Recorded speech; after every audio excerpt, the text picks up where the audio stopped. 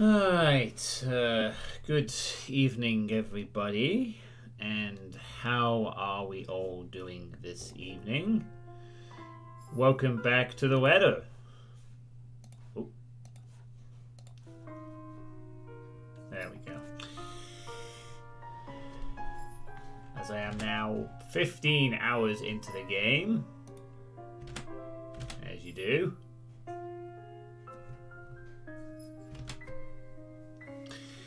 So, yesterday evening, I played as Rebecca, whose perspective I will be resuming tonight.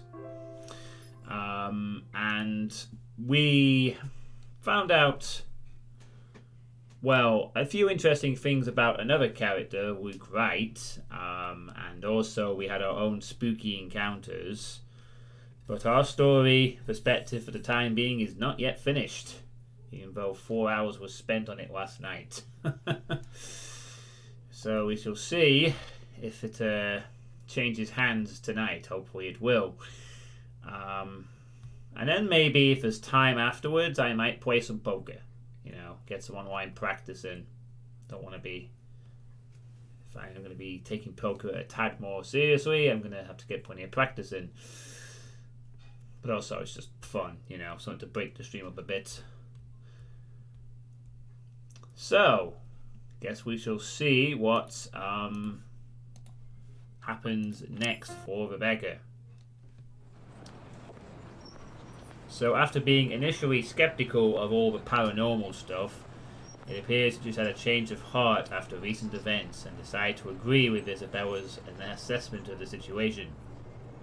She also had lots of woes about not being able to ask out her longtime crush, Ash.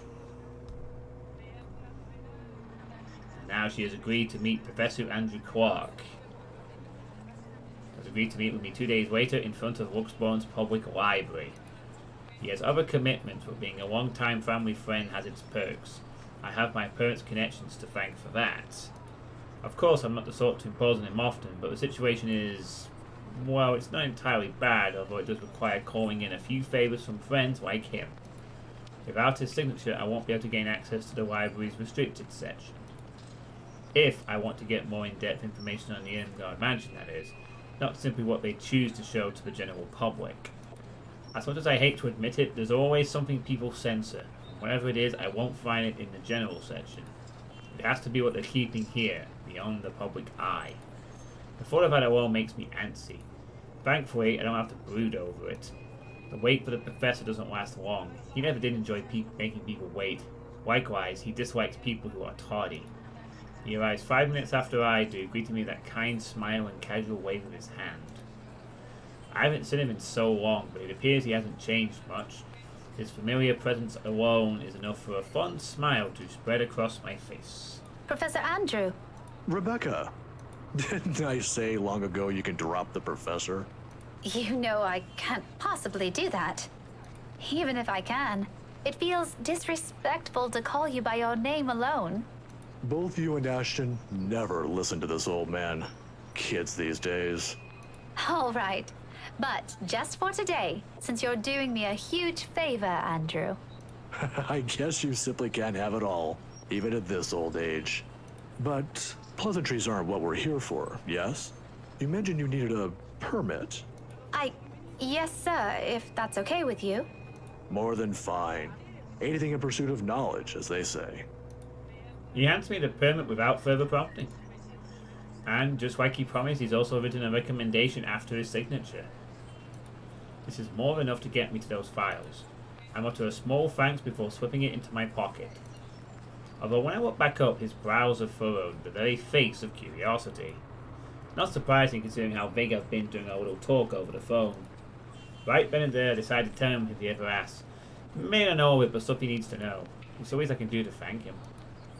As expected, true to his inquisitive nature, he asks. If you don't mind, though, I know you've always been an eager learner, but may I know what in the restricted section that piqued your curiosity?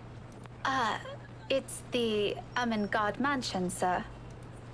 He's quick to raise an eyebrow at that, and for a while I fear he'll take the slip of paper back. Is there something in what I said? The ones they have out in the general isn't enough? I'm, hoping for a more in-depth read, sir. More about the history and the people who once lived there. The general section doesn't have anything much on that. Oh, I see. Well, you certainly aren't the first one to be enamored with that place. It doesn't shock me. The architecture is admirable, and the urban legends are something to talk about.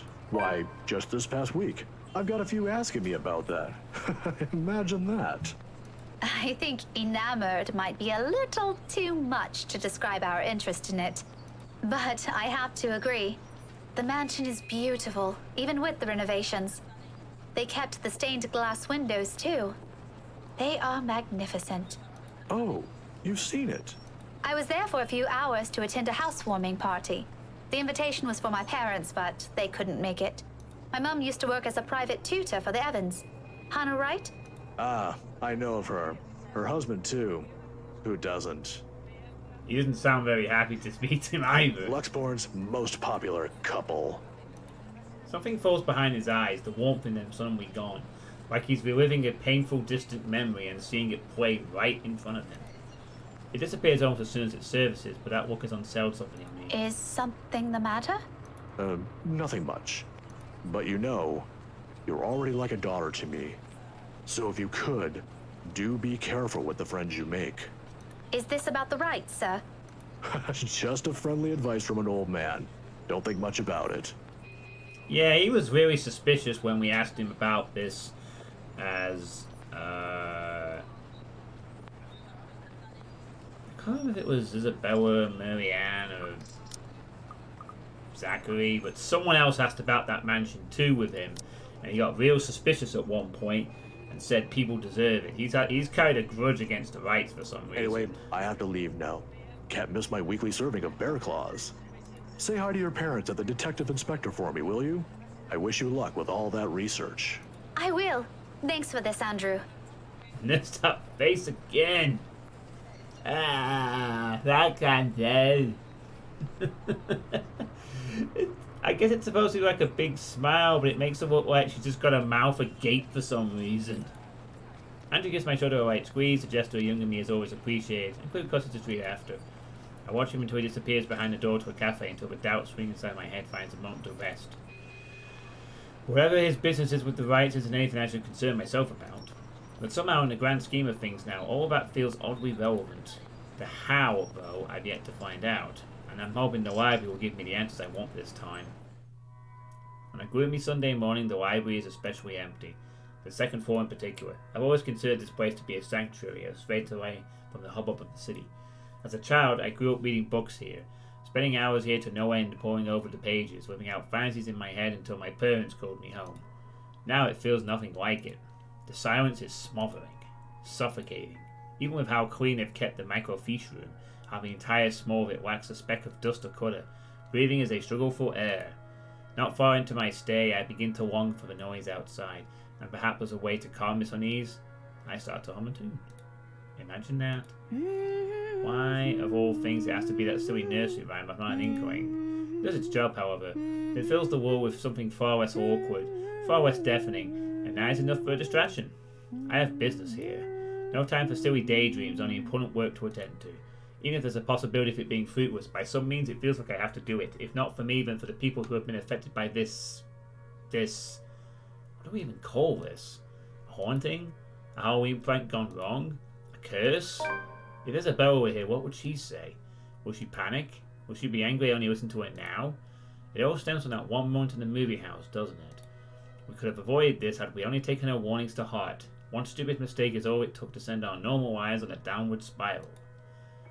Frankly, I'm no longer sure if I'm angry at myself for it or at the universe for throwing us into this mess. But we can only make do with what little we have, and that's exactly what I'm doing. Going here might not be the right decision, but it's a start. A good start. It doesn't take much time for me to find what I need. A microfiche of old newspapers, one kept in special storage cabinets at the far end of the restricted section. The year is 1620s and beyond, before the city of Uxborn even exists in the records, when the mansion has just been built and Aswan is nothing more but a small, sleepy hamlet near a river. A lot of pieces are missing. Days, sometimes several consecutive weeks without any records remaining. Often, it goes on for years. Troublesome, But as it is, I'm lucky enough to find anything at all considering how far I'm looking back. Can't be picky now. Can't waste time mulling over what record keepers of the old could have done to make this a breeze for me. I can still work with this. The faint whir of the microfiche machine keeps me company as I go over each slide, each image, hoping for something that goes beyond what the local lore knows. There are snippets. Little mentions of the family that once settled in the house here and there. The usual singing of praises for the couple who helped brought up what was once a tiny settlement into a buzzing town. Nothing substantial, nothing I didn't know before. It continues on like this for a good while, until I come by the years after their deaths. The people around who might have loved Lord William and Lady Elizabeth Ermengarde, mourned their passing, and held them in high esteem in the years after. But it was their daughter that was remembered fondly by the townspeople. If her parents built this town, Lady Charlotte was the one who made it prosper. Remarkable, considering it was a period of recovery from a bout of plague that killed half the town's population, including her parents. What's surprising, though, apparently her time also marked more than superficial changes to the place. Free at last, Aristotle stops the local slave trade. She moved things, changed laws, altered old customs and traditions. If they were done on a woman's whimsy, it doesn't say, but she seems capable enough for more than that. The gist of it is, the town she rebuilt, it's what eventually grew to become Luxbourne City, while the nearby Anselm village remained as it was, a relic of the old. A frown swiftly formed on my face. So, why is there a need to hide this? One by one I tried to recall every lesson I've gone through, every book, paper and journal I've read. None of those ever mentioned this. It's always the lord and lady of the house, their endearing child always an afterthought to those anecdotes, the one who always took her life, in the end. Never someone who restored a town from the brink of collapse, or brought new ideas to it. Is it because she's a woman? That pisses me off. Granted, not everything is sunshine and rainbows. Not all aspects of her can be considered admirable. But this is history. Some parts are bound to naturally delve into unpleasant territory whether I like it or not. Witch hunts, for example, became common near the end of her life, which would have been completely unremarkable and might have gone to become a mere footnote in history if it didn't involve Lady Charlotte and the very slave she saved. It caused quite a stir, enough to weave almost a week's worth of clippings. The girl was eventually burned, condemned by an entire town, at the word of Lady Charlotte alone. But this doesn't really have anything to do with this curse, does it? Unless that woman following us and this slave are the same person. A tale of revenge? How cliché. However, with the lack of accurate photographs, it's impossible to tell. Maybe if I squint, the illustration would start resembling her? But in my field, it doesn't work that way. It shouldn't work that way. I'll be the laughingstock of the community. This isn't going anywhere. Mentally exhausted, I take a careful step away from the screen, pressing a palm to my tired eyes. The lack of ample light in this area doesn't help. A headache already threatens to form at the back of my head, yet I'm nowhere near figuring things out. This is simply too much to take in all at once. I should have asked for someone's help. Now I'm at a dead end. I start gathering everything around me and placing them back in their respective envelopes for storage. The motion is no longer new after volunteering here a number of times. I didn't make much mess anyway, considering the lack of materials available to begin with. I'll have to look somewhere else. The where remains unknown, though. But just as I'm about to slip the last of the slides in, something catches my attention. My hand pauses, the microfiche halfway through its protective sleeve. This is one of the few I've set aside without taking a careful look at. It seems like a gossip column at first glance, but upon closer look, I slide it back to the reader, gently turning the dials in search of the page. It takes some time, but once the image becomes clear... They must have had this drawing commissioned for this announcement. Ermengarde here announces Beth Rottle. Or betrothal. Is that some kind of old spelling? Or a spelling mistake? I don't doubt it. The details are far more intricate, their likeness slightly closer to how they might have appeared at the time. They're both recognizable this way, closer to those paintings I've seen in the mansion. However, it's the man standing beside her, Edward Godfrey, according to the article, that caught my attention previously.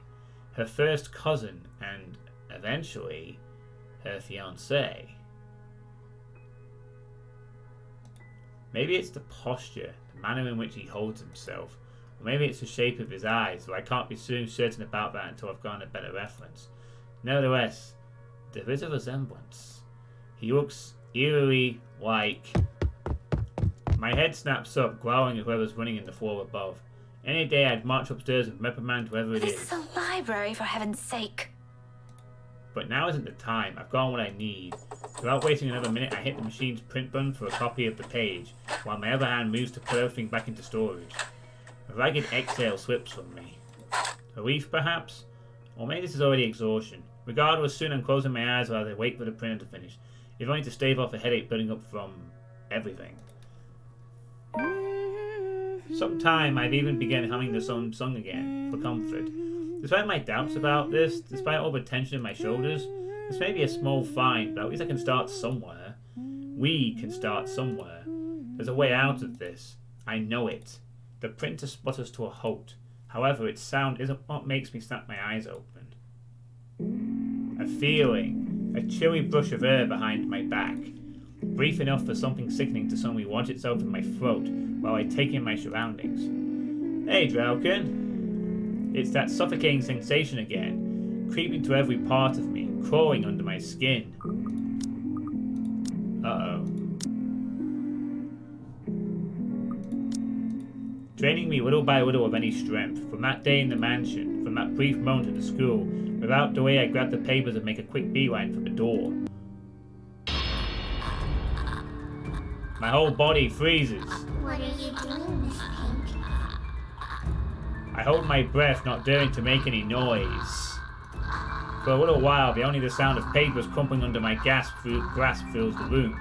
The excitement from earlier gone instantly, replaced by a cold, seeping dread spreading throughout my limbs. But more than the fear is the anger. It pains me to hear her using my own student's voice against me, and more than once I believed it really was her. She has no right. Hey, Zordon. You join us in time for spookiness. Why don't you play with me? Although she hasn't made a move, if there isn't a wall behind me, I'll probably take a step back. Anything to put a distance between us, no matter how small, as long as I'm out of her reach. But I steel myself. Because if I do fall back, turn away from her, I'll be left with no way out. Does this look friendly to you, Zordon? I don't think so. I am not dying here. You think you scare me? Miss Pink, don't be so rude. I'm waiting. I'm not afraid of you, you spook! This is one Scotswoman. You aren't getting into an early grave without a fight! Come at me! Come at me, bro! I expected she'll lunge, prove to me what a monster she is. Instead, all she gives me is a smile, twisted and gnarled. It's as if time has crawled to a stop at the sight of it. A split-second decision, and before I know it, my body shifts.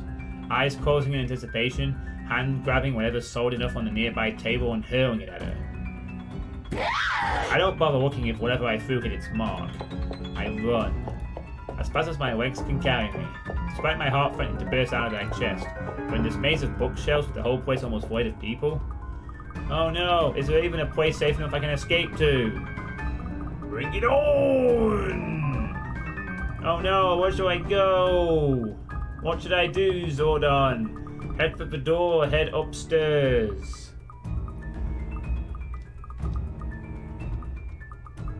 What to pick? What to pick? What's gonna happen?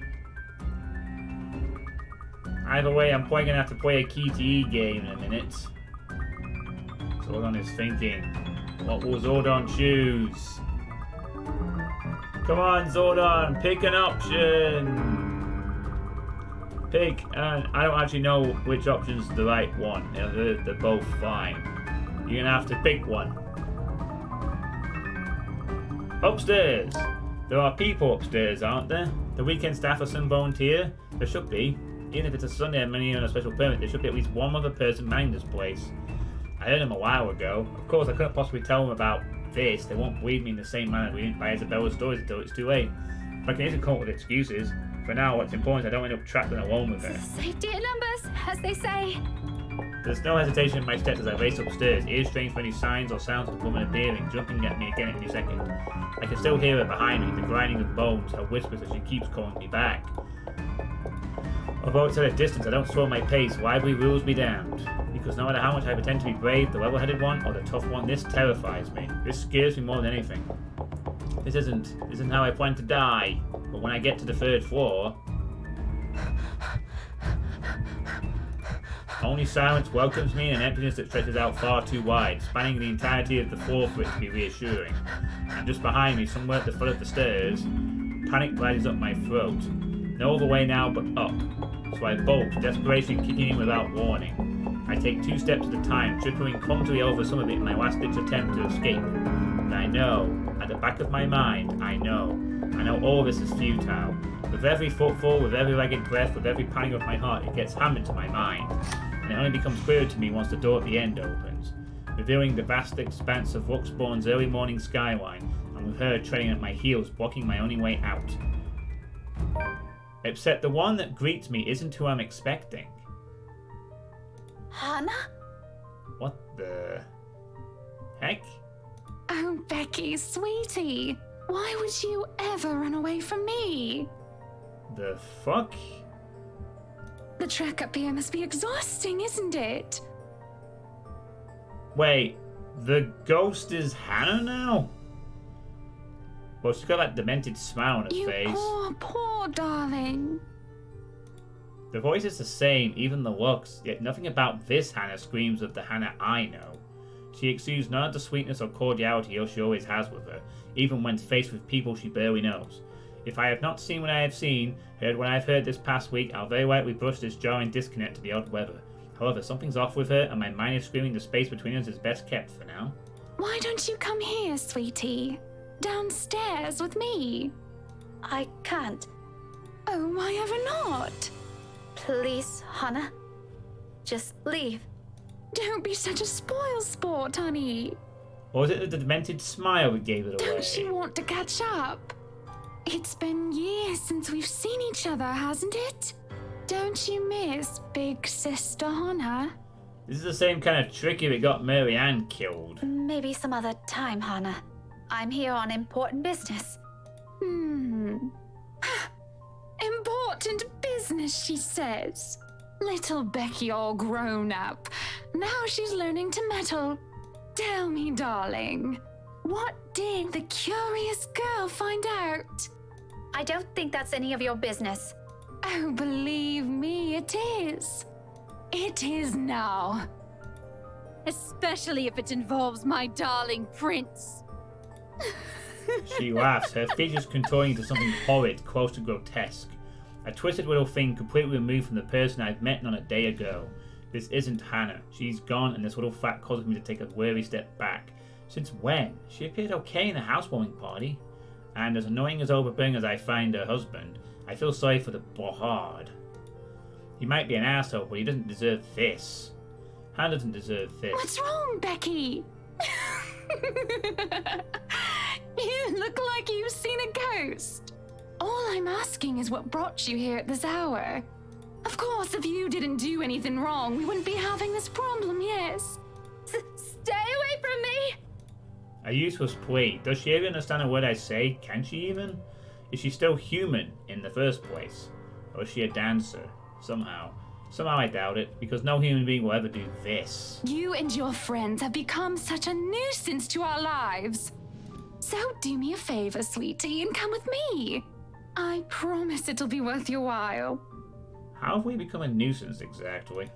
Simply imagining what she's capable of doing to us. I never want to give her that chance. I'm telling you to back off! How rude.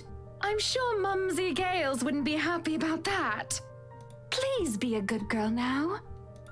Her gait is slow as she walks forward, but with every inch she draws nearer, even as I pull away to take back what little distance I can between us, her smile and her weary grows wilder.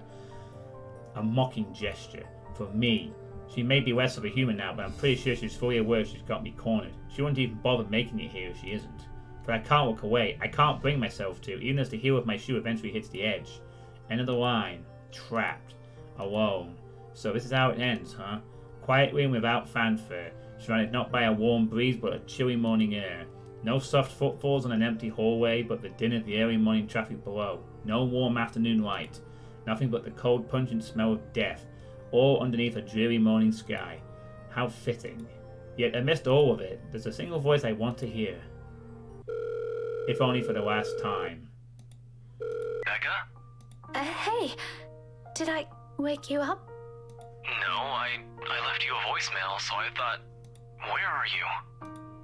The one I grew up with, who always got grades better than I did without even trying. Whose silly antics I have to put up with all these years. Who stood by me even when things got tougher. That one person who's been a constant in my life. Ash, do you remember that one time The what? back in secondary? We joined a contest back then, didn't we? We had to dress you up as a girl and... No. What? You looked really pretty. I think I still have that picture somewhere. Burn it. We're not talking about that again. You promised. Seriously, what brought this on? Nothing. It's just the first thing I remembered. Kawaii desu! So weird. Despite everything, my lips curl up into a smile. Faint, a sad little thing on its own given the situation. Because even at the very end, I know I have this. The casual talk, the friendly banter, talking like how we always would as children. If only I haven't been so selfish. If only I haven't taken all this for granted, in favour of my feelings. Then perhaps I won't be regretting anything now. You're being weird today, Becca. Whatever. Listen, I need you to go home right away. I'm at Salem Well right now and... I wish time would simply stop for us. There are still a lot of things I want to say. Things I've never bothered saying out loud. Things I should have said a long time ago to someone who has always been by my side. But in this moment, there's only one. Thanks, Ash. Hold on, did I do something? For everything. Rebecca, what? I'm so glad to have known you. Wait, what are you? God damn it, Rebecca, where are you? A soft click, and I'm closing my eyes. There's a rush of air, the sound of the world dimming around me, like a song coming to its inevitable end.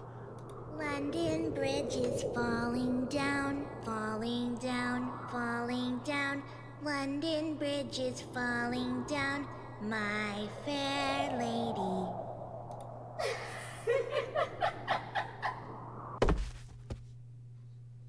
Oh god, she killed herself. You've unlocked a memory fragment. Well, that was depressing. Way more depressing than the previous character, in fact. She gave one last phone call to the person she never told she loved them, and then she jumped off the edge of the building.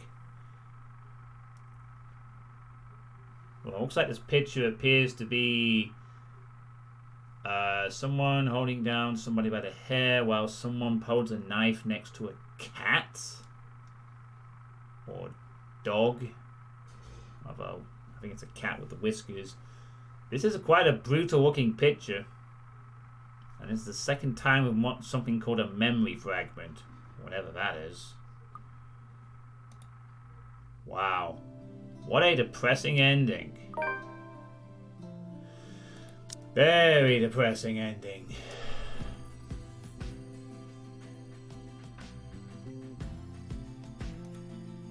So, trapped and with nowhere else now to go. Becca called the one person who had a special place in her heart, all to say thank you, if only for the last time. Jeez. Well, if I'd known that, I'd have carried on for an extra half hour last night, but anyway. So that's 2 people dead now. Marianne was killed by being lured in by the lesbian relationship of the past by the spirit. And Rebecca was trapped by the spirit on a roof. Yeah, splat. Not great, huh? Well, we now have the character perspective of our 6th different character, Ashton. Our Asian detective, apparently. Ashton Ash Frey, born December 26, 29 years old, 5'5", a detective inspector who is American Japanese and non-practicing Christian who has a bachelor's degree in forensic science. He likes teriyaki ice cream, Shirley, Ophelia, old-timey action movies and thrillers, kart racing, jazz and swing, Sherlock Holmes, justice. Hello, Pippo1966. How you doing? Welcome to The Letter, a horror visual novel. There was little love between his parents, and though he grew up privileged, he found little joy in student life. He saw the standard testing system as a chore and considered his popularity among his peers to be an annoyance. Rebecca was the only one he considered a friend in St. Cadetti, and he was no better when he went into university. If anything, his indifferent outlook got worse with his parents' divorce. He initially took law, but was quickly disillusioned by how heavy-handed and abused the system was. Forensic science, on the other hand, became fascinating for him. He served for a brief time as a police officer before he applied to join Luxborn's Criminal Investigation Department. Early on, he was too eager to deal out justice, but his numerous years in service became quite the learning experience for him. Now, as a detective inspector, he's been assigned to his biggest case yet. So, yeah, we have a really well relationship with Luke, unsurprisingly. So this is our 6th different character that we've played as, with 1 to go. You came in before the call. Yeah, there's a lot of stuff going on here, but in gist, if you've not seen this before, there's a curse that makes people see a ghost girl that haunts them to possibly death. All based on a letter. A chain letter of sorts. Also something history of the mansion and lots of spooky shit with slice of life. But don't worry, this is the last visual novel I'll probably be playing on this channel. After this one, I am playing no more unless they are under 10 hours in length. Because no one wants to watch visual novels on this channel. Why has it ever really been my thing? It's always such a hassle and takes so much time off my day. Prior plans and commitments cancelled, all for the sake of playing along with others.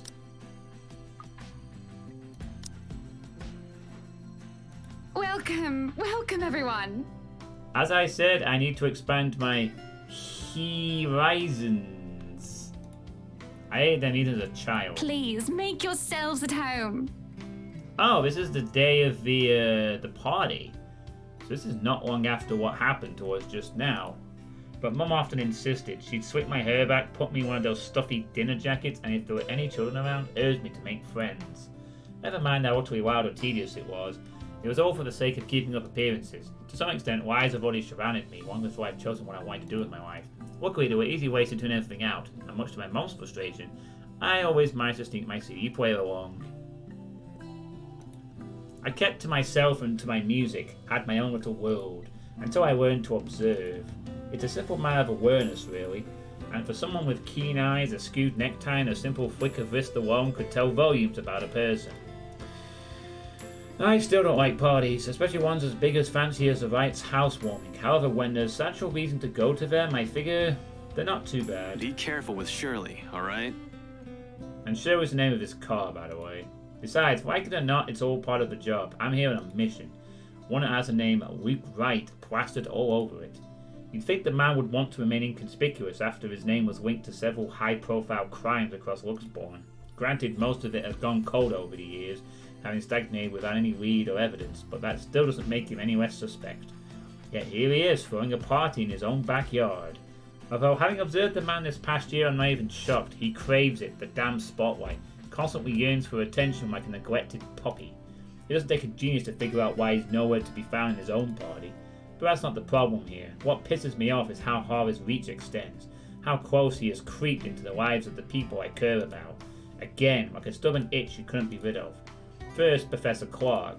Then there's Isabella. I also spotted Z-Man here a while ago. Now there's also Rebecca.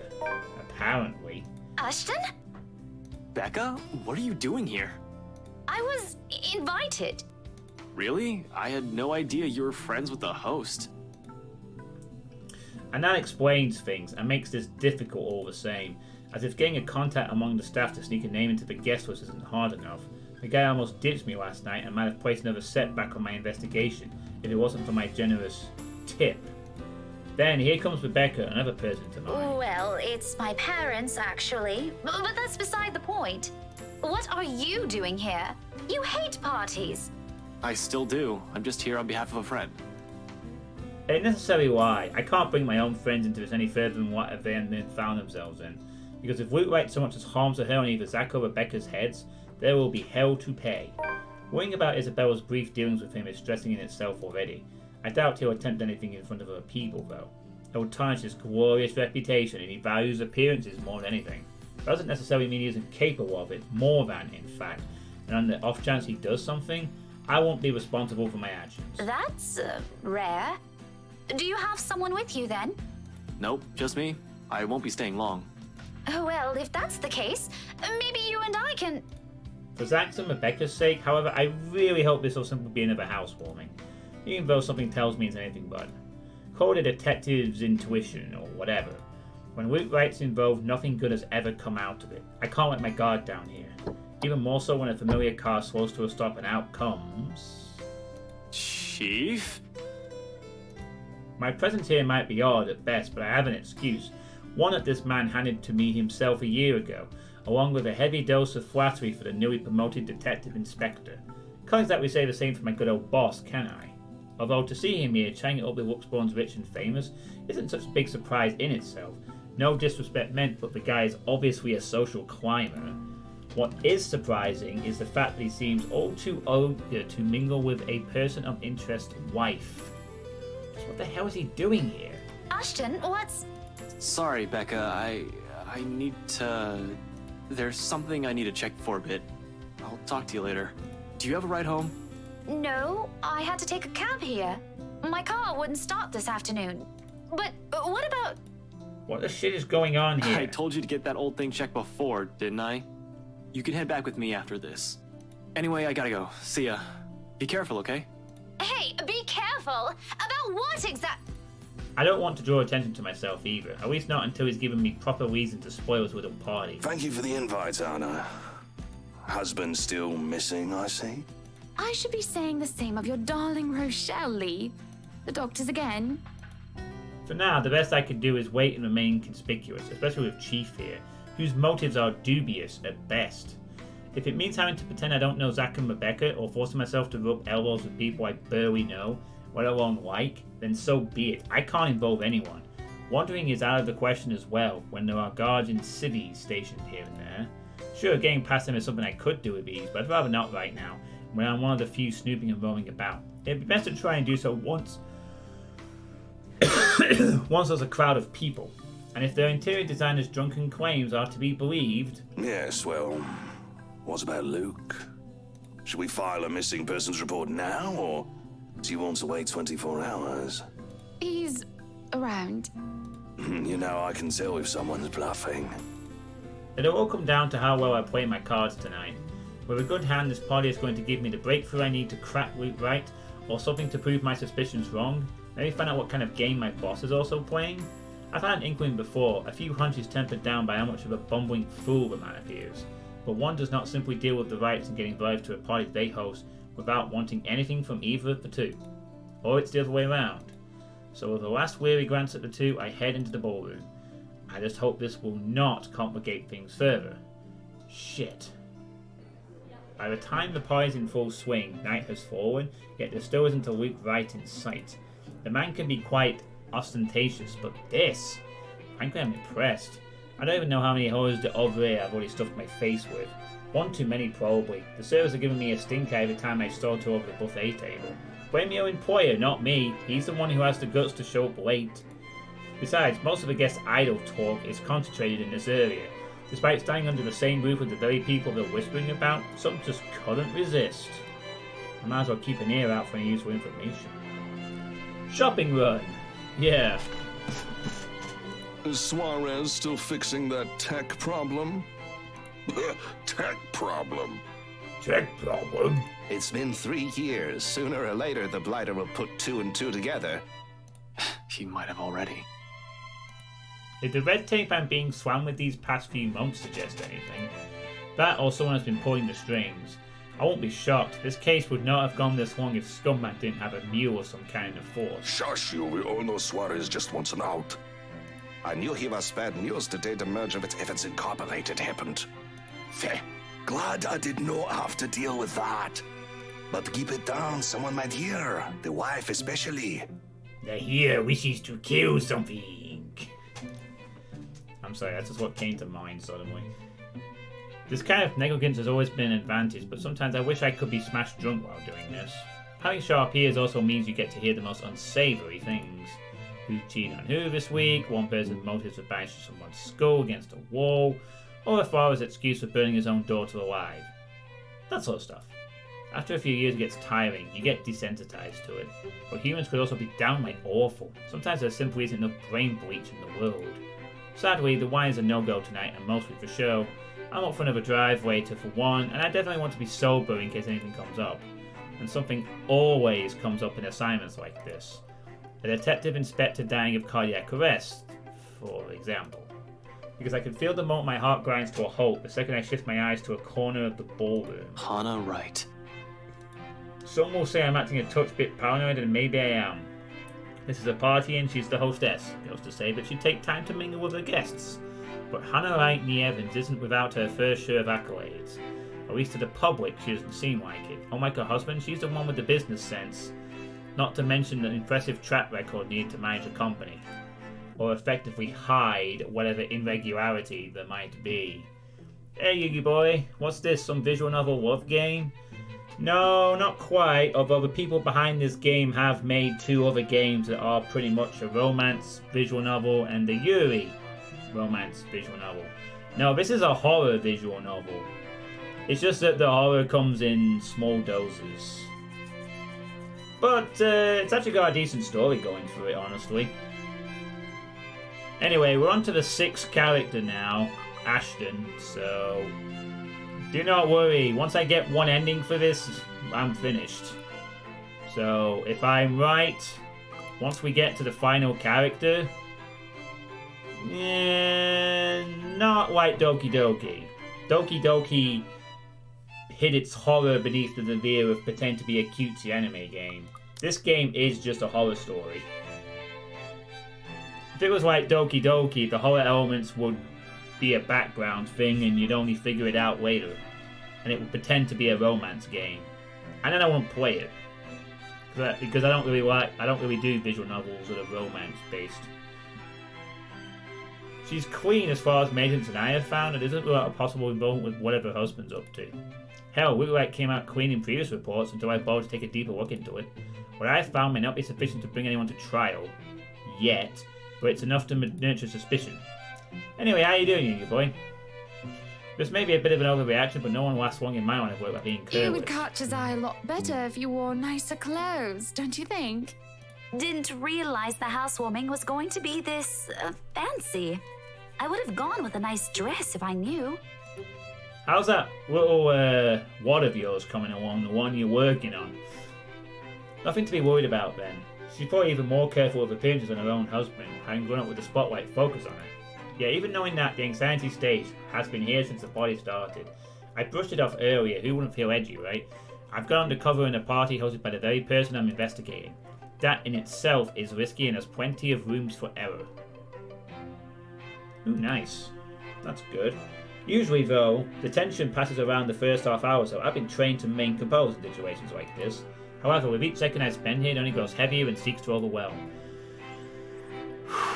An odd feeling that someone is watching me instead. It has been like this since last week, but I should already be used to this. People would be looking at me, no matter how small or big of a blip I am on their radar. That's what they do in these things. But when the feeling of eyes burning into my back lingers longer than necessary, I've been looking around every now and then to catch the culprit. No luck.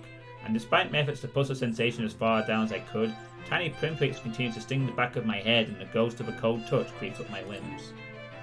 Until my gaze switches back to Rebecca and Hannah Wright. She stands there, dark-haired and dirty, sticking out like a sore thumb. Even so, no one seems to notice. Although she's looking away from me, her mere existence here strikes, disturbs. A sense of tunnel vision binds while I stand stock still and gape at her, like my life depends on making sure she stays where she is. I feel trapped in her presence until another guest bumps into me, yanking me out of my stupor. Yeah, this is the one where Hannah notices her as well.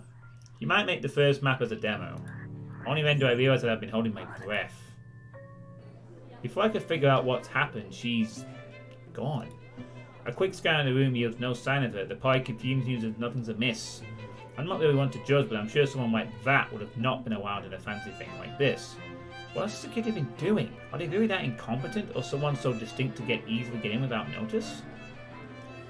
There should have been an outcry by now, particularly from the host. She's been standing almost an arm's length away from the woman, and yet she simply continues her talk with Rebecca. Oh, the professor! And your little Becky! My parents couldn't make it since they're in Scotland right now. And Mom says hi, by the way. Is there something in the food then? And I'm starting to see things? It couldn't have been the wine though. I'm every bit as sober as when I first stepped off my car. Or is it over? But why would anyone want to do that? Why would Luke Wright want to do that? He's fishy, but I couldn't see why he'd ever think it'd be a good idea to waste the food he's serving his party. With someone like Chief Lee on his guest list to boot. He has been linked to narcotics trade, yep.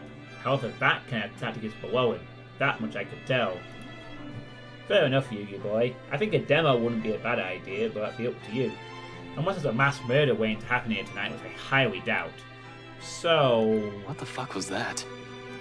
But there's no time to look deeper into this even if I want to. Not when a telling silence comes upon the room and draws everybody's attention to the main doors of the ballroom. About damn time. Good evening, ladies and gents. Enjoying the party? I hope I'm not too late in welcoming you all to the right mansion. I've been telling this guy for a while now. Before that, I heard stories from previous officers who tackled this case, none of which are pleasant. Mind, I'm not counting the incident with Professor Clark. Yet. Pleasant is glossing over the gravity of it. While Wright's good at covering whatever shady stuff he's doing, he's shown to be a really rotten guy. At least that's the case when he thinks none of his peers are around to judge him. I've lost track of how many counts of verbal abuse and harassment cases the guy could be pinned with. Fuck, he even tried to make a move on Isabella back in the open house, right in front of his wife. Standing in the same room as him doesn't make me want to punch him any less. Actually, the urge is stronger, but protocols, my case first and foremost. In my own opinion, the man shouldn't get ahead of my purpose here. If I want to put him in his place, it should be in a court, with all proper charges filed against him. And I want to be able to do that once I gather enough evidence to pin this bastard down. Welcome, one and all, to our humble abode. Tonight, if you have yet to find yourself in your roles, you are our ladies and lords of the court of your king and queen, if you would excuse my presumptuousness. So, enjoy the feast that has been laid out for your senses as we only allowed the best to be served. Enjoy the rest of your night, everyone! Suppressing my annoyance, I prepare to step away from the crowd. Amidst the cheers and claps, now is as good a time as any to move. Try to find that something the McCulloch woman talked about. In the first place, I have no plans to actually shake hands with the slime ball himself. A fake smile is plastered on my face while I pretend to listen to one of the other guests gossiping about him.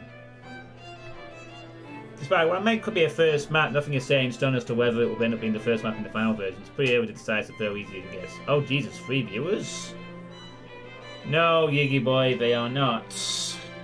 This is why this will be the last time. I mean, I have a few people who are interested in this, but it's been very made pretty clear that no one wants me to play these games. I put people through enough with Zero, Escape 1 and 2, and Spirit Hunter, Deathmark. Visual novels are a hard game to stream anyway, and most people who come here are only here for the FPS and the Doom shit, which is fine, because that's mostly what I do. Yeah, some of them are probably bots though, so don't look into that. The viewer count is most likely accurate. Even if it, I mean, I don't even mind if like the numbers doesn't bother me. It's the lack of interaction that does. So you know, it's clear that my community doesn't want to see these kind of games, and I have to concur. I don't mind that. I have plenty of other games I can be playing.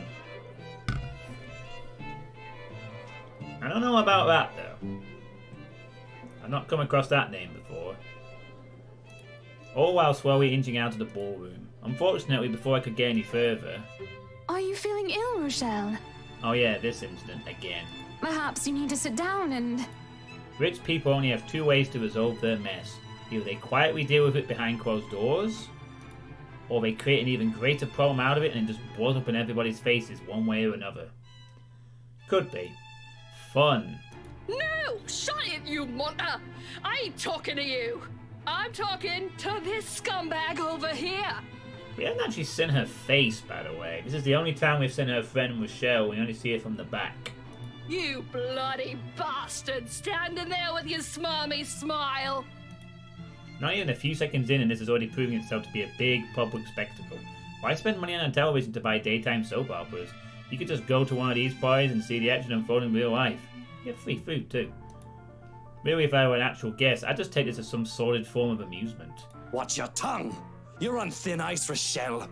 Where's your husband? Who even invited you? But I'm not a guest who's here for a good time. I need to focus on him, even though this whole sorry tale. So I wait, I listen, I observe. Interesting, isn't it, though? That's the Chief Inspector's wife. Oh. And that's it. So, no investigation afterwards, just... pfft, we're done. Fine, whatever. I thought maybe there'd be a bit more snooping around the mansion stuff, but hey. You know, actually, now that I think about it, it's been quite a while since I've done a QTE minigame, too, in this. It's been quite a while. Yeah, I've got plenty of exciting games I'm going to be playing in the future. Anyway, you know, plenty of old school FPS games I want to play. I want to try a few other game genres. Visual novels are generally just a hard sell, you know. Yeah, if you're not a bot, Sony PlayStations, Yugi Boy apologizes, you know. But no, we don't want to buy any Sony PlayStations. We are purely a PC Master Race group here. Maybe Xbox. The morning after starts off quiet. Even the hall of Salem World residency seems unusually still. The open hallway, when I step out, is devoid of tenants. No sounds coming from the other units either. It's almost as if something's brewing on the horizon. A peaceful night's sleep still does wonders for the mood, though. I can't even remember the last time I slept without anything urgent interrupting. It's a nice break from all the bad news lately. If it wasn't for the insistent buzzing in my pocket waking me up, I'd sleep in. The ringing has stopped before I could move somewhere private, but sleep has also been effectively kicked out of my system by then. Pity. I could use a little more rest until I have to face the other storm. Of course I owe Rebecca an explanation. It doesn't matter if it's the whole truth or another hastily spun tale. Although I haven't really figured out how to go about this. Yet. Unlike Zack and Isabella, who don't usually ask questions and are content with what little I could share, Rebecca's rather quick on the trigger. It will have to be set aside for later, though. Sup, I'm Ash from Deluxe City. Baggers, watch The out. Chief's name stares back at me, also as if it's mocking me. Sad. It would have been nicer to chill after last night or maybe half listen to the news. Sure, it's the same thing we've been hearing lately. Still beats staying outside in chilly Luxembourg morning on the phone with my boss. Sighing, I answer it if only to get this over with. Where are you right now? Now that's a time I didn't expect from him this hour. Just thinking how this will go already gives me a headache. Immediately I reach up and pinch the bridge of my nose to stave it off. This is why I won't ever drink myself senseless. What was that? Nothing, Chief. A pleasant morning to you too. He's probably calling to rag on me or complain about his wife, which is really none of my business unless it affects my case. It seems like the usual rich man cheats on wife deal. Although I would have followed up on it if it was somebody else's wife. But figuring it's the Chief's, hey, I trust him to come clean if the missus is parade to the right shady dealings. This is why I left before they even hauled the woman out last night. I'm not going to go around investigating cheating husbands and wives when it's probably just them. Chief appears to have a different idea in mind, though. There's nothing pleasant in the morning. Anyway, where are you? Where are you? I told you millions of times before to keep your lines open. He did, and not only him. Zack, Rebecca, Isabella, all of them have said the same thing numerous times in the past.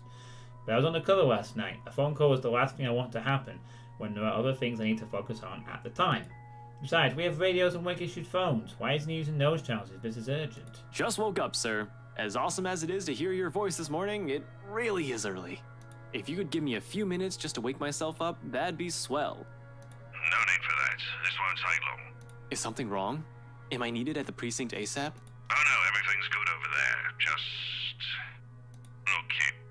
Frey. Don't take this personally, alright? You're off the Luxborn firm case.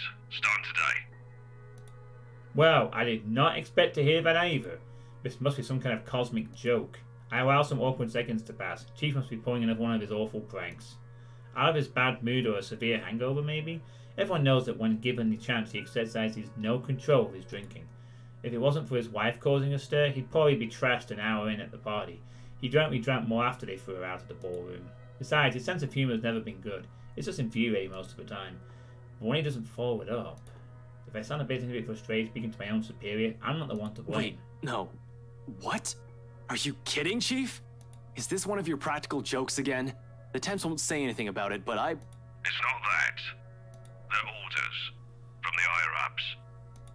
Ah, the higher-ups. Yes, my favourite word. Since when did the higher-ups ever cared about what the Criminal Investigation Department did? As far as I could tell, they don't give a hoot if Sid is filled with cold cases as long as we keep the spending low.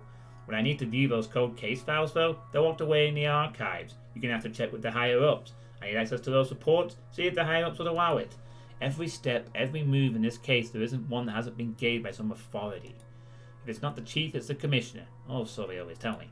It makes one wonder why they even bothered assigning it to anyone. Not a single one of them has done anything to help move the case. And they wonder why it's taken this long for even a hint of progress to show? You can't just drop this on me.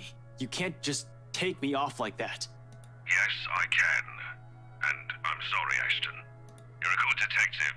One of the best I've seen in years, but... 3 years, Chief. 3 years! 3 years since that anonymous tech leak blew up. Since Luke Wright's name was openly linked to several nasty dealings within Luxborn's corporate world, some of them involving deaths. 3 years and I was the only one who made it this far, much progress that officers with more experience weren't able to do when they handled this case. Just within a year and with barely any help from the damn brass at that. Of course I'll be pissed. Do you know what would have happened if I didn't work my ass off on this thing? If I didn't dedicate a whole year of my time on it? It would have gone cold, like every fucking case Luke Wright has been linked to. I saved this from getting thrown into the archives, sir. I'm getting close. If you could just... I'm fully aware of what you've done, Frey. But the Commissioner hasn't been happy with your progress. Still too slow by their standards. Too slow? Well, what about those reports I filed? I've documented every freaking thing for them. I've given you every important lead I can gather. Isn't that enough? They need results, not a bunch of research papers. Not one baseless assumption after another. Concrete proof, Frey. I'm really sorry. They've already made a decision. They're going to pass this on to someone who's been in the force longer. Someone who has more experience. Someone who has more experience? I meant nothing by it, but you're still too young to work on a case this big. Chief, I've already done more than what those old farts ever did behind their desks. All of it, within just a year of being assigned to this. Watch your language, Frey. Those are your superiors, I'm not some damn rookie fresh out of training. I'm as qualified as they are. Futile. I know it is. They'd never say it within my earshot, but from the very minute I stepped into their precinct, a lot of them had underestimated me. From their stirs alone to the assignments I get. To them, still just a kid. Too young, too green, too inexperienced. And once they pull that card on me, every argument I have gets thrown out the window. No matter how logical it is, how much I've accomplished, what Becca Code says, or the amount of work I've put in every investigation they've thrown my way. We're all aware of your skills, kid. You wouldn't have that badge and rank if you weren't good enough. However, this case is just not for you. Too high profile, too risky to put a good officer like you in harm's way. Can he even hear himself? That reasoning is odd in itself. No one joins this line of work without knowing the dangers of it. Don't I get a second chance? You said it yourself. I'm a good detective. It'll just be a matter of time before we can close this. It doesn't occur to Ashton that maybe he's chumming it up with the hostess's wife. Maybe he wants the case closed himself. It doesn't matter what I think, Frey. You're off the case, and that's final. I expect all related files and documents on my desk by Monday morning. And don't even try to go touch anything. I know how hard-headed and determined you are. Chief, please. A few more weeks. I'll have the proper evidence left on your desk by then. I swear it won't take longer than that. Fred, it's too late, boy. I've already informed the other officers. You aren't to be allowed access until you've been given a new assignment. What have you missed? Well, Rebecca's dead. She was hooking up some archive material from the mansion, and she was cornered on the roof by the ghost. She gave a farewell call to Ash and then jumped off and killed herself. And now Ash, playing as Ash from his perspective, having been at the party last night, the night before the Wright with the ballroom incident, he's now been thrown off the case against Luke Wright by his chief. He's not happy about it. Take the weekend off. Seriously, Chief, is this about last night? If this is about me being at that party, I have a good reason for... You were at the party. It makes me pause. His weary tone, the sudden careful note in his voice. Slowly a frown forms on my face, my eyebrows knitting together in confusion. Much as I hate to say this about my own boss, there's also suspicion in it. Hard not to think of it that way, seeing how he acted about Hannah Wright last night. Is he worried? Why should he be? Everyone who's anyone was invited. I didn't doubt for a second why he received an invite, even if his presence was questionable. There's something wrong and I've unintentionally walked into it. All I have is a sneaking suspicion, but when one looks at this from a different angle, put everything together. Why the hell have I been taken off the case for what might be the same reason he was there in the first place? Fuck! Yes, Chief, I was. For a good reason. What were you doing there? I know we don't have a strict rule against attending functions, but that was... He coughs and it almost sounds like he's chucking his own excuses. Lies? I don't want to accuse him of anything, yet. He's someone I've respected since I joined LPD, even with his bizarre sense of humour and tendency to procrastinate. He's obviously competent enough to get the job done. He wouldn't be Chief Inspector of the Bucksborough Police if he wasn't. He wouldn't last years in service without some track record backing him. Unless that too is a fluke, and what's backing him is not something, but someone. Oh. Oh shit. Fucking hell. Fucking shit. Chief Harvey, about last night with the... Why does it matter, Frey? This isn't about that. Why does it matter? Why does it matter? I would like the whole damn oath we've been taking upon sworn into service if I can, but at this point it seems too late to remind him of that. He has probably already moved from serving and protecting people to serving and protecting his own interests. Damn it. I suspected the upper brass of this, even the lower-ranked subordinates in the force, but for my own boss? Shit, no wonder that lead didn't lead anywhere. Someone closer might have been pulling the strings. I might have been set up to fail long before the fucking case had been assigned to me. But I don't want to just give this up. I don't want to believe I've wasted an entire year for this. I don't want this to be the kind of news to tell Professor Clark after all those promises I've given the man. I just want to know, sir, at the party, with Luke and Hannah Wright, you were... Monday, Detective Inspector. First thing in the morning. Every copy of the files you have, I want to see all on my table, understood? This isn't... Frey, am I understood? What else can I do other than smile and nod? With my own superior expecting an answer using that tone, brushing my questions off as easily as discarding a dead body? Yes, sir. He cuts the line as soon as the words are out. You're off the case, Frey, just like that. Funny why this still caught me off guard. I discovered years ago how different the actual thing is, how far from reality everything I believed in as a dreamy-eyed kid. There are no high-speed pursuits every day, no thrilling gunfights, or exciting cases every step of the way. Only paperwork, lots of red tape, and dealing with the politics and bureaucracy. I've set out to change things, hoping it will make things better for the people I care about. They end up changing me instead. Serves me right for being too idealistic, I guess. This is probably the universe telling me that it's better to remain the skeptic I really am. Now here I am, standing useless. Can't do anything but grit my teeth and kick the wall. There. The bastard didn't even notice my response. What did the poor wall ever do to you? Got in my way.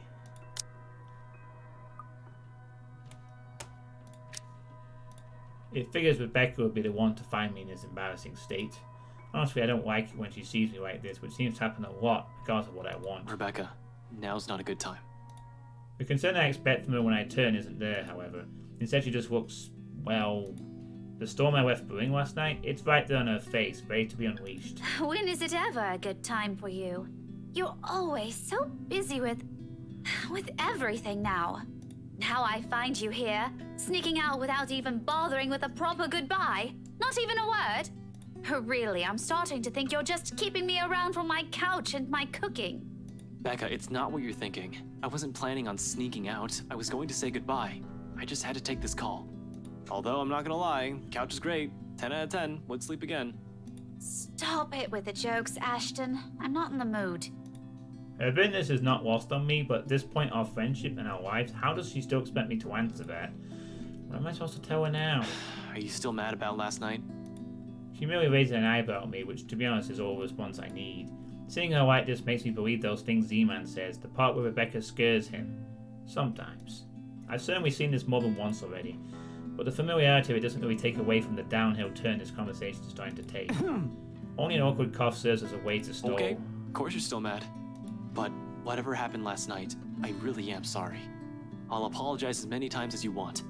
If you want, I'd even kneel or something. Ashton, an apology is nice and all, but that's not what I wanted to hear from you today. Alright, fine, okay. Where do you want to start? Oh, I don't know. I've honestly lost track of it by your third trip to the buffet table. I wasn't...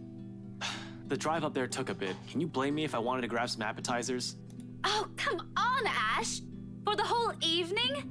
For the whole party? Please don't tell me that's all you did, because I've never known you as someone who pigs out. You even took great lengths to avoid me. Should I also mention how you ignored Zach? Sometimes I get the feeling you don't want to be seen with us in public. Some friendship, huh? You know it's not like that.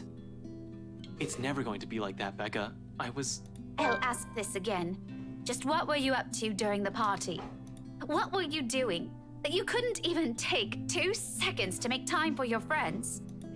I couldn't even look her in the eye. It wasn't that I wanted to avoid them. I did it to keep Zach safe, to keep Rebecca safe. Just in case. Client or family friend, it was still a party hosted by a person of interest, by a man accused years ago of murdering a person's wife to get what he wanted. But then Chief showed up, had a riot happen, and Wink Right just can't be bothered to die peacefully somewhere. All of a sudden, none of my original reasons mattered. If that was found out right then and there, hell, if Zach and Rebecca's connection with me was found out, who knows what might have happened. Rebecca doesn't understand that. Doesn't understand what I can and can't say to keep them from harm. It's all in her eyes, in the tight line of her lips, and her furrowed brows. The hurt. This stage is off to a wonderful start. First my case, now Becca. How do I even go about this? Obviously I couldn't just say, hey Becca, you know the rights, they are suspected to be the ringleaders of a crime syndicate and shit like that.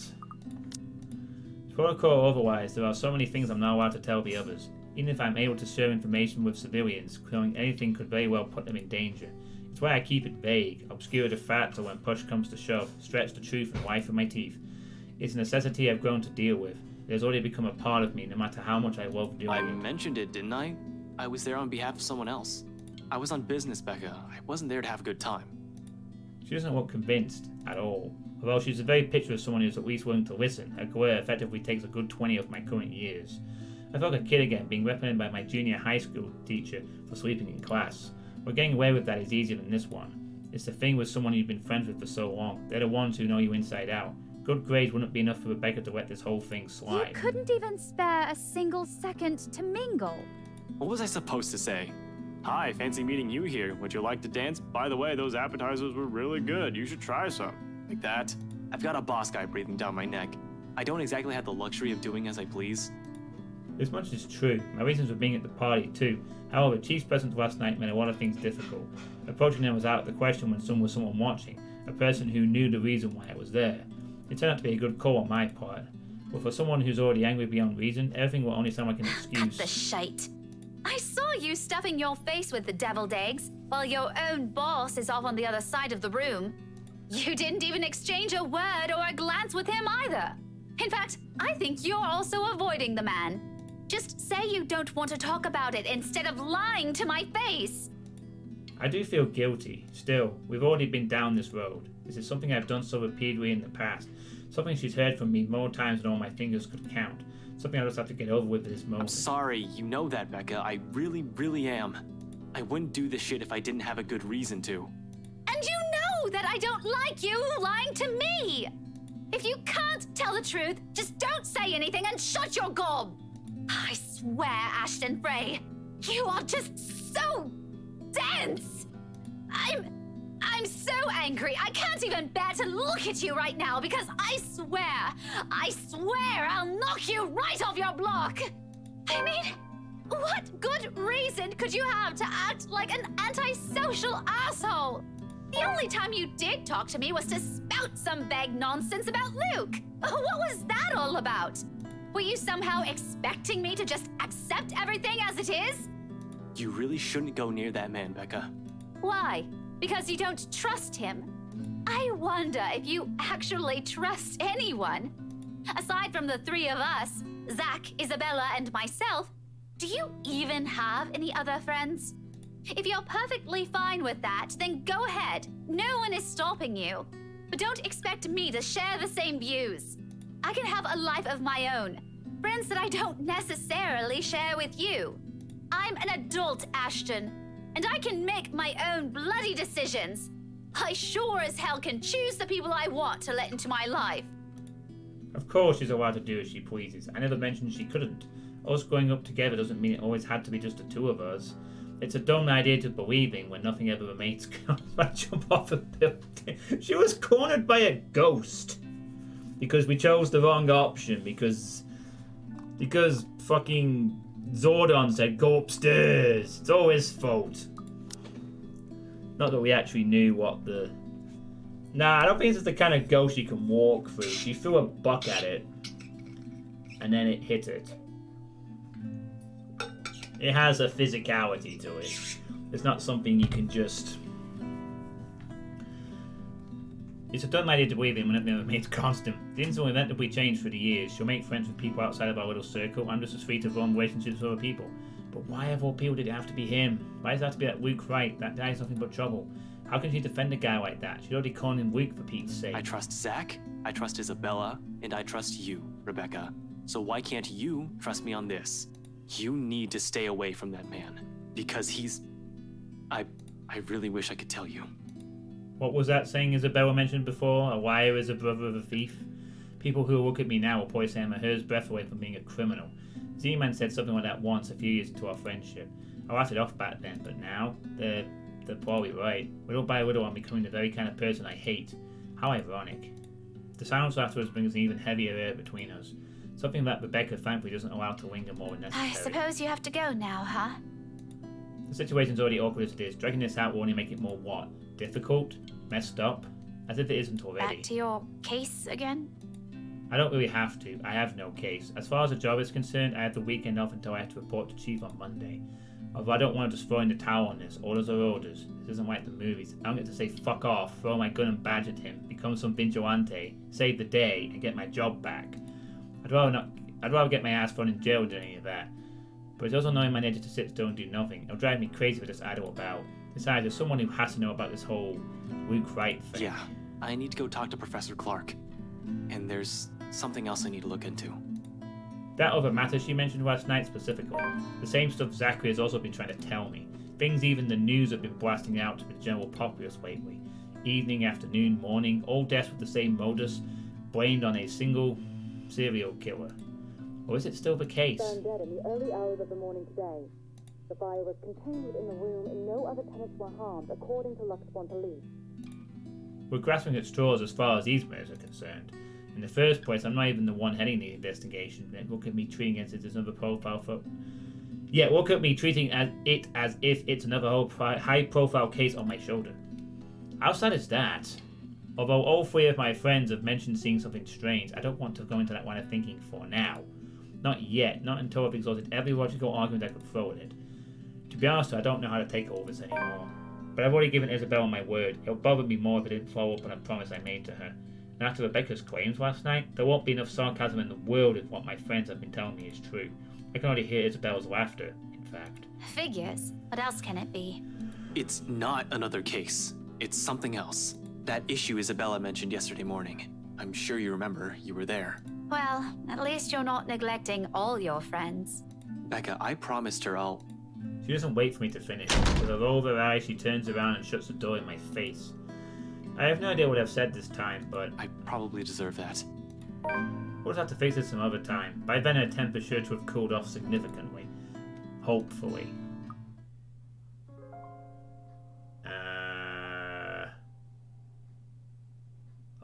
Okay.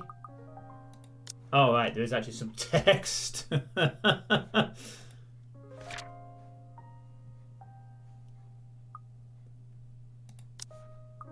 I thought for a sec the game was going to credits, but there's actually some lines down there.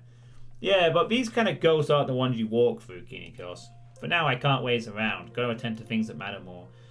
Professor Clark first, deliver the bad news on that issue with BRC and Isabella. Maybe I'll also drop by Zach's. Check on him, hear what he has to say. He also has read that damn letter. Has also been saying odd things about a bunch of photographs. We're getting a lot of story updates here. I guess this is all tying the loose ends that we've established earlier. I might as well while I'm here playing a paranormal detective. Or was it supernatural? I can't remember. Whatever, it wouldn't hurt anyone if I tried to get to the bottom of this. If nothing comes out of this, good. Everyone can shut up about stupid curses and we can finally get back on track with our lives. On to more important stuff. But there is something. There's a moment of confusion when I don't see a familiar ponytail about, only to find her standing behind the door to her apartment seconds later. Isabella holds it open, or only slightly, as if to hide from anyone who might happen to pass by. This early and on a lazy weekend, I doubt anyone would. But from the gap and what little light there is behind her, I could make out the appearance of someone who has just clearly gone off from bed. Her in complete disarray, eyes still heavy with sleep, and a small pout on her lips. She hasn't even gone out of her pyjamas. I look away long before my sense of decorum kicks in. We might be friends, or even dare say we've grown closer over the years, but that doesn't extend beyond the bounds of propriety. Christ, even Rebecca never greets early visitors in her sleep clothes. But maybe it's our fault when she's up, why she's up this early. Still, heat makes a slow crawl up my neck, one I quickly downplay with a solid cough. Isabella, you're up early. Lame. No, I'm not. I'm usually up at this hour. You're the one that usually sucks at getting up early. Says the person who looks like she's just fallen out of bed. Instead of the usual quip, she simply averts her gaze to some point beside her, and although it only lashes briefly across her face, an expression of hurt flickers in her eyes. It disappears the second she turns her attention back to me, but that moment has sent a worried twinge in my stomach. I've seen it on her plenty of times before, just never in a manner that unsettles. Feels I don't know. Off this time? I didn't say anything wrong, did I? Hey, are you... Anyway, was that Becca with you? You both sound like Mama and Papa when they fight. You're awfully loud. If we get another memo from the landlady, I'm asking the guard to ban you from ever entering this place. Me? Becca's the one almost shouting. Yeah, well, she lives here. You don't. You have no excuse. You're the suspicious-looking person. Thanks. Glad at least one person appreciates how I pretty up this place. Don't flatter yourself. This place would be so much better without having to see your face every few days. She follows it up with another pout, but her ruffled appearance, particularly how puffy her eyes are, I noticed just now, takes away from the intimidating effect she's trying to show. Really right now, she just looks more like an angry puppy. I might have laughed at it not giving me another nagging sense that something is definitely wrong with her. What, has she been crying earlier? That is worrying, she rarely does that. The only time it happened, the one time I've ever seen her genuinely tear up over something, I think it was after Devlin Court, the night at the bridge. I want to ask. She seems determined to keep it to herself. Belle, did something... About yesterday, Ash. The things we talked about. Do you think we can take a look at it today? We? I never said you're coming with me. Don't worry, I didn't forget about it. You'll be the first to know if I find anything. No, I want to go with you. I'll be ready in a few. This won't take long. Isabella, you really don't have to. I can handle it on my own. You'll just... I won't get in the way, I promise. Besides, maybe I can help. You know, if there are files you want to check. I don't like what she's implying. It's true LPD's having a hard time with this, but taking Isabel with me, it's out of the question. Under normal circumstances. You're the one who's going to get in trouble if you do that. You said it yourself. You need information, and I can help you get that. And it's not like it matters anymore. I just don't want to stand around doing nothing today. There it is again. The slight shift in her eyes, the mild crease forming between her eyebrows, and the mild slump in her shoulders while she crosses her arms tightly around herself. Like she's shielding herself from whatever painful thing there is out here. I have plenty of reasons why I shouldn't let her tag along. First and foremost, she's a civilian. Second, I have no concrete plan of action, yet I'm going into this blind. No matter how I look at it, it's simply better for her to just wait so she won't get dragged into whatever might be another one of my failures. Her assumptions might be a dead end for all we know. But seeing an expression on her, hearing her speak those words out loud in a desperate, almost pleading tone, I can't bring myself to say no. So I give in, because right there, I see myself in her. The person who doesn't want to stay idle, who doesn't want to think of the problems haunting him. Alright, 5 minutes. What? You're timing me? Well, I can't wait forever. I'm a very busy guy. 4 minutes and 45 seconds, Isabella. I hate you so much. I'm taking back what I said last week. You haven't changed at all. 4 minutes and 30 seconds, 29, 28. I'd hurry if I were you. Ugh, you're awful. I hope you never get a girlfriend. She slams the door right after, although my chuckles, the mirth, and the whiteness in it linger. With her, those have always come easy somehow, even if its echoes fade and only the ghost of a smile remains. It's not like I'm looking for anyone else. I want to tell her. It's not because I can't. I won't. I'm the one who has chosen not to, until I fix myself, until I found myself underneath all that guilt and those lies I've been telling all these years. Because no matter how heavy the weight of these feelings are, I am not yet worthy of them. Of her. Until then, little words and gestures are the only things I can offer. Minor stuff such as digging deeper into this thing with BRC in order to ease her worries. I'm not even sure if this will give us anything. Unlike with the firm case, which I already have proper leads on, I'm just going by a word on this. Speaking of the Wuxburn firm case, I still have to inform the professor. The apprehension's there for sure. I've made a lot of promises to the man, and I probably would have preferred to tell him in person, not over the phone. But it's bad to him hear it from me rather than from a stranger. The railings offer a steady support while I wait for him to answer. I'd like to think I could do this without losing my nerve. I fucking knew he liked Isabella. So poor Rebecca's in a love triangle with this guy, who likes Isabella instead. And I don't know if Isabella likes Ash particularly. As more than a friend, so very awkward. My grip on the bar surely tightens still wants to call Kinetz.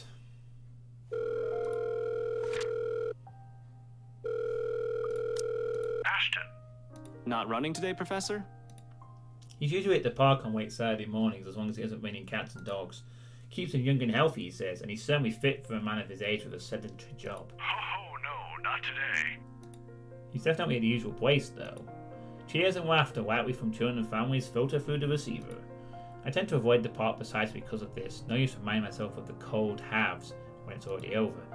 Mom's doing well with her career, Dad's also fine last time I visited. Although neither remarried, they're both content with their lives as it is. I'm probably the only one still caught up with it, hence my aversion. But in all, it's still a pleasant sight to see, if you're the kind that takes joy in such sights like Professor Clark does. Just thought I'd enjoy the nice weather before it takes a turn for the norm again. And to what do I owe the pleasure? The guy certainly seems happy right now in any case. I almost don't want to break the news to him. But it's better to get this off quick as long as he doesn't shoot the messenger. He's not the type. However, long-held resentment can change a person. Even someone as mild-mannered as the professor. I was hoping to talk to you about the case. I suppose I'm just a downer today. As soon as I say those words, he pauses and the lightness in his voice is gone in an instant. Every time we talked about this in the past, he does that. He's probably trying to gauge the situation based on the tone of my voice. Perhaps it's a good thing I'm delivering this news through the phone. Who knows what he'd see in my face and my mannerisms. The art of keen observation, I learned it from the man. He probably already has an idea what this might be about with my manner of speaking alone. You aren't in trouble, are you? For a second I hesitate, hooking at the dirt beneath my shoes. But at my edge eventually, after a long ragged draw of breath, I pick up where I've left off, still fumbling with my words. Well, I'm in a bit of trouble, if you can call it that. Ashton. He only assumes that tone when there's a reprimand its heels. But I'm not in danger or anything. You've said that same excuse a million times before, Detective Inspector. That exhausted rasp in your voice tells a different story. It's nothing like what you're thinking. Don't worry. I was taken off the Luxborn firm case. I expect anger, frustration, maybe even disappointment, but all he gives me is a small sigh of relief. Is that so? Well, at least you aren't in danger. Liz wouldn't be too happy if she heard you right now. Liz. Aunt Liz, she insisted I call her, his late wife. A sweet-tempered woman by so many standards. They were never blessed with kids and contented herself with simply managing their bakery. But she's the closest I had to a mom in the few years I had known her, the professor too. In the essence of my own parents in my life, the two filled the ache their divorce left. Believe me, you'd get an earful. You don't want to show up on her doorstep looking like you haven't slept a wink either. How many years has it been since? 9? 10? I can still remember it vividly. Two men, primly dressed, briefcases in hand, and a stern look on each of their faces. They were already frequent visitors to the bakery for a few months, something about the lot being a prime property in downtown Luxborn. I think they were hoping to sell a deal with them, but neither of the couple gave in to their demands. Why should they? That quaint little shop was a dream for them. Aunt Wiz sent me home early that night after a fruitless wait for the professor. The next morning, news of a bakery razed to the ground had spread across the whole city. One casualty. A few weeks later, the property was sold to Wright Enterprise. A fucking hotel now stands in its place. Of course, an investigation was launched after the incident. The name Luke Wright was briefly at the center of it, but with the lack of any evidence, the case ultimately went cold. The professor hides it well, however I can tell that he hates that man to this day. He might even blame Luke Wright for every tragedy that happens in the city. He has never blamed me, though, when I'm equally responsible. I knew something's off the moment those men stepped inside the shop. I could have saved her that night. I could have prevented anything from happening to her, called for help or whatever. I didn't. So it continues to eat at me until today. The guilt. The Luxborn firm case would have been our chance at reopening that old case if we could prove Luke Wright of his crimes. Instead, we're back to square one. And all he has for me are words of comfort, to think he can still be this concerned about me after my carelessness, after I've broken another promise a second time. People never cease to amaze me. You might think that you have failed as an officer. Or maybe you think that you have failed me. And you know more than anyone. I would love to see that man taken down. If anyone deserves to be tried in high court, it's him. But I'm glad nothing's happened to you while you were working on this. That's what's most important. I'd hate to get news like that again. Suddenly he stops. I imagine a thoughtful look flashing in his eyes as he thumbs the wedding band on his ring finger before he continues. Another habit. He has never removed it since that day, has never thought once to remarry, even when he is married with his wife and returned to some semblance of normalcy. It's his way of honouring her, I suppose, when he couldn't bring her to justice the man responsible for his loss. Some people just hard to forget. Tell me about it. It's not like another death. Yours or even his will bring back my wife. Silence falls between us afterwards. I don't quite know what to say after that, really. Should I apologise? Show some sympathy? Going into this, I should have thought of something other than just breaking the news to him. As it is, it seems the only thing we can do is feel sorry for each other's misfortunes. I apologize too, for putting you up to this. On another occasion, under different circumstances, I might have accepted that, but... You didn't have to, but you've already done more than any officer who has investigated this. So don't worry about this, old man. I know your department's people all have their hands full recently too. What with the upsetting news we've been getting as of late. Deaths almost every day. I'm not entirely sure if that has anything to do with the other. It seems too big even for someone like him. But if this is that man's doing... Professor, please. Maybe if things around me had started going beyond my control, the letter, the mansion, the supposed curse behind those, I'd still be quick to blame it all on the bastard too. But as much as I want to keep holding him responsible for it, to add another to his list of sins, it might not be the case. Agreeing will only cut a deeper wound on the professor. I don't want him to keep clinging to his resentment for much longer. He has already gone through so many years of it. This kind of anger, it's the sort that blinds people. Despite his reassurances, the bitterness still seeps into every syllable he utters. It's one thing for me to act like this. It's painful to watch someone I've considered a second father to go down this path. So now you're the emo. That's right. Please don't apologize. It's really all right. We have two I can try to get it back on Monday two when I dead meet main with the chief. characters now. Rebecca jumped off a building when pursued by a ghost.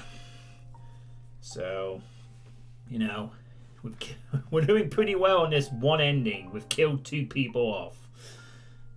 No promises, but if not, I'll make sure to keep an ear out for any news. Chief said he's passing it on to a senior officer. I should be able to catch a few tidbits every once in a while. I am also thinking of doing some poker after in a bit. But I swear I won't just give up on this. I'll do everything in my power to get Aunt Liz's case reopened for you. Promises, again, a bad habit at this point. I wish I could do more for him. All this time I've prided myself over being the one to always know. Because suddenly, aside from writing the murders plaguing the city, I have ghosts and curses to worry about. Things that are completely out of my depth. Professor Clark's right in some way. Things would be so much easier if we just blamed Luke Wright for all this. At least finding evidence would be a breeze and I'd all be too happy to put him in a place he belongs. Although if he was in any way also complicit to what's happening, legalities have my hands tied. But maybe that's my fault. I might have missed a ticket to closing the case once and for all last night. If only I had done a better job during the party. But then, the commotion. There was Hannah Wright and Rebecca distracting me from my purpose too. I'd include that gate crasher as well, even though it's only for a moment. So many things have gone wrong last night that... This isn't a prank! I saw something! See? This is why I didn't want to tell you guys. It's not a joke! Will you guys listen to me first? I saw something in the house earlier. It stood right in front of me. If I hadn't gotten away, that thing might have... Isabella is not either of these characters, by the way. That's Hannah and Rebecca. Isabella's referring to a previous time outside the movie theater. Last night, at the party. But it's real! What do you think I saw? Yeah, this is where she said it. It happened after, when I was trying to get away. I almost got stuck in the same room with that thing. We're all in danger. I thought you were my friends. Why don't you believe me? That woman. Why don't we all calm down first? I'm sure Isabella has her reasons too. No need to be hard on her. Shit. Oh hey, the timer's reset. If that was what Isabella had been warning us about, it was the same thing Rebecca talked about last night, or what Zach told me about a few days prior. How many of these instances have I dismissed since reading the weather? How many have I ignored and passed off as some effect of fatigue or lack of sleep? You could say that about pretty much everyone in this game so far, except for Isabella. Even last night, her hallucinogen facing the food is the first thing I considered, purely because that's what my training dictates. It's a mindset I've grown used to. It's the setting of the gears my head automatically takes in a situation like that. Of course, I'm not discounting all of that yet until I have enough information, something to form a conclusion from, proof in whatever form it may come. But thinking straight is impossible when all of a sudden all your beliefs are being upturned in the most violent way possible at that. Jesus, I need a sounding board. I need to talk to someone and Zach's the best person for that. I have to go, Professor. Oh, no problem. But what are you... I don't have time to stop and listen to what Professor has to say as I cut the call short. In that same second, Isabella emerges from her apartment fully dressed and ready for the day. As usual, she greets me with a smile, but it falls just as fast when she catches a glimpse of my face.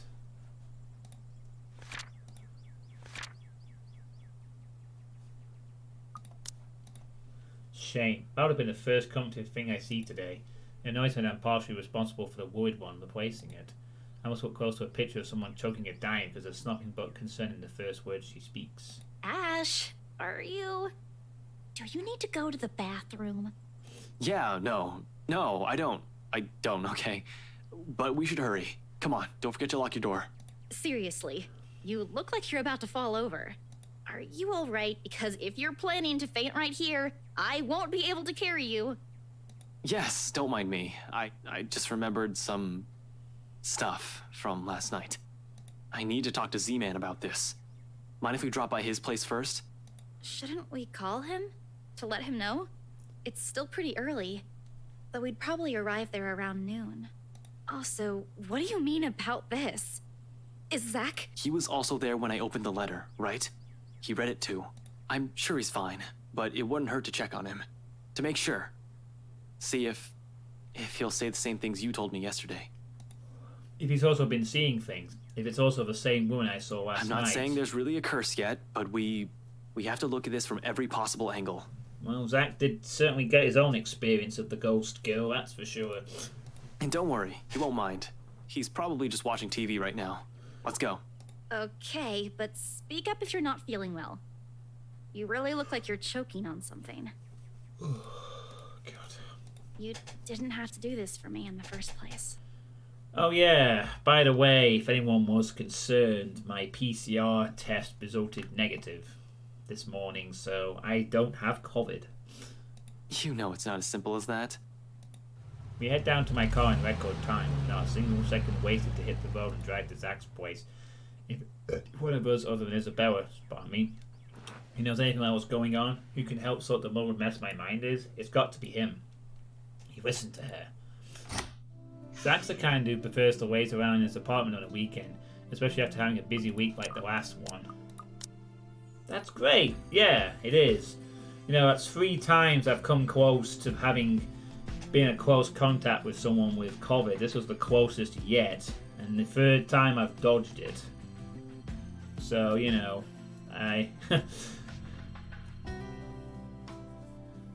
I guess some of that luck in poker is carried over to my covet stuff too. The big guys now were in sight though when I arrived at his unit. Figures, people don't seem to be where they should be when I need them. Looking around, I find no sign where he might have gone to. He usually leaves a note on his fridge if he's out for the day, just in case someone drops by. As there isn't one, he probably just went out for a quick walk. I hope. Maybe he ran out of eggs or something and went out to buy some? He is out of eggs after all. It puts my running mind to rest for a while. He always has to have some, be it for an omelette or something he's baking. Ash, should you be rummaging around? It's bad enough we went in here without asking for his permission. Chill, I'm just looking. Actually, I could also go for a fucking pie right now, but Zach's fridge is next to empty, save for a few leftovers. All I can do is size across If you see me take anything, feel free to call the police. Isabel was quick to shoot me a sharp gun and her chuckle sits for me despite the unease in my stomach. But the cheer only lasted me a few seconds, mostly because she hasn't been in the mood for any sort of friendly banter. It's the silence that's telling, and a quiet Isabella? It's usually the first recipe for an oncoming shitstorm. Do you always do this whenever you visit another person's house? Because I have a lot of questions about your methods. Just with Zach. I'm still worried for our friend, of course, and despite what's bothering Isabella, she's anxious too. She's been standing by the doorway for a good minutes now. Since we entered Zach's place, in fact, she doesn't seem to know what to do with herself. But as much as I want to put her at ease, her nervous tics are starting to get to me. The manner in which she makes herself smaller, the way she fidgets with her hands, clasping them in one moment and unfurling in the next. It's distracting enough that I want to ask what's wrong. I doubt she'll give me a straight answer though, and the best I can do is help her temper it. You don't have to hang around the door. You might be here for a while. You can sit down. She hesitates for a second, but eventually takes the empty seat by Zach's study table. Going to look for him? Oh my god, have I played Dusk? Dusk? I played Dawn. Not Dusk, though. Hi, Neox, how you doing? Sure, we can, but where are we going to start? I can think of a few places he might be, but Luxburn's a big city. I don't want to miss the big guy if we leave, and... I trail off, making a vague gesture in the general direction of Jack's bed. The bestie bed suggests he was out in a hurry. He didn't even bother to fold the sheets. His cell phone's been left behind as well. Another odd thing when he has made it a habit to never leave it behind in case a client calls. Oh, this must be the night after he freaked out in his apartment then. At least the locked door points to the fact that it wasn't a forced exit. That seems to reassure her, but not so much. Understandable, anything might happen. In hindsight, I shouldn't have left Rebecca alone either. We'll have to check on her later. In the meantime, Zach, but with no other clue where he is and no other way to contact him, we have no choice but to wait. Sure, I could give the room another thorough run through, but I don't think Zach would appreciate me appending his place. Isabel won't want me to do that either. Besides, I haven't eaten anything yet. Isabel probably hasn't too. We did leave in a hurry. Might as well take this chance to cool down a bit, right? Anything to distract myself so I don't just charge headfirst because of whatever paranoid scene that comes to mind. Isabel was with me. I can't be reckless. Turning to the kitchen, the first thing I see is a bag of chips when I rifle through his cupboards. After muttering a permission and an apology it's on and won't hear, I grab it. Isabel doesn't shoot me another glare, but she doesn't really make an effort to stop me this time. She ignores my offer of food though, so instead I set myself on Zach's old couch and turn on the television. Isabel's silence may not be too heavy, but it sure hell is awkward. The screen lights up by some awful noontime drama starts airing on Channel 9. Bah! Fluffy sheepy. Nothing like sitting in front of the TV with a mindless droning in the background to waste away the time. I can't really do that. I have to be watching something. Always. There are people who just watch the TV and just chill, but I have to be watching at least something. I can't just like sit there in front of a television. Usually I'm looking for like a sports game or something. And wasted away we do. Oh yeah, this is where he finds them both in his house with the crisps, doesn't he? After his little excursion. The afternoon has hit its twice a few hours when movement comes from the other side of the door, and Zach's heavy treads break the monotonous dribble from the television. The lock clicks, the knob turns, and slowly it swings open to reveal a very exhausted looking Zach. What? Did you run a marathon? Sup, Z-Man? Hey, Zach. Sorry we just barged in here. Ash was... Relax. Z-Man gave me a copy of the key himself. Well, as my tone might be, his arrival eases the restless edge in me. Who knows what I would have done if something bad had happened to one of my friends. If another minute had gone by without him showing up, I might have resorted to unconventional methods. Only after you broke the 13th one? I can't keep replacing them every time you think it'd be a good idea to break into my apartment. And stop calling me Z-Man.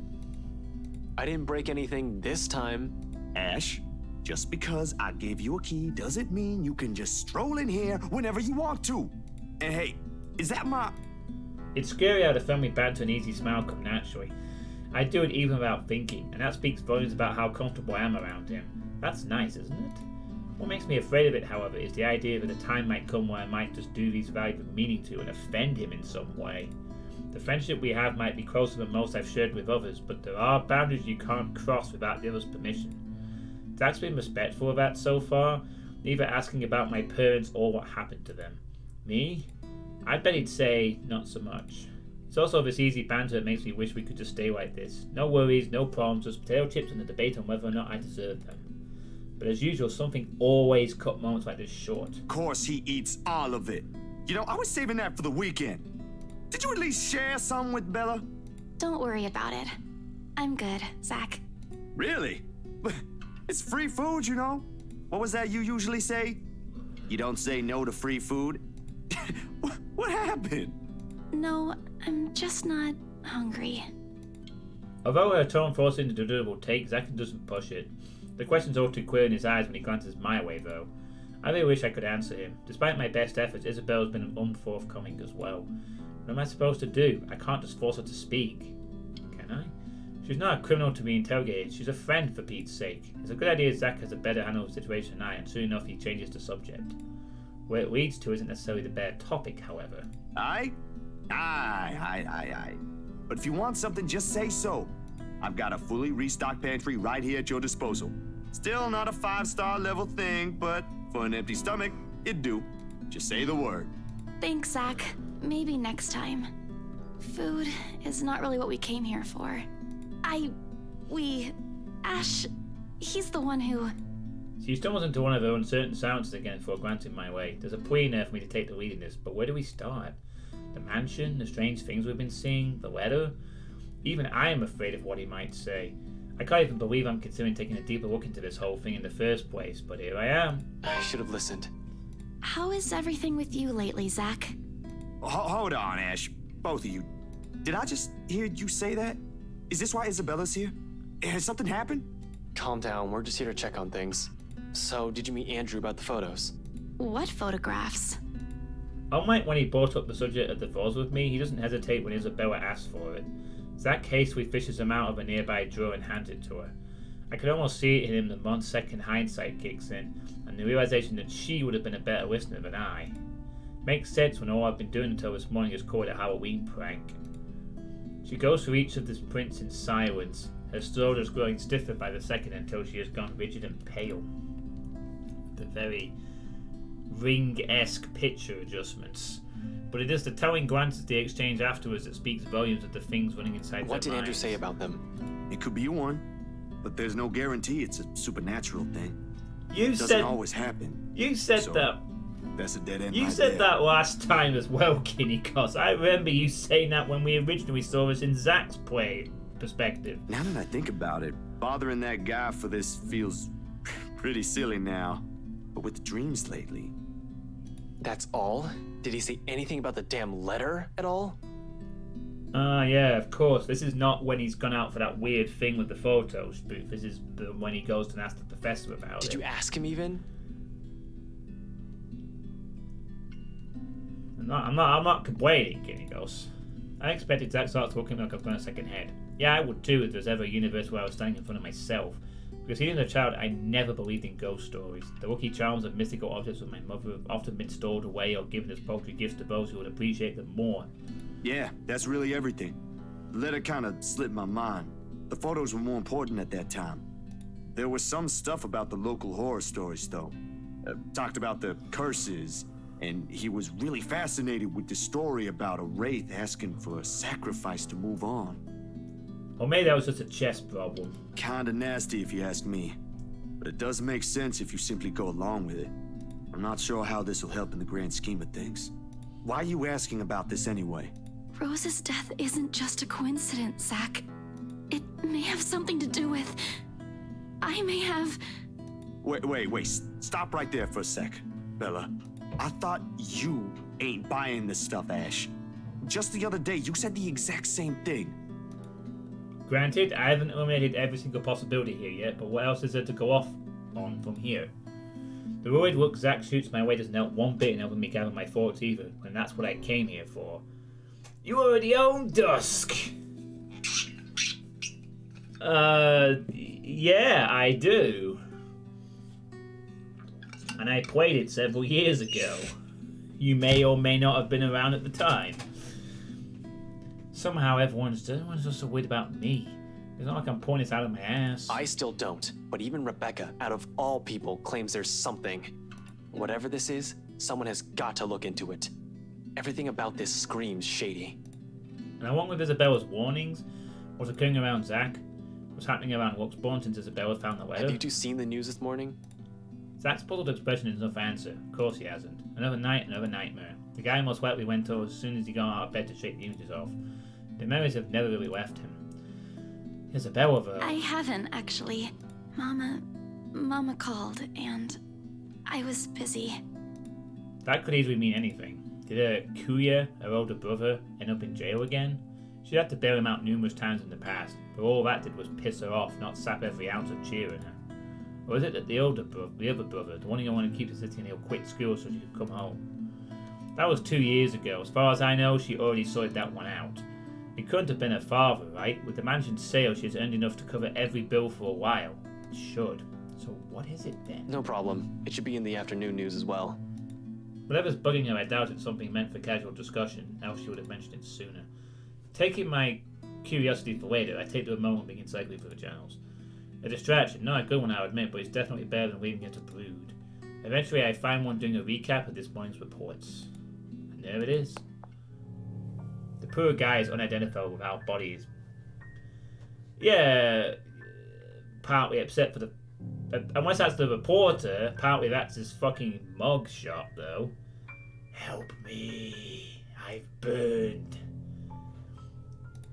Murder by arson? That's the logical explanation if I was the officer looking into it. Except they couldn't find the source of the fire. The fire didn't even spread. Found dead in the early hours of the morning today. The fire was contained within the room and no other tenants were harmed, according to Luxborn police. Maybe he met that one guy from Insound Mind, possibly. They're going to consider spontaneous human combustion soon enough if they don't find anything else. But what's important for everyone to note is the state of the room. A similar writing was found in another victim's room from last week's incident. Both were employees of Briar Realty Corporation. LBN has reached out to the...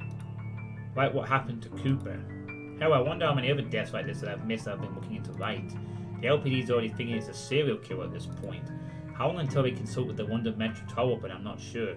The answer from Butcher has always been an enigma even to the people within the city. Gone for a few years, and the next one body after another is found.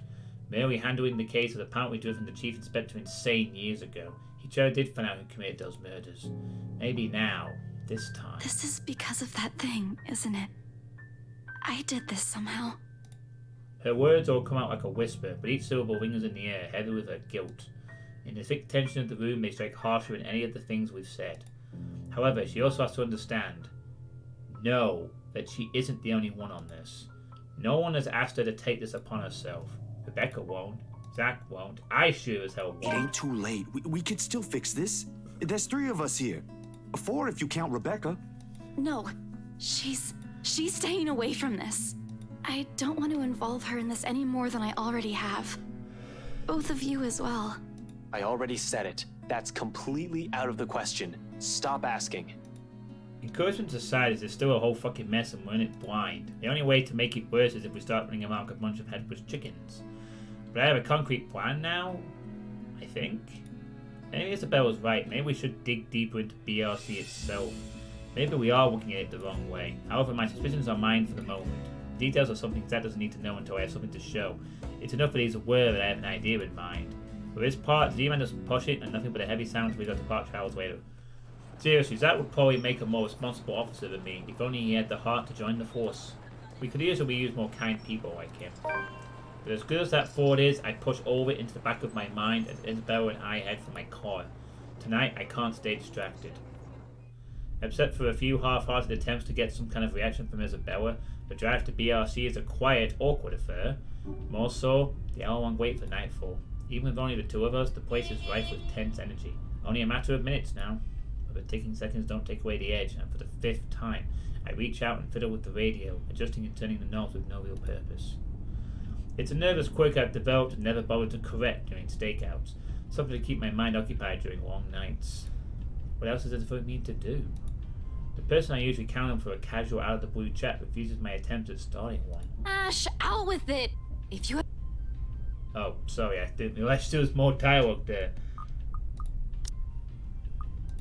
The way she quickly falls into silence in spite of the tone she takes, though, it makes me doubt if she really means anything she's telling me right now. She hasn't even glanced my way since we arrived. Having second thoughts? You can still back out if you want. We're just going to my office. Why should I? Dunno. You can get in trouble, maybe. This isn't exactly legal.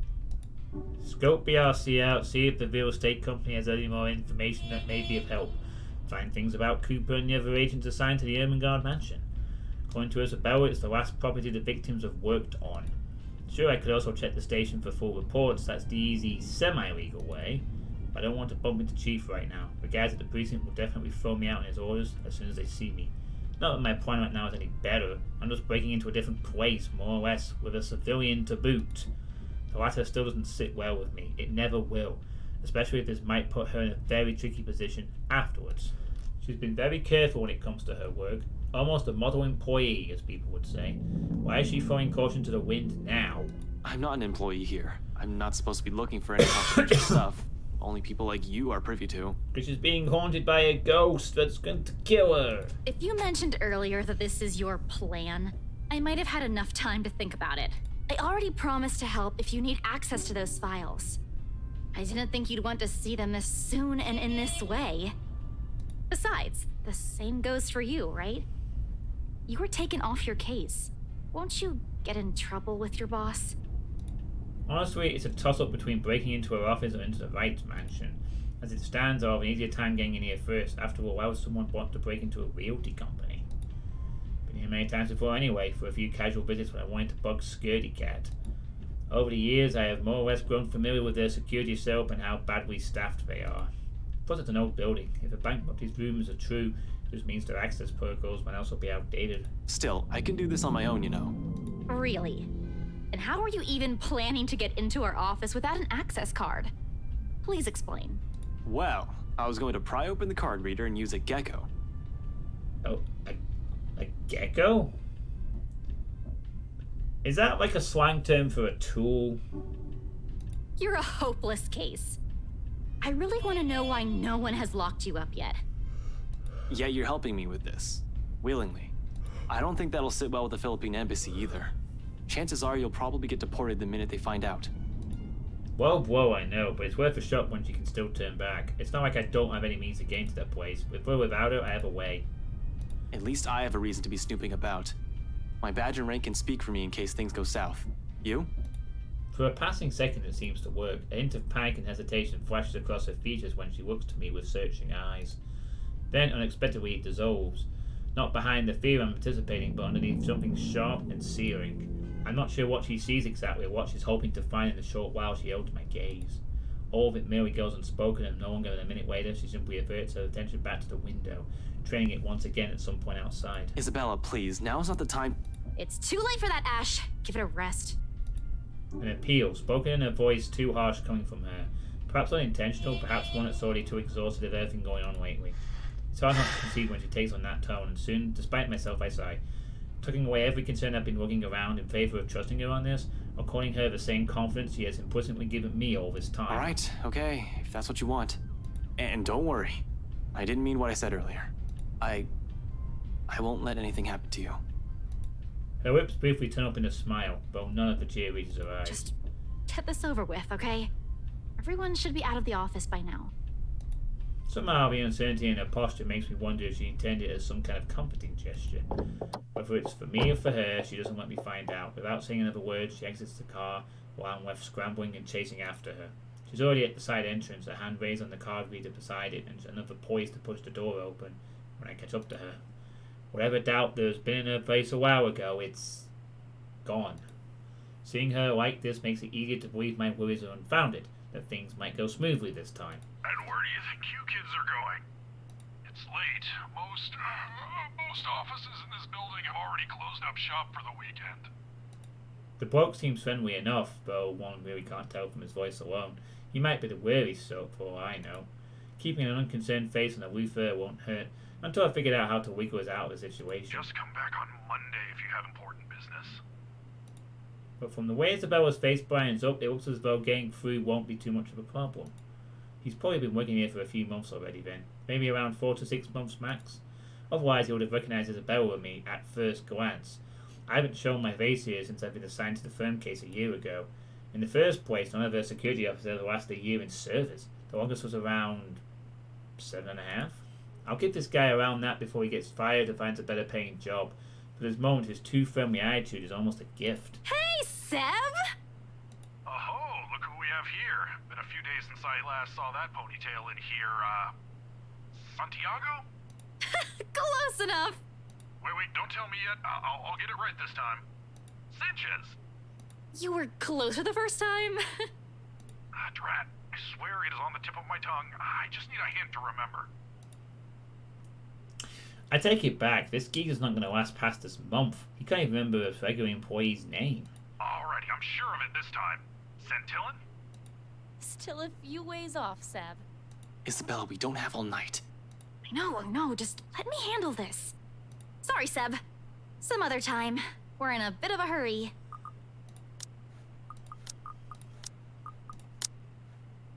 It's actually Santos, technically. I just need to get a few things from my cubicle. Important work stuff, you know? Is it okay if we drop upstairs for a sec? Oh, absolutely. No, go right ahead. As long as you have your access card with you, we're good.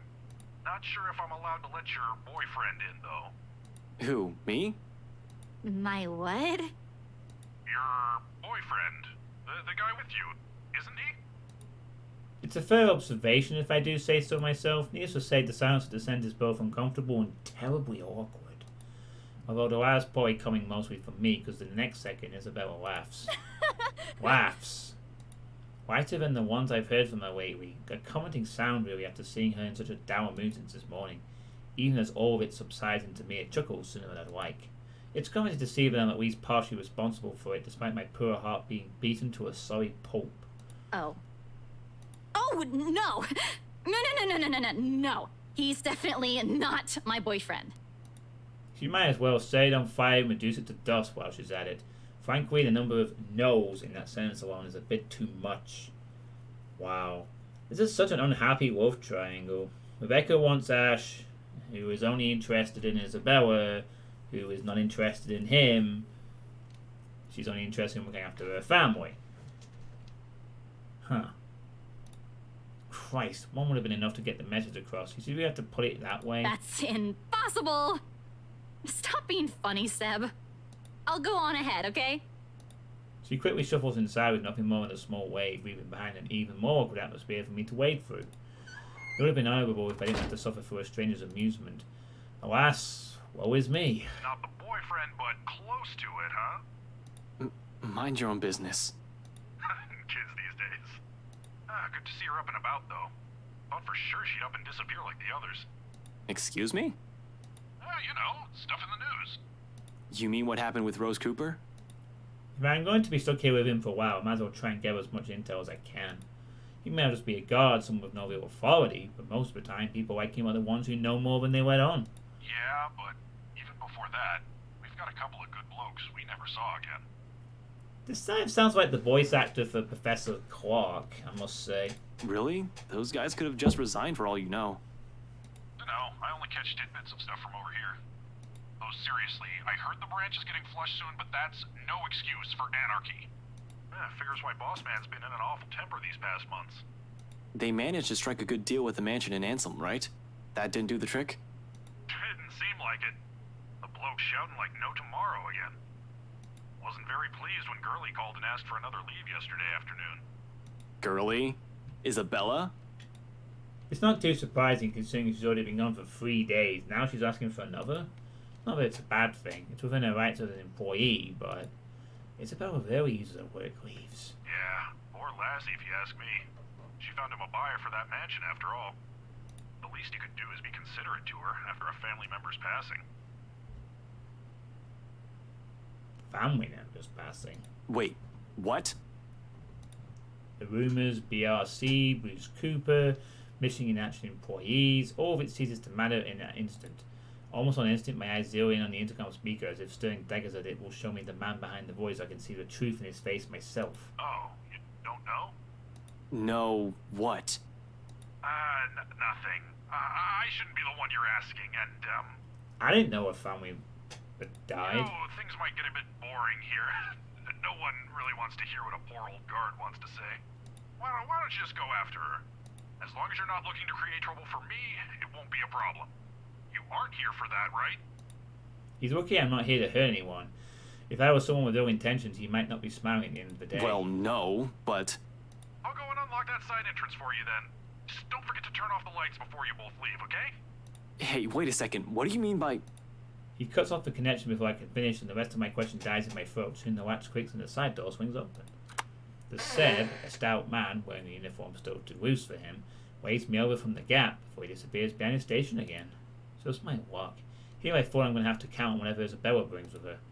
Although no matter how much I want to feel happy, something else has already taken a firm seat in the forefront of my mind. Is that why she's been acting not like herself today? Since when? Of course, as I step into the building, I try to push all these questions as far down as I can. I need to focus. Work is work. I don't recall hearing anything about this in Isabella's perspective of a family member dying. I know her father wasn't doing great, but that must be it then. But if I've heard exactly what I think it is, it's the sign of things to come. Honestly, I don't feel too good about that. It's a quiet ride up to the 7th floor, where the BRC Wuxbane main office is. Sarah's been kind enough to switch the guest elevator's power on, just as I'm about to head for the fire exit stairs. Which is a welcome relief. I'm an active guy, but stairs? I don't want to tire out too quickly in case things get ugly. There probably won't be any trouble with the building this quiet, but you never know. I swear the whole place definitely feels eerie at this time of night. But until I've confirmed anything, those are still just stories. Worse things can happen. No one needs to scare myself. Staying calm means fewer mistakes. Oh, I sure am fucking gutsy, especially with what I'm doing. I'm breaking a lot of laws here. I'm also putting Isabella in a lot of risks. Best thing that can come out of it is that Isabella's right all along. Worst case scenario? 1. Someone finds out Isabella's involvement in this and a boss fires her. 2. I find evidence that would indicate the BRC are outright in a crime, and my meddling, if I'm not careful enough, makes it inadmissible in court. For I'll be honest, I'd strongly prefer losing my job of facing right over some spirit or ghost or whatever it is. I could always work around the problems with the former. Isabella could also find a better job. BRC never did pay it properly, despite her efforts. Flying off a phantom? How does one even do that? Do guns even work with them? Yeah, not going to happen. But tonight I'm here to fix things. If I do that without leaving a trail, all the better. Why the fuck does one of the requirements for 10-star rank in Silent Hills complete under an hour and 30 minutes, have 100 killed by melee and 100 killed? What Silent Hill game would that be? Good thing that's one I'm good at. What I'll probably never be good at is find the proper words when a sitch calls for it. Easy way in. I can complete this game without killing anything except possibilities, and that's apparently shit ranking. Which Silent Hill game's that, Guinea Gus? But seeing Isabella's small form beyond those doors, how she pushes through despite her carrying an entirely different burden this time, how she's pretending as if everything's normal, it's difficult not to try. People who have never looked beyond their smiles will never know, will never understand. Hell, even Rebecca's point not yet aware of this. I get it, we have other problems at hand. I've done the same thing plenty of times to protect myself after all. But it's all in her eyes once she glances up at the few white wraps I give the door. She wastes no time leaving the mess of papers on the table and opening for me, though even her confusion as she takes in my presence barely hides it. The original first PlayStation game. Wasn't even a way you could complete Silent Hill in under an hour and 30 minutes.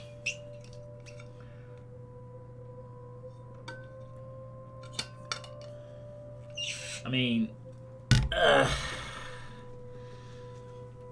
guess you probably could, but probably you're looking at a speedrun mentality there, pretty much, to do it. I don't actually know what the world record time for Silent Hill 1 is. Seb, let you in? The rough edge in her voice rings a whole different tune now, and I'm aware why. But knowing it is different from hearing it straight from her. We can't bring this up, can I? It's not a topic suited for casual conversation, and I doubt she wants to talk to me about it. As much as I want to help, there's a distance between us I'll never be able to cross. One that wouldn't even be there if it wasn't for me. Perhaps if I'd been more honest years ago and wasn't a coward, I might have been able to. Because I couldn't even do that for the one person I keep telling myself I care deeply about. What can I say? I'm a very charming person. To a rock, maybe. This is the closest I can get to it, I suppose. The light banter, the fleeting glances, or sometimes the long bouts of silence. And it's enough. For me it is, because even without words there's comfort. With her it's easy. Must be a pretty cool rock then. Ugh, get over yourself.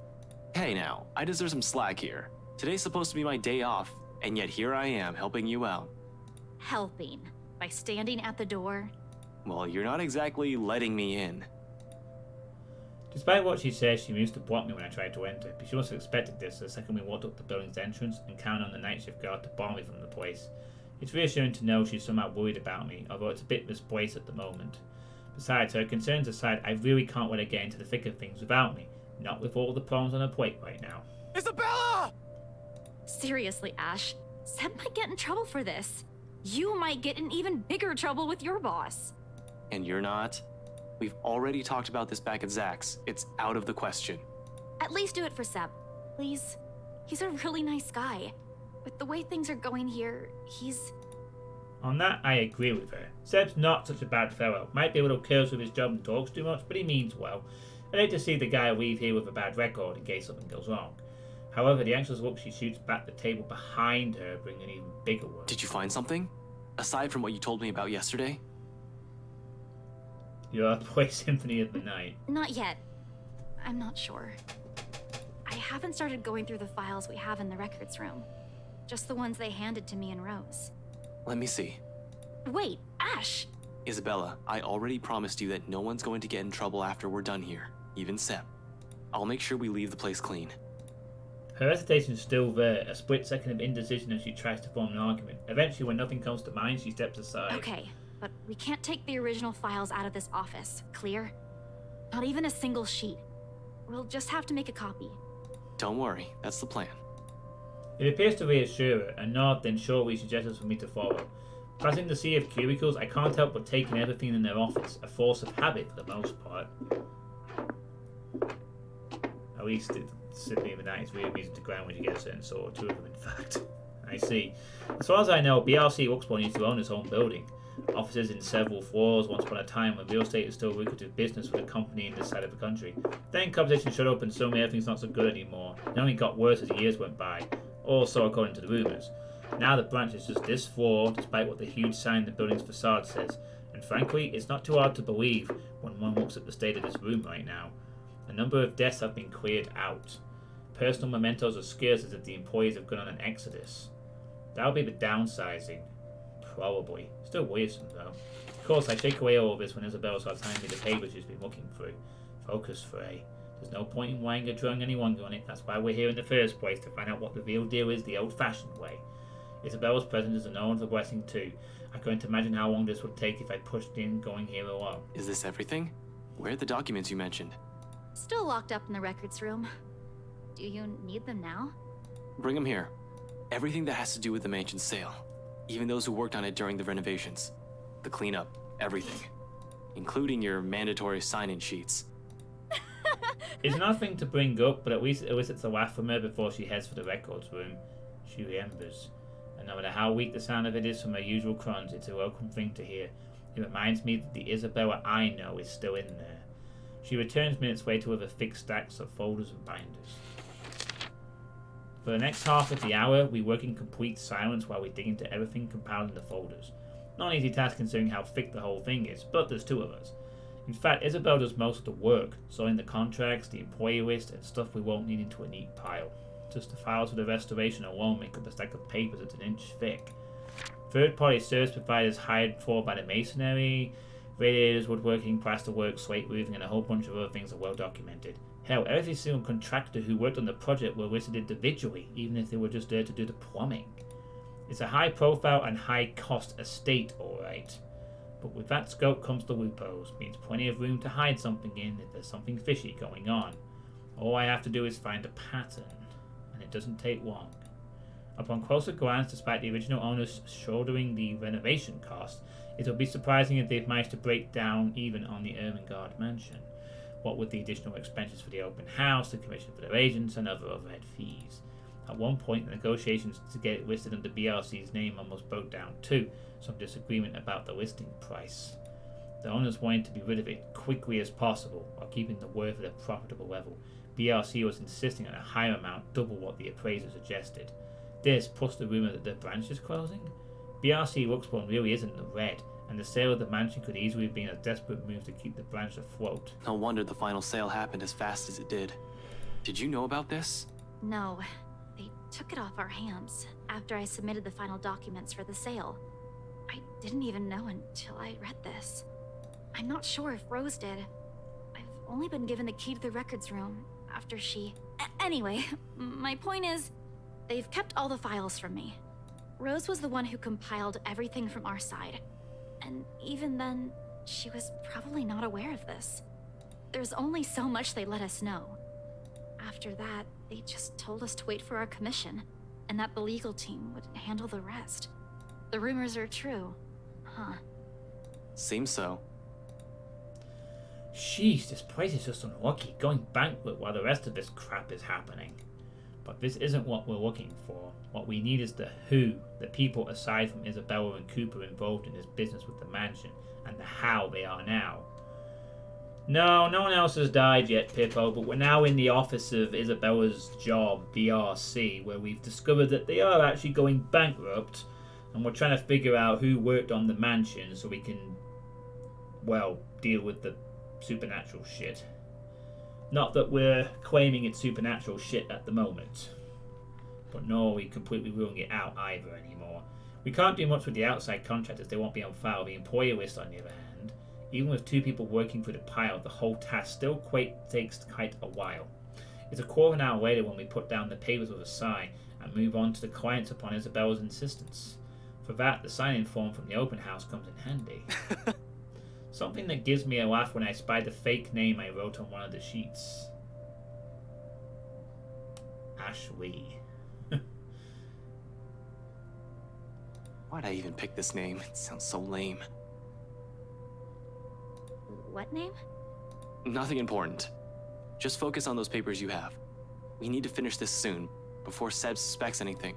She snatches the paper away before the thought of hiding it occurs to me. Not that there's much secret in it. Isabella found mid-afternoon anyway, but still. Ash Lee? I'd been careless that day, telling Luke right without confirming where they were headed off to. While the book was terribly efficient in keeping the rights engagement from the public eye, there are other ways to have only given it the time of my day. Okay, call me whatever you want, by the way. Pippo is Italian for Goofy, by the way. Wait, another name change for you, Goofy? You changed your name again? In retrospect, I've been too eager, too impatient to find something that'll crack the case and be done with it. Maybe my theory goes as far back as the day of the open house, not during the party last night. Yeah, well, I was pressed for time. Seriously? Ash Lee? Were you even trying? Oh, right. Cool. Well, that's an interest. Well, honestly, that's a slightly, quite a better nickname, I think, than the one you previously had. It's not more concise, at least. Oh, come on. You didn't even notice I was the one who wrote it down. Of course I wouldn't. Only an idiot would use his real name. It worked, though. Admit it. It's genius. Who would have thought, huh? She responds with a roll of her eyes and drops the matter entirely by shoving the paper back to my hands. We ratched back to our respective tasks afterwards, word as we're skimming through everything. Read, set aside, get another one.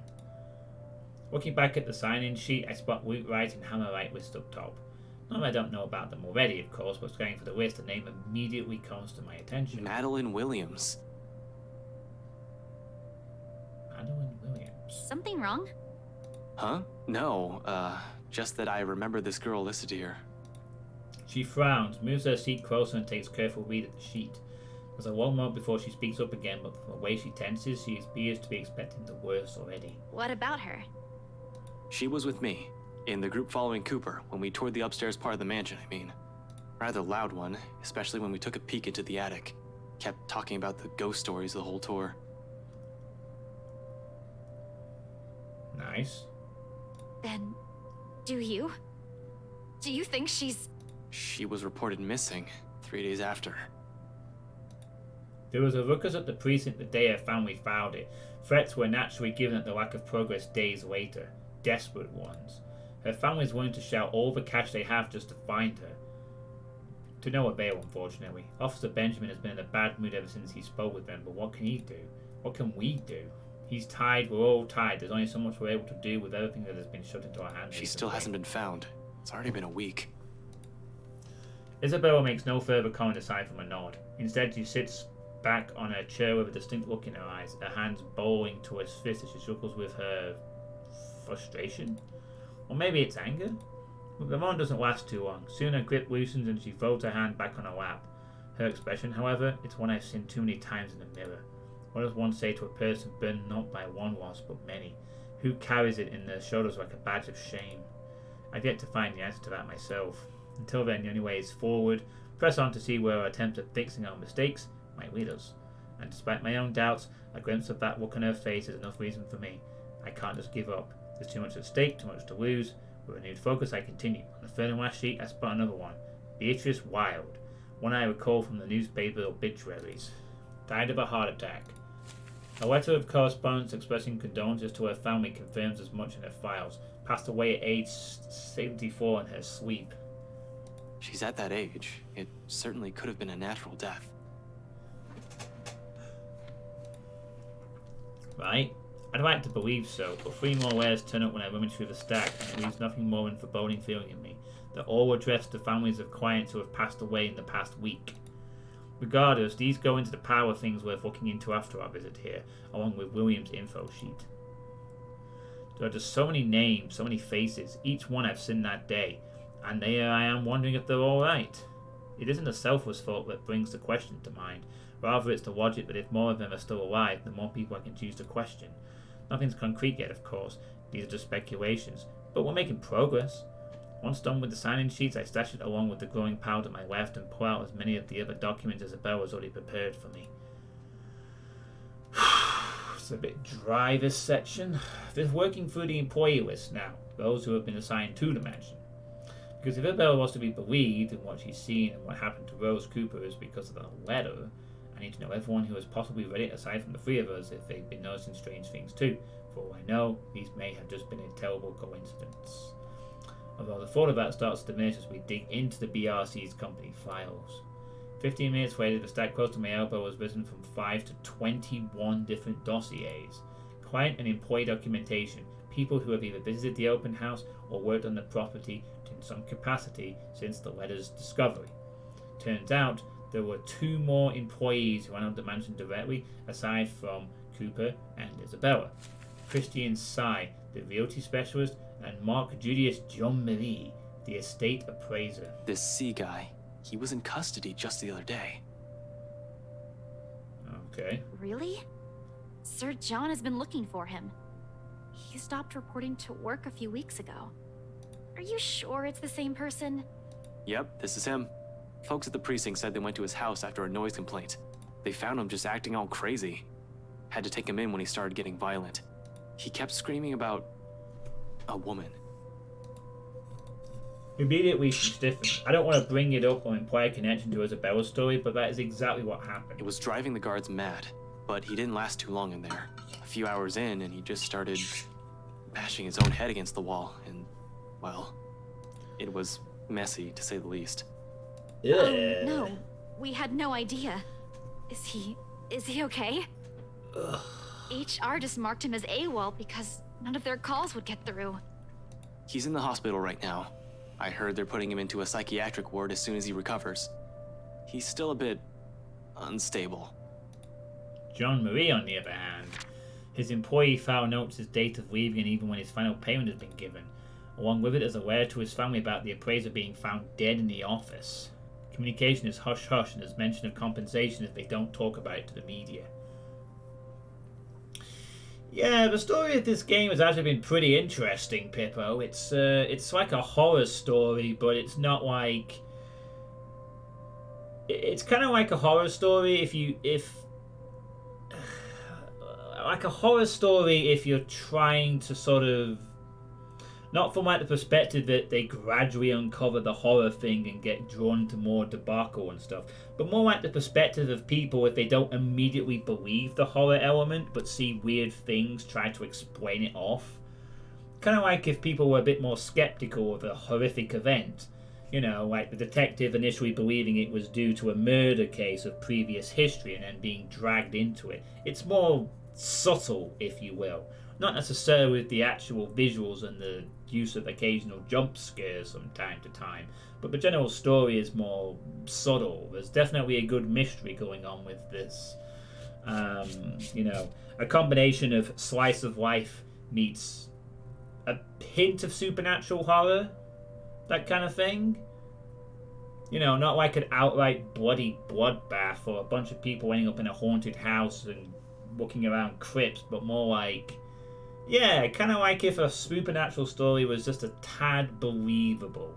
If people just overlooked the ghost in the mirror, the odd event, if they blamed the weather or the wind or the rats or the headache or the cold that they have. It's kind of well written, other words, in a sense, and they cover all kinds of characters and little things. Whoever these people are, they know how to write a decent story.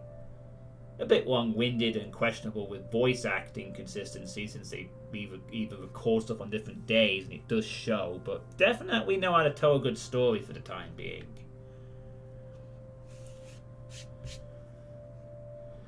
Johnny, if I ever managed to finger a single fucking project, rest assured my idea of horror doesn't rely on wild styles and jump scares or working horror is really hard because nothing scares me for some fucking reason.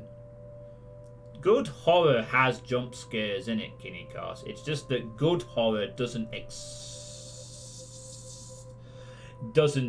rely on it. There's nothing wrong with a good horror game or a good horror movie utilizing a jump scare occasionally. It does work after all, especially if it's an earned one. You can't just immediately dismiss them outright. Although obviously if it's just going to be nothing but jump scares, you kind of get the gist that it's just... you get desensitized to it.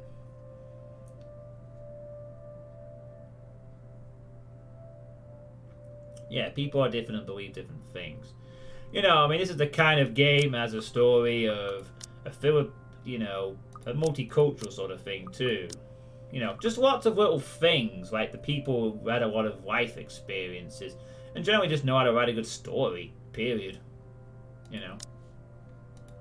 Inspector Abigail has often scolded me for not reading the reports on a regular basis, but I try to keep up to date as much as I can. It's just a shame it's a bit boring to watch because there's not really a lot of gameplay going on. At least in Zero Escape there were puzzles. At least in Danganronpa there was cool music and deductions.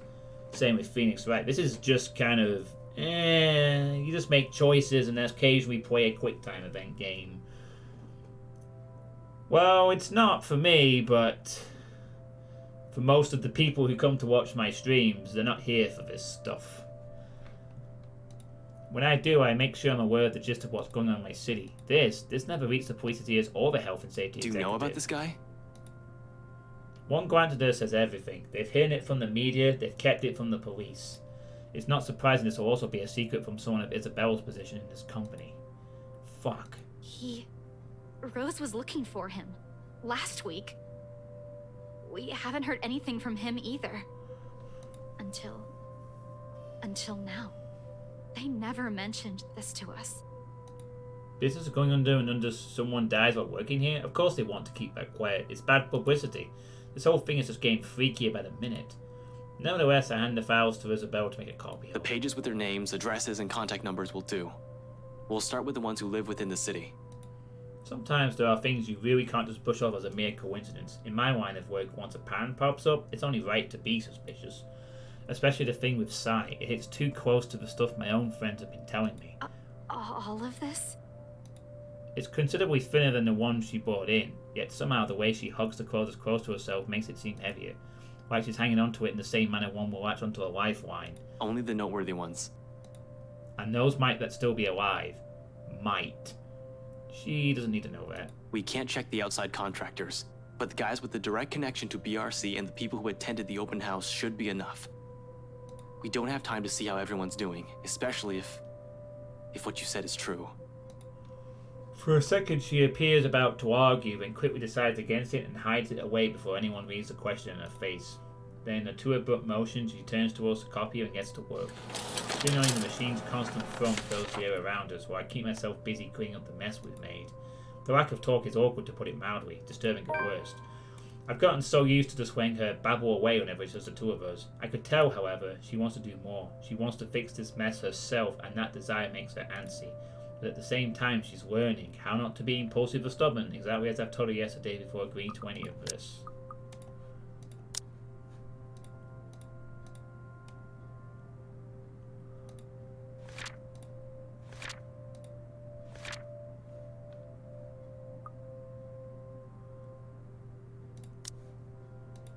Or maybe these so-called changes have always been with her. Dire situations have always pushed people to change, after all. Although seeing this happen in front of me only makes it difficult to find the proper things to say. In that atmosphere is tense and charged, what is there left for us to talk about? Certainly not the news. What's worse is when you realise all of this only in hindsight, after you've already ran your mouth. You know, for a house your company seems to be in a hurry to sell, they still made quite a fortune out of it. Look at this. 1, 2, 3... 6. Are you sure they're planning to give your entire share for this? This isn't a small amount, especially given the usual cut. And their accounting department isn't in the greatest shape either. Even if they don't, it's not like someone still needs it. And there's the reason why people don't want me to talk. Silence once again descends throughout the room, denser compared to the ones we've shared tonight. Behind me I can still hear her movements, sharp and precise while she feeds the originals to the machine. Then with one last click, all of it stops. Her feet shuffles lightly against the floor when she moves away. Something creaks softly. Probably the table, as she sails away against its side. Solo and Hero is good sometimes. I like a good story. I play R-Star games, so I can overlook imperfections. I also watch Korean TV and enjoy the stories. Subtle and hidden is usually a lot better than outright. But subtle and hidden sometimes does contain the outright, in a sense. But yeah, I like the soul stuff too. By this time, an apology is already at the tip of my tongue, Belle, but... Papa's gone, Ash. Oh. Well, she was talking about her Papa not doing too well. Within those scant few seconds, everything between us shifts as the gravity of the words sinks. Right then and there, something harsh and immovable rises between us. Death is something I'm familiar with. Almost 10 years in the police force, and it's impossible not to be acquainted with it. But this is different from all those dead bodies we examine in forensics. A far cry, 6, from the victims we found on a bad investigation. Those I could easily distance myself from. No emotional attachments, no need for pretenses. Yet somehow, I still find myself grasping for things to tell her. Any words of comfort that'll dull the pain. Because even without looking at her, her grief feels palpable enough. Her pain, an immutable weight hanging over us. When? Huh? When what? Your dad. I mean, when did you find out? She doesn't answer. Not immediately anyway. For a long moment the hush simply stretches out before us, spanning across the seconds we went past while we both simply stand there waiting. Eventually she exhales. Lightly, muted enough that I might have missed it, had I not been paying attention to her every movement. Yesterday, around 3 in the afternoon there, Mama called.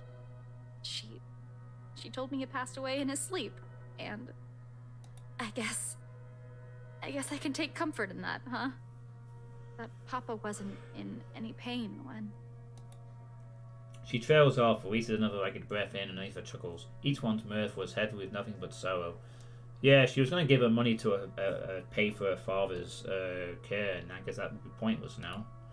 Then she falls into silence, and for all my attempts at weighing her burden, I'm suddenly at a loss. Reassurance is going to do so much, when the only reason for staying here has suddenly been taken from her. A hope yanked from under her feet right after it was generously given. And without that... without the one person who pushes her to endure all of these shit we're going through, she's going through, means nothing but a struggle. What does one say to a person fraying at the edges, slowly wearing thin and breaking? Are words even enough? What right do I have anyway? I cannot give her anything apart from lies that change me as a person and affection she may or may not even want for herself. Because no matter how easy she has moved herself into our lives, how unmeetable her presence has become, her own heart will always yearn for something else. For home. Tell me about him. Huh? About what? Your dad. Tell me about him. Anything. Just talk. Say anything you want. Doesn't matter what it is. I'll listen. Silence again, as if she's testing the weight of my question, for what purpose it is, for a reason even I can't say right now. After a while, though, she starts, reluctantly, her voice hitching, faltering, and stumbling on each syllable as she chooses her words. A rough start, but soon it steadies. And along with it, to keep company the stories from childhood and memories she's fond of her tears. Despite this, in spite of the grief choking her words off, the heart crossing her throat, and the sobs racking her life form, she continues, like the mere act of speaking is a relief in itself. A release. She tells me of her father, the very person who named her, how she looked up to him, how he was a bit of a tomboy growing up in her attempts to imitate him, and how the man encouraged her to pursue what she really wanted, perhaps even the only thing she ever did for herself, having grown up not wanting anything more than food to put on her table. He told me I don't have to listen to them, that I can do what I want. Every day, he'd wake up at 4, Ash, because he'd earn more that way. And every time, every single time, he'd give them to me. Whatever extra he earned, he'd hand them all, so I'd have something to use for my paintings. And you know what? Back home, just a good tube of paint costs almost as much as what we spend for food the whole day. But he'd always set something aside. Told me he wanted to see my paintings in a museum one day. She bawls all of it out, every little thing she loved and admired about him. Like this, it's easy to see why she has gone to such great lengths for him, why she abandoned her dreams, why she went against his wishes, just to grant him another chance at life. Others will say it's her warmth that draws people to her, or her cheer. Neither are wrong, but neither is the whole truth to her either, because those who have never bothered to look beyond the surface will never see it, see her, see someone earnest, someone who has always meant well despite her underlying stubbornness. This is how she loves. Warm, steadfast, unflinching. You never meet many people like her, not in my line of work, not with the kind of people I've had to deal with. Always with something to hide, always with something to lie about. Eventually, when you run across too many of them, you change, you become like them, in many ways, for a lot of reasons. She's the kind of person I want to be and be around with, who made me feel I am still worth something. He didn't want me to leave. Said, begged that I should finish my studies first. In the end, I couldn't even grant him that one request. I'm a terrible daughter, aren't I? You're not. Huh? You're not. I can't speak for your dad. I haven't even met the man. But I know you're not. I'm not entirely sure where I'm going with this. The remark just came out. Now I'm stringing all these together as I go. But one thing is certain. None of what I'm about to say is a lie. The Isabella I know is a total klutz, but I've never seen anyone work as hard as she does. She's the type who wears her heart on her sleeve. Though it's not necessarily a bad thing. It's always in the right place. She's intimidated by a lot of stuff, but she knows how to appreciate the smallest things in life. Frankly, you've caused us no small amount of trouble since you barged into our lives. But when I'm with you, all of my worries seem trivial. Heat has already crept up my face when this whole thing is about to take registers. Before I blurt the rest of it out, declare feelings I'm not even ready to reveal to anyone, much less to her, my hand comes up to smother the rest of it. Though embarrassment quickly takes the reins before I can completely clamp my mouth shut. And I'm pretty sure Zach and Becca think the same way. You have a nasty way of growing on people like that, and you know what? we got everything we needed in here. I'll just wipe the security recordings and we're good to go. While I'm at it, you better wipe the snot off your face. And you don't look very nice when you're balding like that. Hastily, I gather everything. The personnel files, client documents, sales agreements, and contracts. Anything my hands could reach.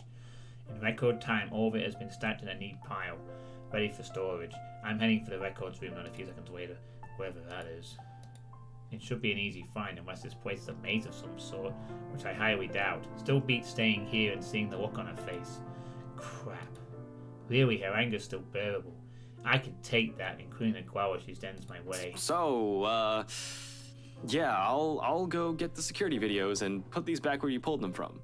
Man, these are heavy, you know?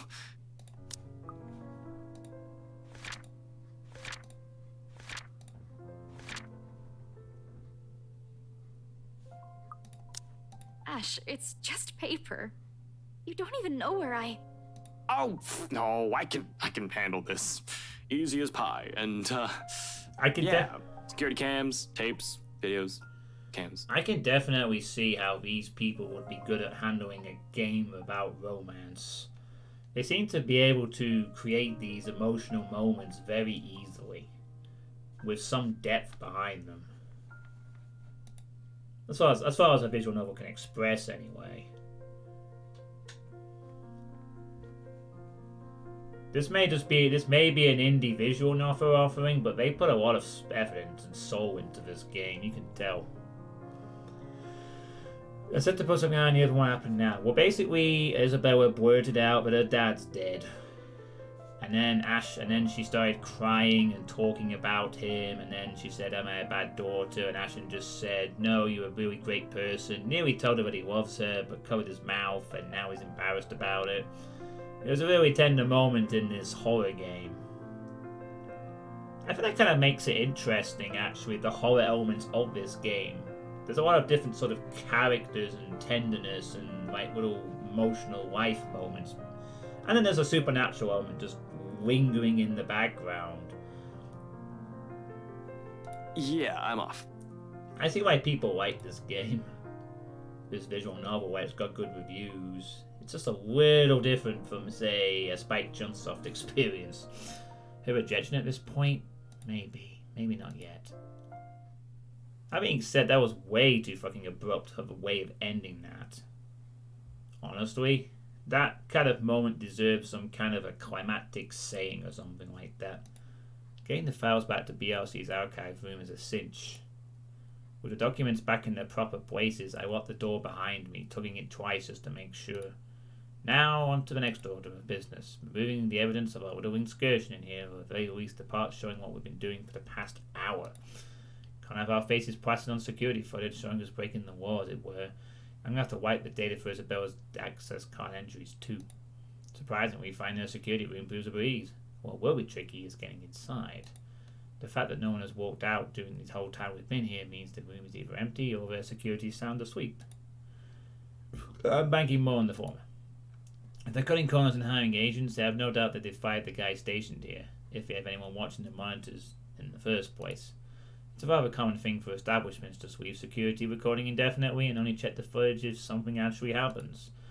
Just to check, I pressed my ears against the door, listening for a sign of anyone occupying the room. After a long minute and nothing, I give the knob a few rattles. Standard lock and key. Should be easy enough to pick. We have lockpicks set, but those are only to be used if necessary and with a search warrant. Even then, it's a skill set rarely needed. Subtlety isn't on a cop's priority if they have an authority to search the premises. Bolt curbs and brute force are the favoured methods. Those fail, we call a locksmith. Me, I prefer the good old hairpin trick when those options aren't available. Besides, they're easy to hide and store for emergencies. Running my hand through my hair, I pull out a pair of bobby pins. 2 of these and I can just about open any standard lock. One makes a lever and the other makes a handle. I won't call it a complex skill, but it certainly takes time and a lot of practice to successfully pick a lock. Good thing I've practiced with them for a bit in my college years. I've learned more when I'm accessible and a standard issue for a law enforcement officer. I will go here, quick there, and I might see all the pins and the locking mechanisms in enough. With a slight turn of the knob, the security room's ripe for the picking. The room's odour hits me first. A sharp, nauseating stench, as if someone has accidentally spilled a gallon of bleach in the room. Oh, this is not going to end well, is it? When was the last time they opened this place? Ugh, this place smells awful. Jesus, it's worse than the forensics lab on a bad day. It's probably because of a badly botched effort to clean the place up. Even in the dark, I can spy dark stains on the walls. I really don't have the time to try and play Is This Ketchup or Soda right now, but I have this strange gut feeling who the mess might belong to.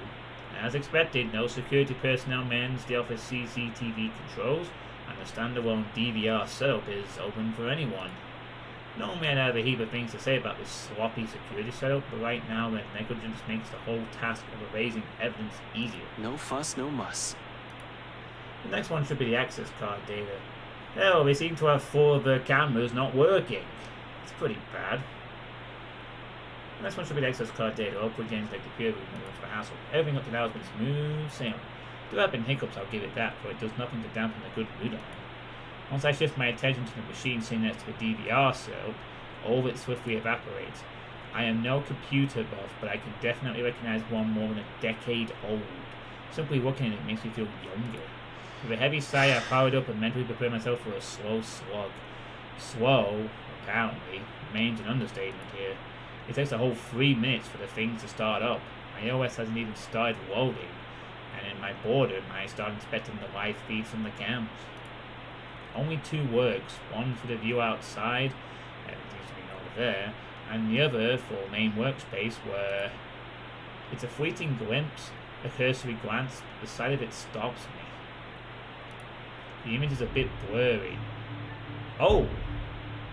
But standing there, right in the middle of the room by one of the cubicles, I can make out the form of a... What the hell is... I don't get too far into that line of thought. No, a few seconds after my words are slipped out, without any sort of warning, while I'm still trying to make sense of what it is, the figure moves.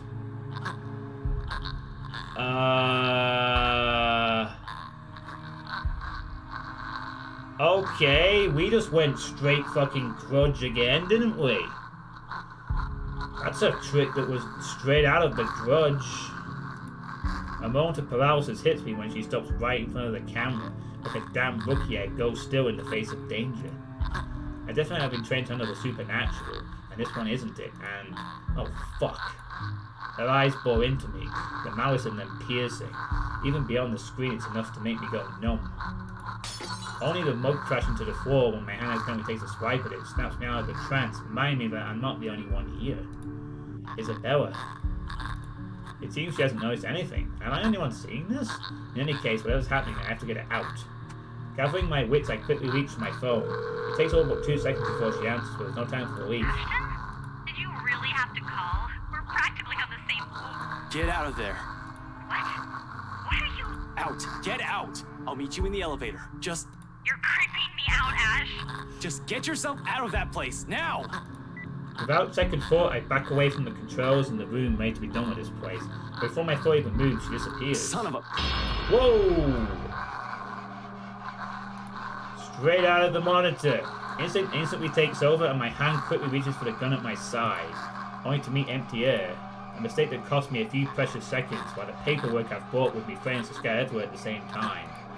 Gathering everything and myself once more, with no weapon to protect myself, my sense of self-preservation kicks in next and I lunge towards the door. I sprint across the office without daring to look back. Isabel was already waiting in front of the elevators by the time I make it out of her office. I saw that coming. I knew she was going to step out of the monitors. Worry creases her eyebrows upon glancing at me, but I don't have time to answer the question in her eyes.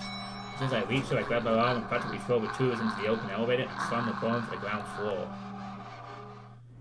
Oh no. But wait a minute. Now, an elevator in a horror game. Ooh, I wonder what's going to happen next. He wonders. That was like a combination of Grudge and Ring in one nice, interesting little package.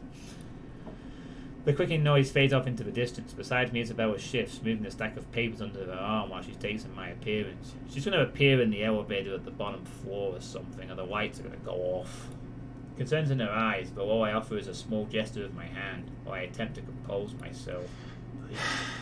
In, out. Why are we in such a hurry? We need to get out of this place. Did you get everything? Yeah, it's all here. But really, you don't look too good. What's wrong, Ash? I'll be fine. Just, I was in the security room. From the monitors, there was a fucking... The rest of what I'm about to say dies on my tongue when the elevator stops and the doors open to an empty car park. There's a moment's pause while we both take in our surroundings. Confusing is understandably there. Oh, come on! They should just replace this whole thing. Oh. No, I'm quite sure I pressed for the ground floor. Right. But it's just as Isabella said. The elevator always had to have problems when I visited in the past. Often she becomes so angry whenever we try to get to a floor and she'll have to repeatedly smash the bone for the elevator to even move. That was always good for a laugh. I wasn't too worried at Ben. Now, in the distance, beyond the light's reach, the voice echoes from my ears along with the rapid pounding in my chest. Isabella stiffens and her eyes grow wide at the sound. Injury, she reaches up to grab the hem of my sleeve and grips it, hard, tight enough for my fingernails to dig through. Her eyes search wildly for the source of the sound, while I stand protectively in front of her. Ash, did you hear that? Anyone there? I can hear you moving from here. It's gonna take the powers of a true emo. He has no gun, though. Show yourself. No response. No response, only the soft sound of something scurrying around the floor and the walls in slow, deliberate movements. Faint, though still audible enough in this hush. Until it stops. A moment. We need to go, Ash. We have to. And then, this time the turn isn't my imagination. Against my training, my whole body freezes, hands stilling mid-press on the button, eyes growing wide while waiting for any sort of movement from further back, and ears strained from the source of the sound. I can't even offer Isabella any reassurances. Much as I hate to admit it, dread has seeped into every nerve in my body, and the blasted elevator still won't work. This isn't in my fucking training manual! Ash, we need to leave. I know that sound. Ash, please, get the elevator! Another series of shuffling against the ground, the laughter, and all of a sudden she's just there. Like a twisted spider, she stares at us. I look up hunger in her eyes, and venom in the twisted manner she smiles. I agree she has well earned when we're damn flies that have been dropped right onto the spider's web. Ashton! Damn it! Without warning, she moves, mocking me with each unhurried crawl she takes, knowing I'm at her mercy. Fucking hell! Ashton, the door! The door! I don't even see her. Our lives are in the hands of a crummy elevator, literally hanging between life and death. We're not going to die here. Not in a damn elevator. Selma Cruz would own this girl.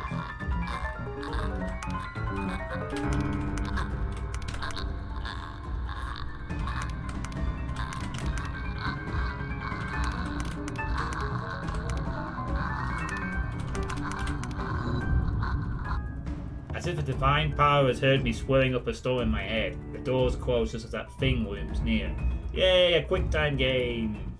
That's the gameplay. QuickTime events. Soon the elevator... I like the fact that you could actually see a peek through the gap in the window. Of the doors, sorry. The window. Yeah, the sort of little window between the doors. That's kind of cool. I mean, sure, they're ripping off a hell of a lot of Asian horror movies for this, but they're doing a good job of it. Isabella's knees buckle in relief. In 2 ticks, she's hugging herself without any care for the mess of papers and photos she has dropped on the floor in her panic. Yeah, I was like, oh shit, she might actually catch us this time. There is actually an achievement for fail. You can actually fail these events, by the way. You don't necessarily win them. She draws in one ragged breath after another, each one filling with nothing but relief. And also, every QuickTime event is different. You can't get used to them. It's not like sometimes you have to press a button, sometimes you have to type things. They keep you on your toes a little bit because they don't happen that often. And this is the most I've been tired my whole damn life. Not doing training when my superior has asked me to drop 100, not after a stakeout, but after smashing a fucking elevator button repeatedly.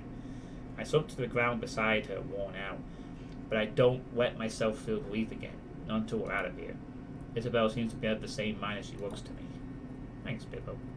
Still, I find myself sharing a shaky laugh with her. We're okay. We're fine. Right? Yeah, we're good. Alive. Fuck, we should have taken the goddamn stairs. Twice I've seen it. Thrice if I include the party. Unless I'm tripping balls without realizing it, there's no doubt in my mind that this is actually happening. I don't want to believe it, but with the truth staring at me in the face, it'll be stupidity to deny the reality of the matter. Yeah, no shit. As soon as the lift hits the ground floor, we hightail it out of the building. Seb's sound asleep when we pass by his station. However, in the face of what we've seen, everything I've faced tonight, really don't care less who will see us on our way out. Well, yeah, there are apparently multiple endings. I will, once we get one ending, take a look at this tree before I stop playing this. But, yeah. A lot has happened tonight.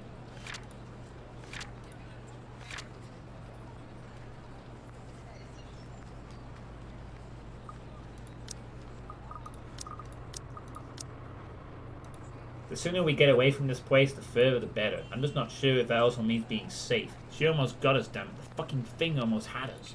Shit, it was almost only by luck that we managed to get the fucking elevator unstuck. Had the blasted thing not worked in the last second? I need some air. Fresh, breathable air that doesn't stink like death and gore at once. We still don't know who this ghost is or what she wants. We just know that she kills people involved with the mansion. We've got a lot of things to uncover yet. Or, well, I do off stream, I guess. I'm panicking. Christ, losing focus. With another person here, I can't afford that right now. Isabel hasn't said anything, but I know she's more shaken than I am. I can't lose it when another person is depending on me. Remember your training, Frey. Another deep breath, and soon I'm starting the engines and driving us off. After that little incident, somewhere open would be good. Someplace I won't get trapped. Like Park. Wuxbone Park brings a welcome relief, though only by some. Pacify the ghost, get the girl, live happily ever after? Maybe. The chill that has seeped in my bones is still there, furrowing and unfurling underneath my skin. If I don't move, I don't busy myself with anything, soon my brain will go haywire. It's the last thing I want to happen when there are plenty of things to do. But this already answers all of it, doesn't it? Those deaths. Just how many copies of the letter are out there? Isabella can't have the only one if other people are also getting cursed. Could it be that the one she has shown us is just one of 5? Maybe even more? That whole past this to 5 people business is ridiculous, but at this point, is it still? All in all, we found 21 people who might have read the letter. 7 of them deceased, 8 if we count Cooper. And that's only with what we can find right now. We have no idea how the contractors and specialists hired from outside the company are doing, if we are in any way affected. How many more people are suffering? How many more are missing? How many are dead? Can I still even blame the Wrights for this? If anything, they might be in danger as well. I don't think I can wish a curse upon anyone, no matter how big of a douchebag Luke Wright is. There's also that woman. How do we get out of this mess? How do we get away from her? Shit. Still so many things we need to look into, and all my body wants to do is pace, burn out whatever excess energy there is in me. Ashton, I'm getting dizzy. Will you sit down? It's the first time Isabella has said anything. She's been sitting quietly since we dropped here.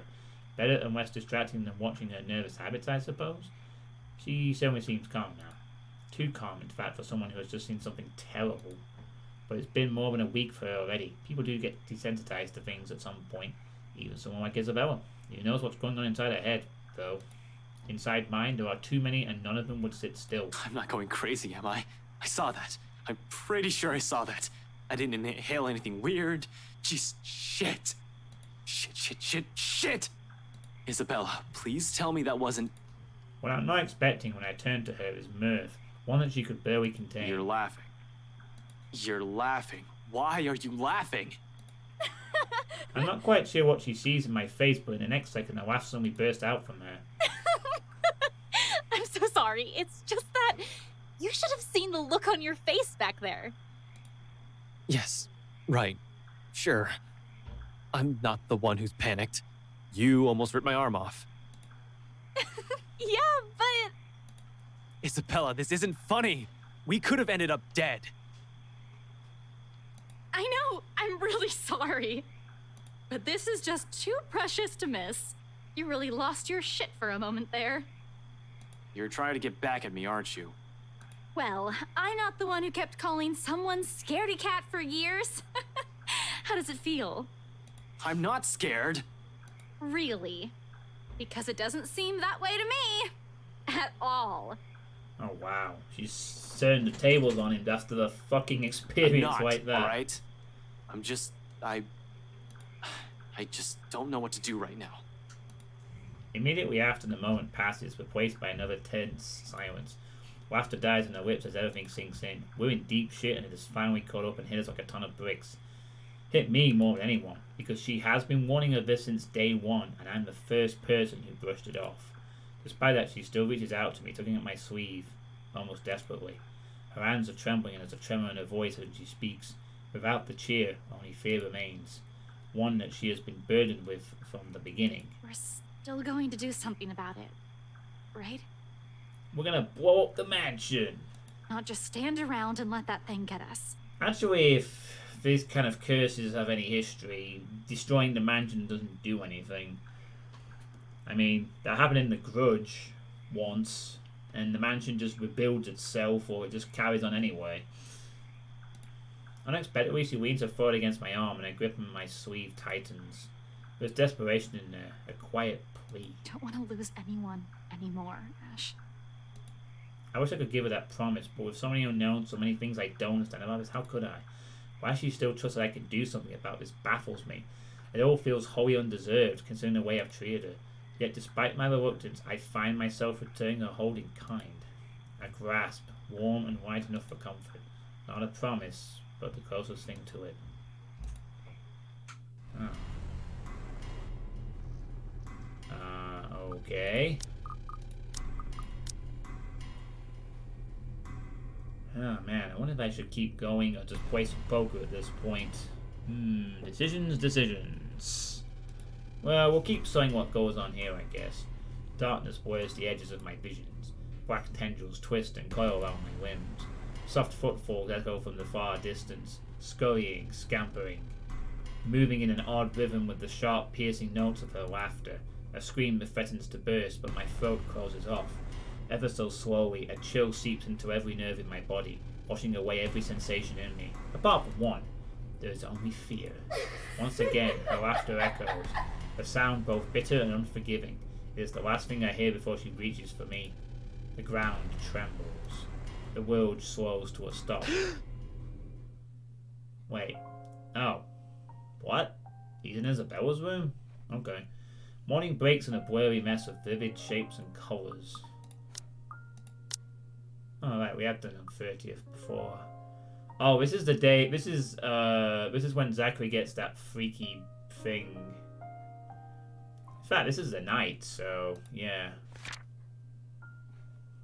Also, Rebecca's going to die today. Morning breaks in a blurry mess of vivid shapes and colours. Oddly, there's no feeling of terror or confusion gripping me, despite the vague images that have driven me from sleep. Awareness kicks in shortly, though slow and sluggish, as I blink away the last remnants of unconsciousness from my eyes. Nightmare. The early morning light already streams from the open windows when the memory sets in and the room finally comes into focus. Isabella's apartment. Pushing myself upright, my eyes wander idly towards her prone form. She's hunched over the coffee table, both her arms under her head while she continues to rest. Then to the chaos of papers and photos with left scattered over it before sleep has claimed both of us. We've bunkered down here last night. After both our nerves had calmed down, mine for the most part, staying together was an unspoken invitation. And anyway, I'm pretty sure neither of us wants to remain alone when was that woman. Is she still one in the first place? One what we'd normally call a human? Can it still feel guilt? Does it understand pain? Fuck. I'd rather get charged for breaking and entering than mess with whatever that thing was any day. Not that thinking about this still matters when all our lives are in her hands. She's dangerous. If we don't know anything about her and this curse, we'll definitely be pushing daisies soon. I can't let that happen. I've doubted on this long enough, left all my friends in harm's way after the warnings they've all given me. Besides, beneath the terror and the adrenaline that keeps me running, knowing what lies ahead for Isabella makes it hard not to take action. The paper sitting on the edge of the table calls my attention at this, right against my hand when I reach for it. It has caught my eye the night before, but with the lot we still need to go through, I've simply ignored it. The logo emblazoned at the top of the page, however, provides this paper a whole new meaning. Not for me, but definitely for her. A scholarship grant, huh?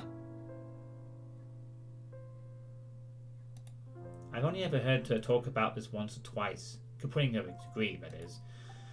She really goes on about it in great detail, preferring to keep it to herself. Perhaps it's the fact that she thinks she's already too old to be chasing after it. It has been 5 years after all, but I've caught enough snippets of conversation between her and Zach to know she has never given up on it. Despite how things have panned out with her father, she's one step closer to this part of her life. As serious as it may sound, coming from a friend, I'd like to give her the chance to have this. Whether this means stepping out of my comfort zone and figuring out what the deal with this curse is, I'll do so. If only to see that same smile on her from that time again. These days, the only moment she seems to show is when she's asleep. Like right now, no matter how uncomfortable she appears. A smile of my own forms, despite this, when I glance at her seething form again. She hasn't moved since, her shoulders rising and falling in a small even rhythm with her breathing. You won't think she has any problems this way. If only that were true. Sighing, I place the paper back where I've gotten it carefully so I won't accidentally wrinkle or damage it in some way, and finally push myself off my makeshift bed. Isabella shifts when I carry her off the floor and over to her bed, but doesn't wake. Simply tucks herself comfortably under the covers I pull over her. Briefly though, she mumbles something to herself and draws in another deep breath. Becca, Ashton's being dumb again. She drifts back to a deeper state of sleep after, like it hasn't been interrupted by the slightest movement earlier, but the small smile on her lips remain. When I find myself returning in kind. Who sleeps like a rock now? It's better this way, better to leave her to her dreams for the moment, which I hope are better than the ones I've had. She'll have time to worry about our problems later when she wakes up.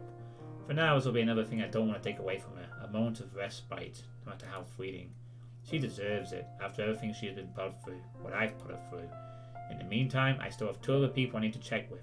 Isabella will definitely gain a tizzy if I don't check on them. Cold Ruxburner greets me upon stepping out into the hallway. Wow, it's been 3 hours. This has been a fast 3 hours, I tell you. I think at this point I am going to stop playing the game, though. I think it seems like a good time to take a pause in the action. But we're not done with the stream yet. We're going to move on to some poker instead. To wrap up. I need to keep up that poker practice. So, we've had a pretty dramatic time in the weather. We've been pushed to the edge of, well, suicide by the ghost in Rebecca's story. And Ashton has finally seen the ghost and had a very scary experience, and we've had a lot of emotions and stuff. Things are heading towards a possibly interesting emotional climax later. He needs to change his plans in private. Yeah, maybe. So, definitely more to come. Alright, what I'll do for now, it's time to set up the poker stream parts.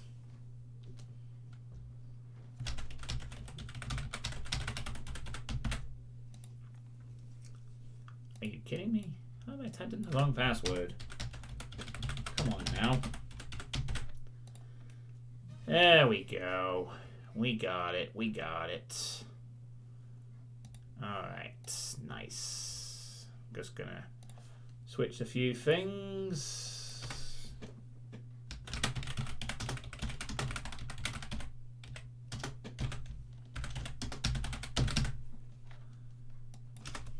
I appear to have lost another follower. Oh well. What can you do?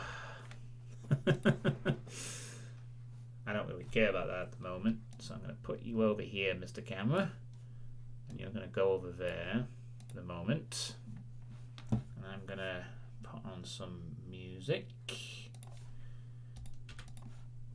see if we can find some of that royalty-free stuff. I think we'll put on a different, I have been listening to a chill synthwave stuff. I guess we can continue with that for a bit, since I can. Okay, so I'm going to be right back, and then we'll play some poker. So enjoy the chill music. Back shortly.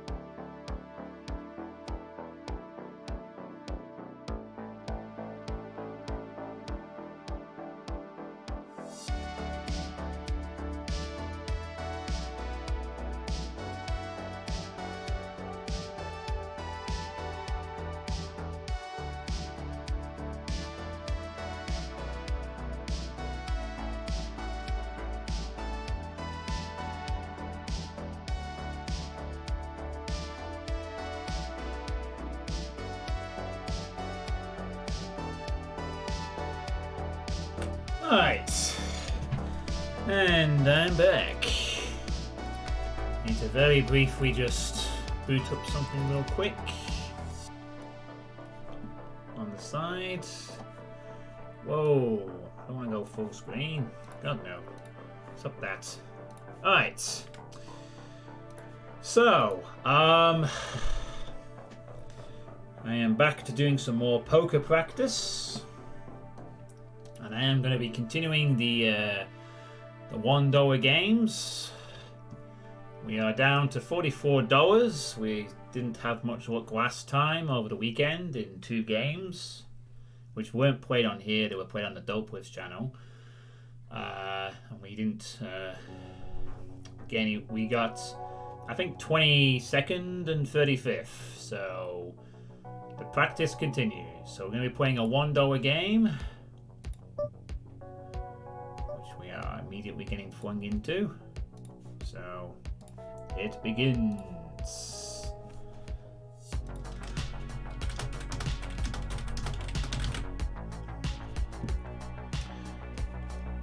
So, this is a... Well, I'm sure by now those who watch these streams are probably aware of the deal. It's a $1 certain go, top 7 payout in a usually 45 player field. And the blinds go up every 10 minutes with an ante involved in every hand. We are following the tag strategy to hopefully get as far as possible, while just keeping up the general poker practice. The emphasis is not necessarily on results per se, but more on, are we playing well? You know, are we playing smart poker and so on and so forth kind of thing. It's not really a case of worrying too much if we lose a bunch of times or don't make the cash spots. It's a case of, are we playing well? And we start off with, well, the typical min raise and then the win raise being punished. But despite that, doesn't seem to put off our friend over there. Standard C bet from a 3x raiser. Gets called. This player has 1,000,000 real honey hand experience, which might give him some kudos. They now check. Interesting. They slowed down on a 3. Were they perhaps looking for a draw there? And now Max Sybil comes out swinging. Oh, they actually had Ace-Jack. What did the other player have there? Jack-King? They were basically on a straight draw? Huh. Surprised he slowed down on the turn there with the poo pair, but oh well. Well, anyway, he played Ace-Jack and got paid off by a really weird hand.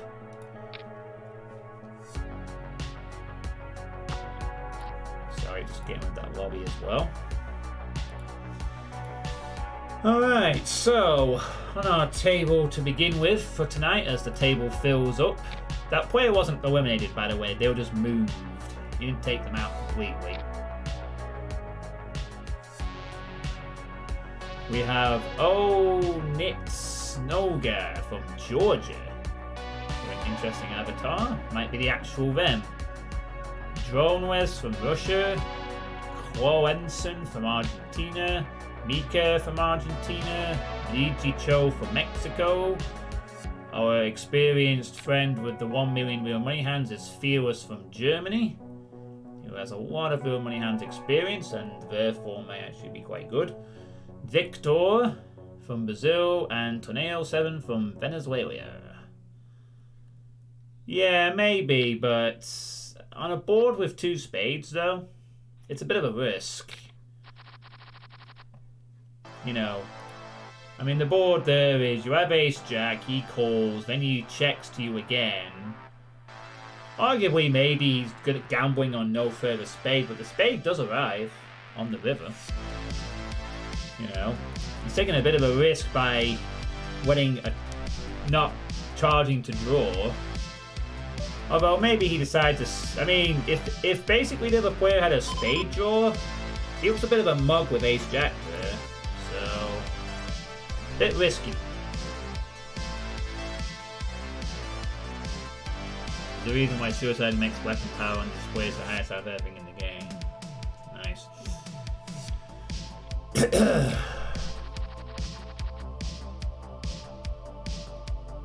I mean, it worked out for him because at this stake, players will play weird hands like draws like that. But he basically gave a free card, which is not something I would have done in that spot. I'd have been charging on the turn. And hell, if he was willing to call fucking on the flop with it, a smaller bet, he could have got even more value on the river. Assuming he didn't put him on a spade draw, of course.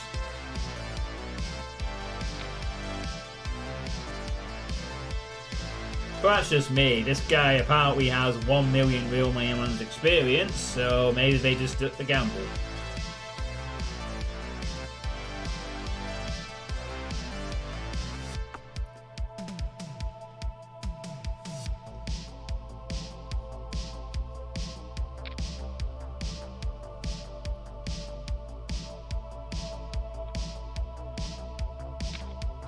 Down.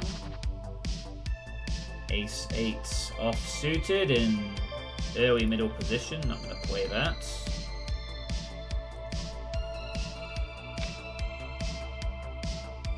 I mean, we have 19 more of these $1 games we can play.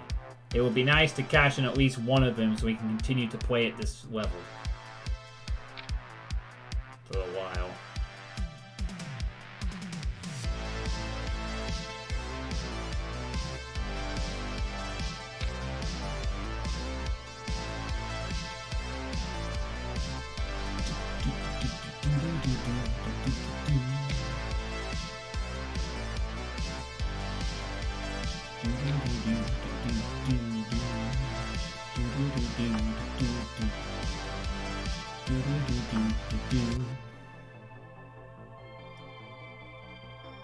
I'm so glad there's all this royalty-free music you can listen to.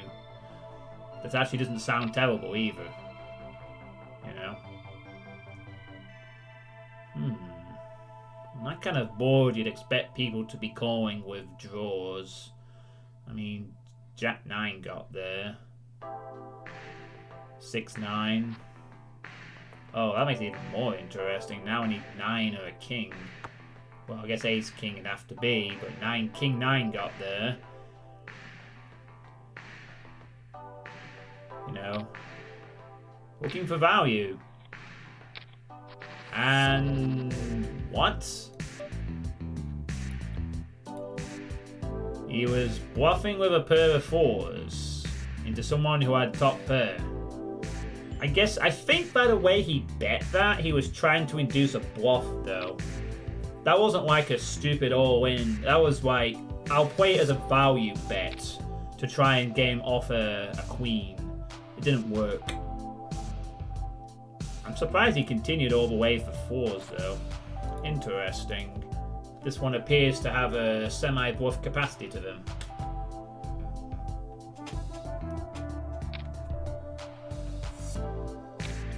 And as a result, Luigi doesn't fold. That's the thing. It's an admirable bluff of sorts, but players at this level just won't fold top pair. Which is why we play the way we do. We look to exploit those that won't fold top pair and punish them for it. Sadly, that's not suited, so we can't play under the gun. So it seems to be playing kind of loose, but not manic. Maybe a bit more of a lag. A bit more looser, but willing to make sensible bets at the early going. But we will have to be mindful they are capable of a bluff with this particular player. Something to bear in mind if we get into a hand with them. Gotta try and pick up on these little habits of the players as we play.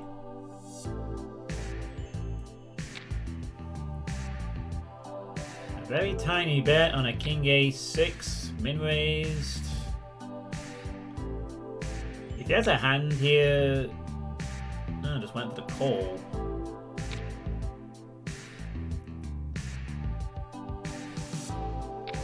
Just calls.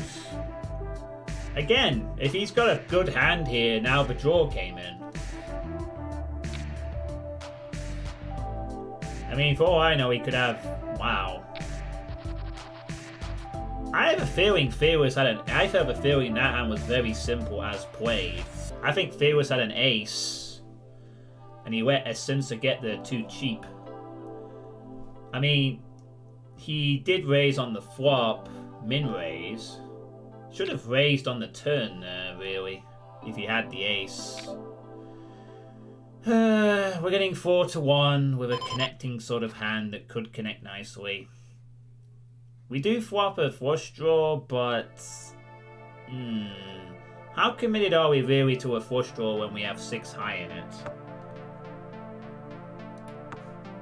I mean, if no one shows any signs of having the flush draw, we might win, but it doesn't mean a lot because, again, any number of spades could call.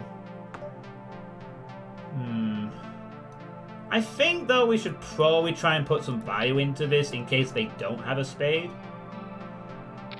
We will see. I mean, if we keep it kind of cheap, we might be okay. And players could also be drawing with a single spade and miss. I don't think we fold at this point just yet.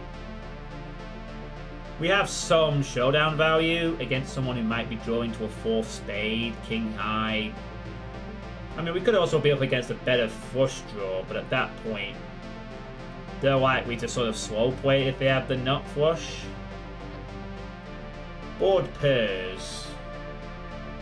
I suspect we may have to be calling a... I think we have showdown value here, so we'll check it. Yep, there's an ace. I don't think there was any reason to basically do any... That was a good win. There was no... He wasn't calling with worse. I mean, he had an ace, sure, but... You know, he could have had...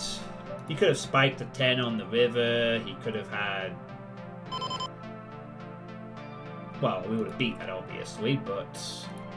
Gonna fold there. I basically don't think he was calling with any worse in that spot to some extent. I mean, he had ace 7. Yeah, okay, he has top pair. Maybe he would have called worse there. But I think just because our hand is a low flush and not a high flush, I mean, for all we know, the check back there also is... Could have been trapping. I mean, he could have literally shown up there with like 7-9 suited and just got there. He was also on the small blind, so he had a discount as well. It was safe to assume that it's possible that while he has like ace X in his range after whatever. Can I see how that played actually? Someone min raised on the... I think he min raised on the turn actually, if I'm not mistaken. Yeah, so he's getting 50 to call with ace 7. He's going to like that hand. We all check on the flop. So actually, now that I think about it, as played, no one bets the flush draw. He hits his ace. I think that gives him a bit of a right to actually raise, but he min raised. So check, I bet for value. Call. Not playing that hand, sorry. Then he min raises on the ace. Now obviously the 10 comes, which isn't a great card if he's playing some weird 2-pair. I mean, keep in mind it's a small blind, he checks. I guess the line should have been I could have got some value off of him, but it's because I have the low flush. If my flush was decently high enough, especially if I had the nut flush or close to it, I probably would have asked for a value bet on the river.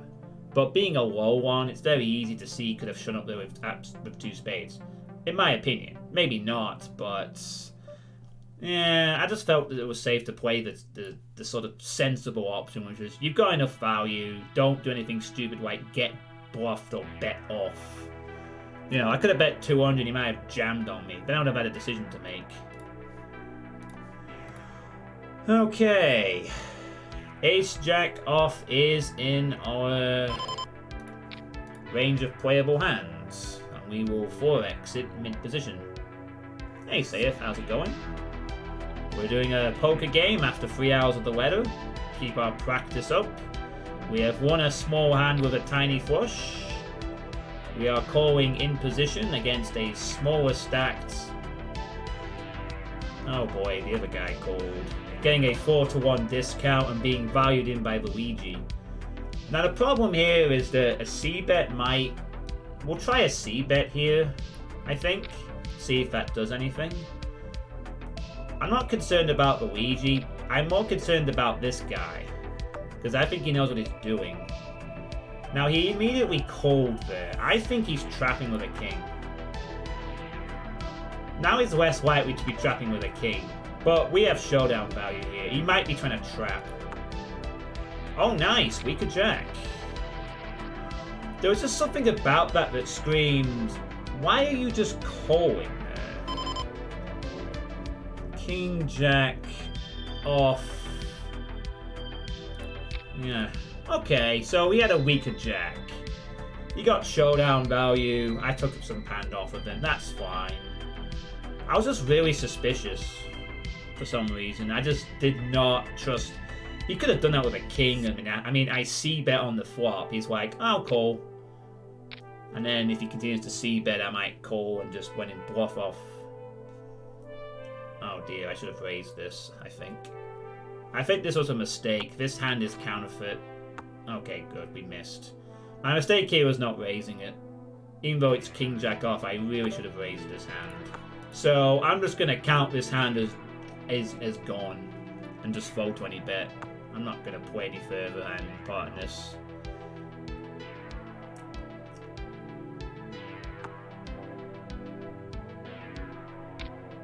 I think I based too much of his experience there, to be honest.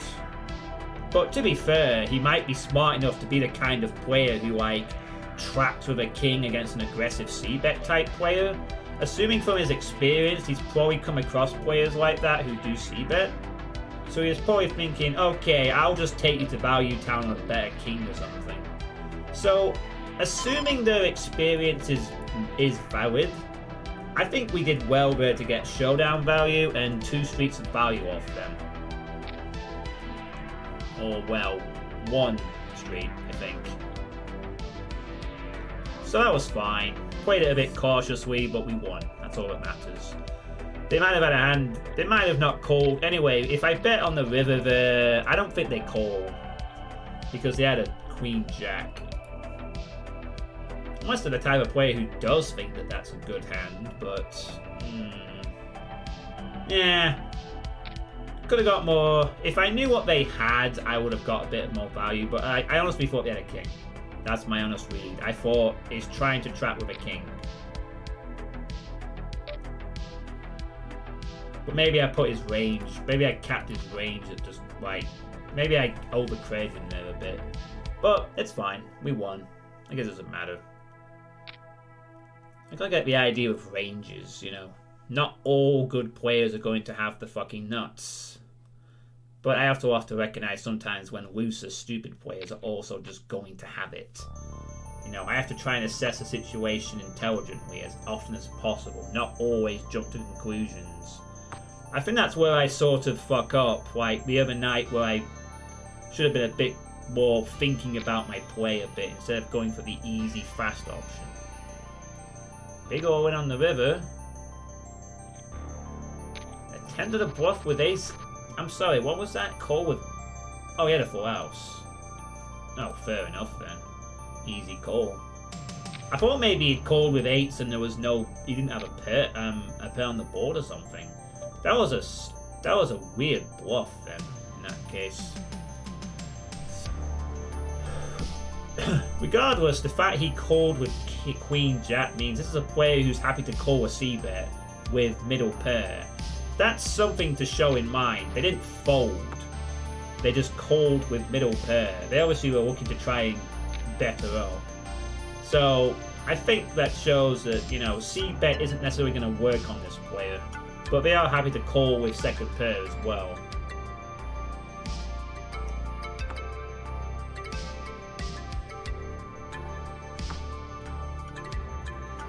So how goes your Monday, Saif? Has it been good for you?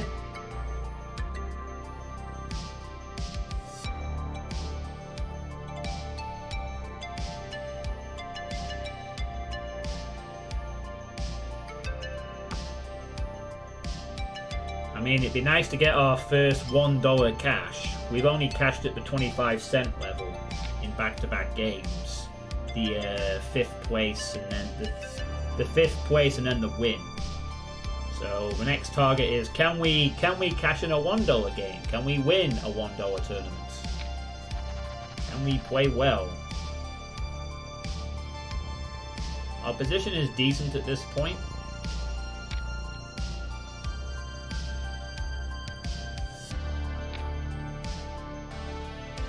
Min raises again.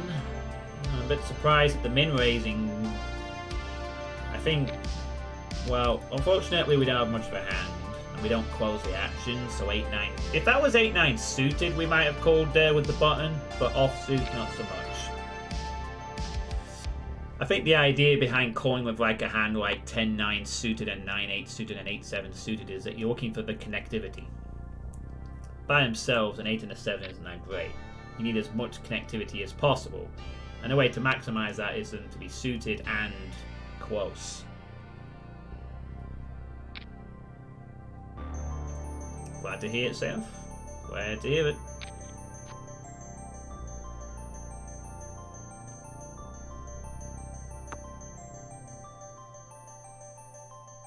I'm just very glad to have dodged another COVID bullet. My PCR test came back negative this morning. My 3rd one I've had to do this year, based on a case at work. Very glad to once again, actually, it might be my 4th time actually. I'm trying to think. No, actually it's my 4th time. Not my 3rd. I just remembered there was one other time. Okay, 6s, hits with 2 pair, and end sensor is gone. I'm down to 38. We're breaking down into 4 tables soon, I'd imagine. Yeah, because I remember there was one time just before summer where there was a case that happened, and that was the first time I'd had to do a PCR, which was really awkward, but luckily I got through. And then there was 2 times before this one when 2 of my colleagues got COVID. And then this was the most recent one on the weekend. So, yeah, 4 times. I thought it was 3, but I forgot there was one other time when there was an issue. So, 4 times. Why did I say? I guess it's 3 this academic year, though. I've actually dodged the COVID bullet. Long may that continue.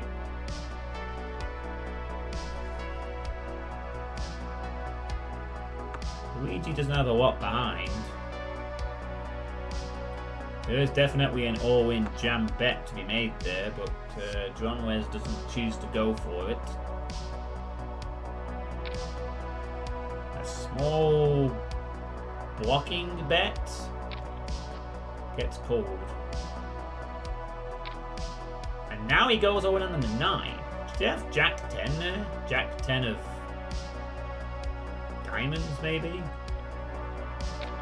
Or Ace 9 and just got lucky there. Either Ace 9 or like a Jack 10, maybe, or some weird 2 pair. That 9, only the 9 forced the all in there, interestingly. So.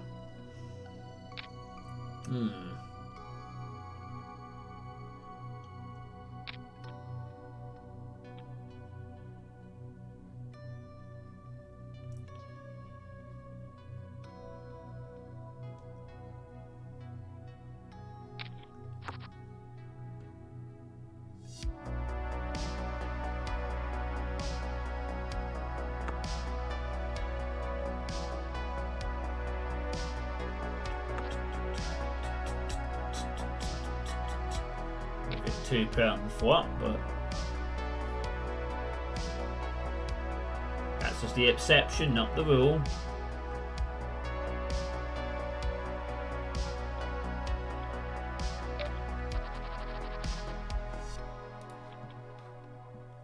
And also given the board texture being, you know, 8-7 on that kind of a board, there's definitely a lot of straight hands that would have happily continued for cheap.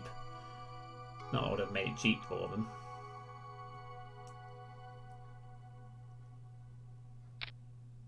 And there's the all-in donk bet. You'll be unsurprised to learn this is a Brazilian player doing that. That's the good old, I have a small to medium pair and I don't want this game to continue, so I'm just going to jam all in, because fuck it.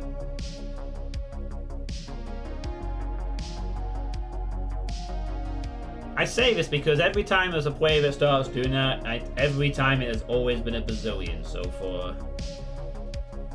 And we're on a break already. It is, I suppose, nearly 10 o'clock. So that's understandable. Alright, so still 38 players remaining. Let's go with some stats, I guess. We've seen 22 hands. We've seen 3 out of 22 on flops.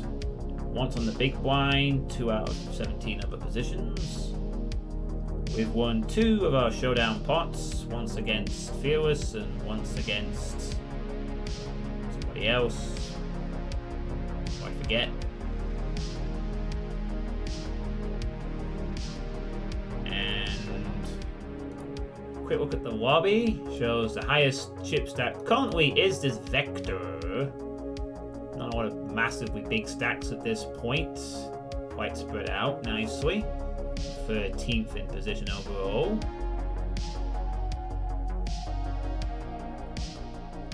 So, you know, no massive ridiculous spread at this point, which is good, obviously. Looking to try and cash here. I'd happily sell for 7 if it meant getting that first $1 cash under our belts. Be of a small profit to us.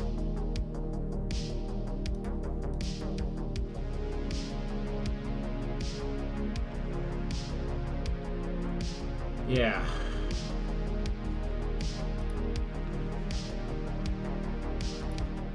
I have a feeling my forward count is going to stay at around 1950x for a bit. I don't see it really going anywhere for a while. For a bit. I think it's just going to kind of stay around that marker for a bit until whenever I next have a burst of doom activity, which, well, is coming up, of course.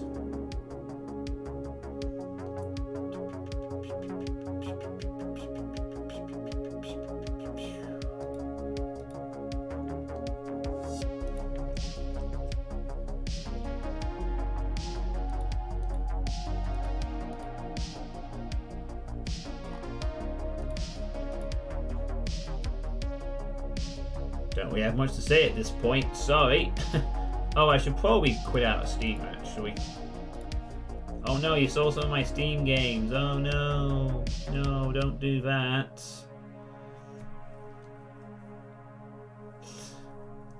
You don't want to see the Steam games. Ooh, no. That would be terrible. Ooh. So, I guess it stands if this tournament goes deep. I'm going to be playing past midnight tonight. And I don't know if it's just me observing over the last couple of games. It's a very basic analysis. It kind of feels like, compared to the 25-cent games, that players are not going out quite as rapidly. Like, it's not a massive difference, but it does feel like there's kind of a bit less faster eliminations at the $1 level compared to 25, but I say this on a very small sample size, and I don't really know if that's the case. I just get that feeling as a slight difference. Just a slight one somehow for some reason. Maybe players at $1 micro stakes are a tiny bit more tighter than the 25-cent ones, who knows? I don't think the actual quality of play is going to be massively different, no. Just the stake. You know. And obviously we want to try and win as many of these as possible so we can climb up to $100. Or at least just sort of keep winning, cashing enough times so we're able to keep playing at this level for a bit anyway. We'll have to see if I can find any kind of consistency at this kind of thing. And if not, it's just good practice ultimately. You know, for the live poker tournaments and just any future endeavours I wish to take online, of course. Who knows where this leads? Will I one day become a half-decent online poker player who's playing like $20 games? Some real high stakes against players who are a bit more ingenious? Who knows? We will see. Right now, though, I'm a micro stakes fish. Looking to learn and maybe climb out of it one day. And the game resumes.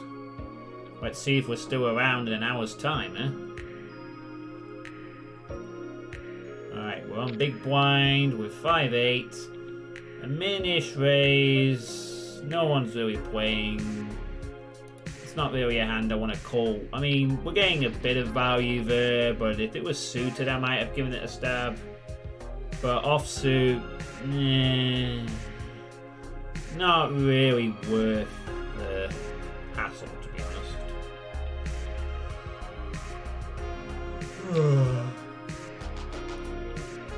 We'll have to keep in mind this player likes to jam. I think what I might do next time against this type of player is not necessarily stack off with ace-queen suited either. But if I have like a decent pair, I might be willing to call. From what I've seen from experience, the type of player who jams all in when they don't have to, they're either doing it with ace-rag of some kind that they don't want to play after the flop, or a small to medium pair. Maybe sometimes doing it with bigger pairs just to try and elicit a reaction, but most of the time it's with hands they really don't want to play. They're just going for the bully, fuck it, I can't be arsed. Shovel in, take a few chips.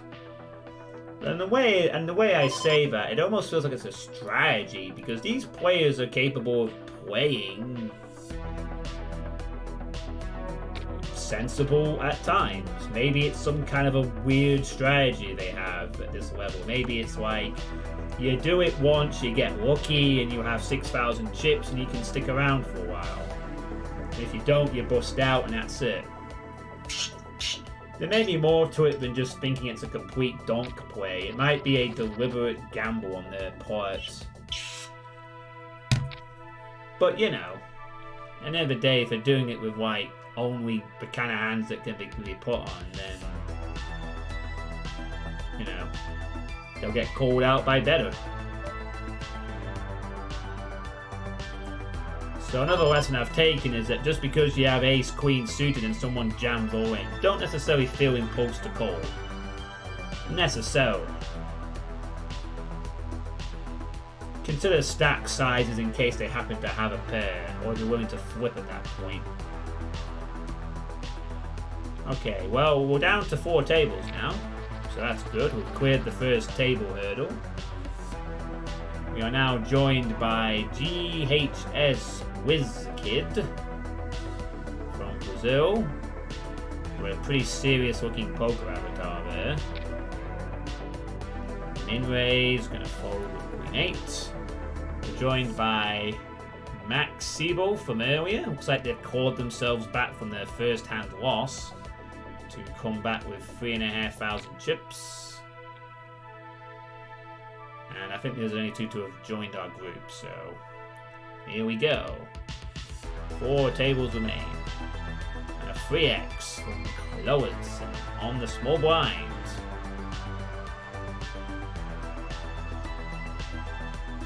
Putting WizKid into the tank. Decides to call. In position, to be fair, but did hesitate quite a bit there to make the call, as a C-bet follows. Definitely thinking about it. Decides to jam. decides, fuck it, I'll gamble with my flush draw. Or maybe Quarrington has the flush draw and has decided to c-bet. Or maybe they have fuck all and have been caught with their hand in the cookie jar. I mean, if they had a big overpair, they definitely call that. So maybe it was just a c-bet that WizKid picked off with a semi-hand of sorts. May have turned out to be a good move on their part there. Pocket sevens we will call in mid-position and hope to not have a big raise to deal with. A flatted flop is fine. And oh, that's fine. Get to the flop cheaply, aim to flop a set, we miss. That's all we're going to say in this hand. Especially since it was flatted, so, you know, anyone could easily have a 10. Not the kind of board you'd want to check, though, if you had one, I'd suspect. But there's too many players to consider the possibility that somebody isn't slow playing a 10 here for some weird reason. Might have value against some hands, though. There's a lot of... Oh, this is just getting weird. Now a 3 comes off. For all I know, I'm not going to doubt that someone could very well just have a 3 there and just got lucky on the river. So I'm folding the 7s. There you go. Someone got lucky with a 3. If I wanted to play that hand a bit more aggressively, I'd have bet on the turn, but out of position to multiple opponents, not a good spot, really. So we lost the minimum, which was 50. You know, if that 3 doesn't come, maybe we can make a value bet on the river, or call a small bluff attempt. But sometimes you gotta recognize when players just get lucky. Well, the min raise is getting cold, and hits the 6. Embarrassingly, the 6, not... Oh, he hit 2 pair. Okay. A decent call there, considering, but only with 5s. Well, I guess they had enough chips to pay the gamble there. Flipped. Didn't pay off.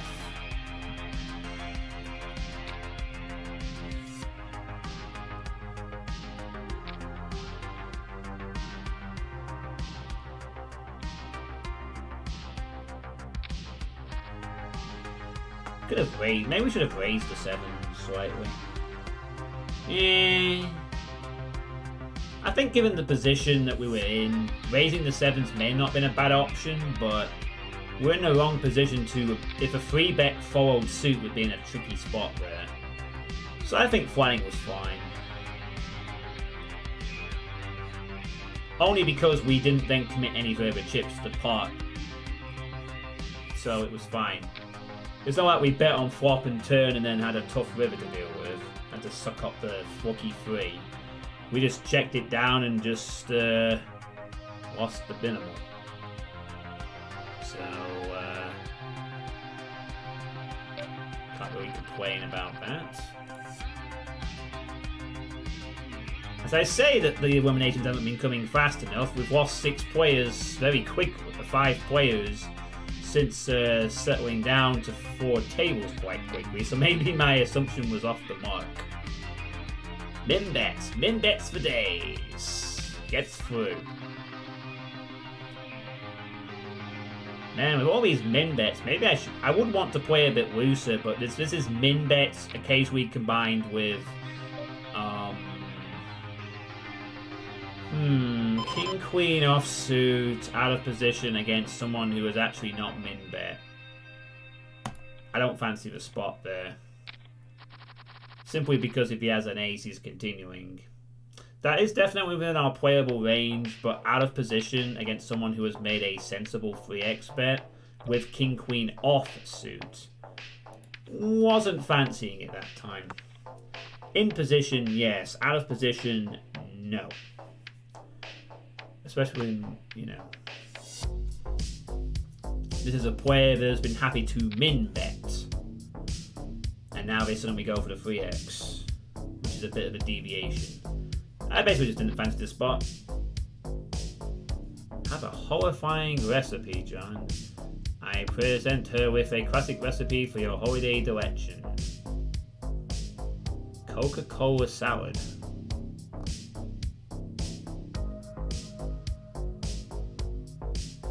Wet cheese come to room temperature, dust gel into cream cheese, heat Coca-Cola to boiling point and pour over mixture, mix, add nuts and put into mold. Leave out for 1 or 2 hours before putting in the refrigerator. Salad separates into 3 layers. Serves 4? What? The fuck was that? Okay, that's weird. Okay, in position with King Jack off suit. I think we call here. Don't need to free exit, I don't think. It's totally edible! Yeah. Unfortunately, Big Blind gets a good price to call there, which is a bit unlucky. But I didn't fancy re-raising that. Horrible flop.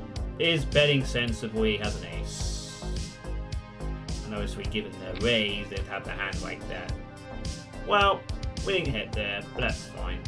We had the button. King of Diamonds, maybe we continue.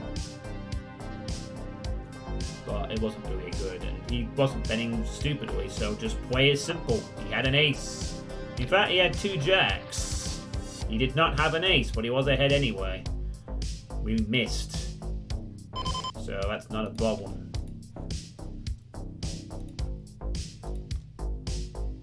King 6 of Diamonds calls big blind discount, I guess. Had a flush draw. Missed. Alright, yep, fair enough. Jacks. Sure. Wrong read, right decision. They had it. In fact, given that we had King Jack, they had one of our outs as well covered, so we were only looking for a king. And if it hit, this player would have had it. But they were playing for a flush draw. People different taste buds. So what brings Coca-Cola sour? Yeah. Now that flop's different, but he would have had truck jack, so I'd have been in very bad shape there.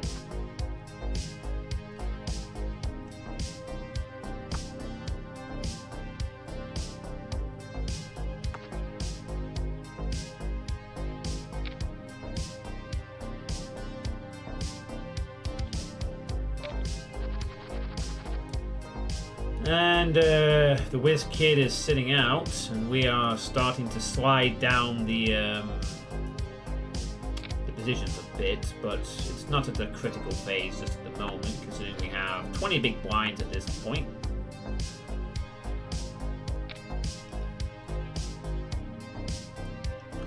And we're down to 3 tables. So we've made it past another table, which is good. Being joined by Rozongli from Brazil and SMD 3000 from Russia. Bring on more Russians, as Tony G once said.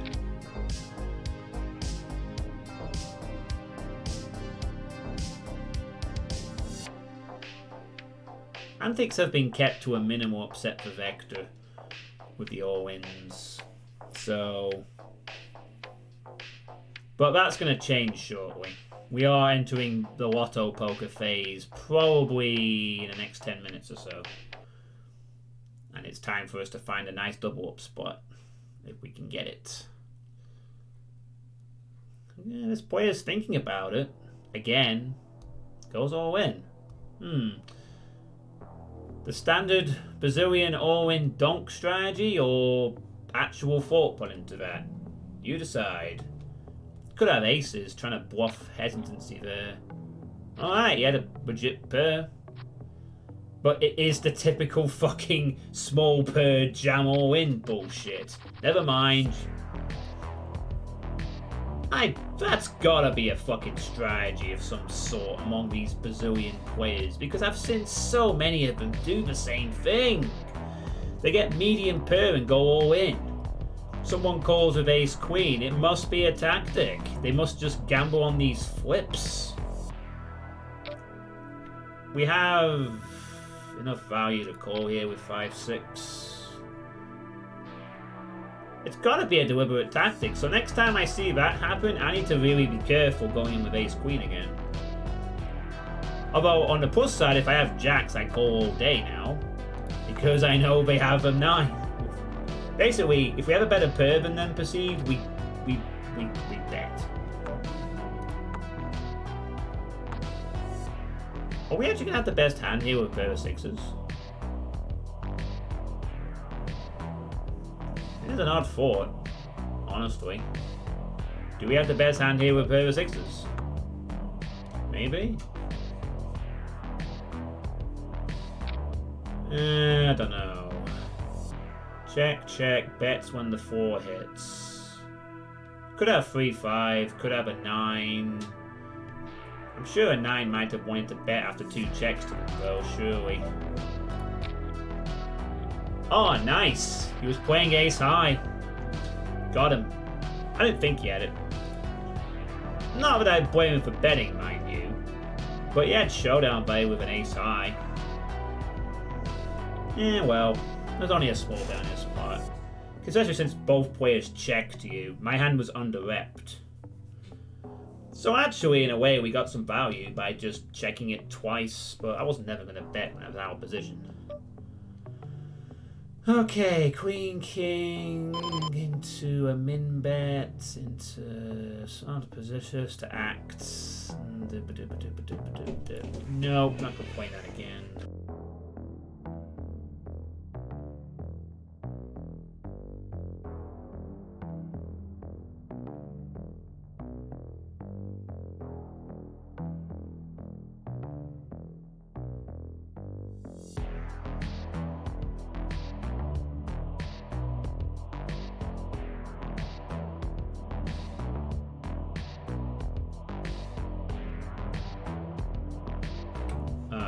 Game. Maybe a slightly nitty fold there, but first to act again off suit to... I think that was fine. We don't always have to play these tag hands if we don't feel comfortable in the position at the time. And that previous win puts us up to 2,000, which is a good start again. Ace 5 button, gonna fold. We're not 6 max, so we're not really gonna go crazy. Down to 24 players at this point. If we lose 2 more players, this will be my best $1 finish for a little while. Obviously, my best one is 8th at the moment on 2 separate occasions, but.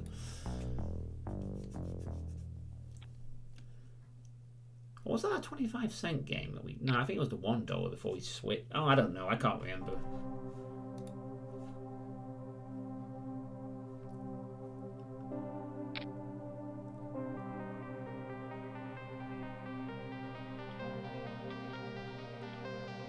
Big raise gets it through.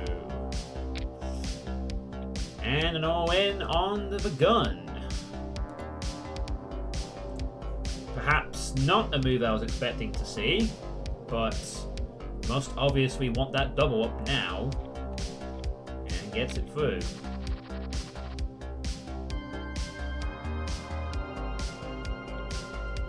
Given their experience, I imagine they waited deliberately to get under the gun position for that, before executing that maneuver. Still, they would have had what? Under 10 big blinds, I guess they figured it was time to play. Doesn't do it again. So you would try Coca-Cola salad, wouldn't you, Pippo? Doesn't sound very appealing to me.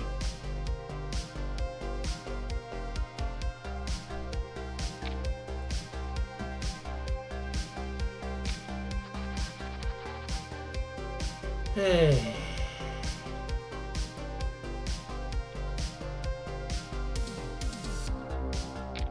Just gotta remain patient.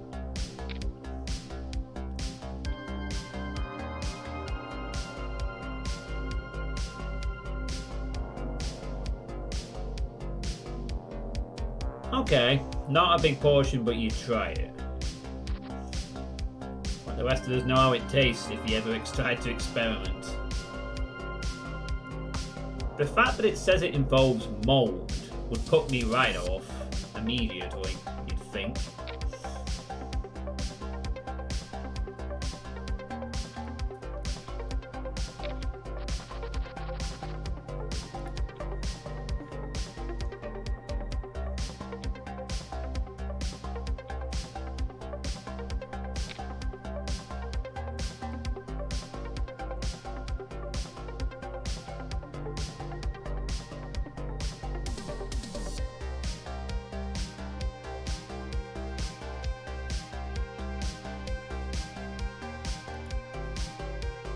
It's only a min rate, but this kid not having any of that. I can ultimately conclude that therefore the all-in with medium pairs isn't a donkey decision, it's a strategy of some kind. It's just the way that they don't do it all the time, and then they'll just do it snap, something like that. Something I initially thought was quite a donkey-ish thing, and it probably, oh, let's face it, oh wow, Fearless got lucky with a set. Oof, doing it with a small pair. Obviously is desperately trying to, real lucky there by Fearless. Clearly willing to gamble on the pairs.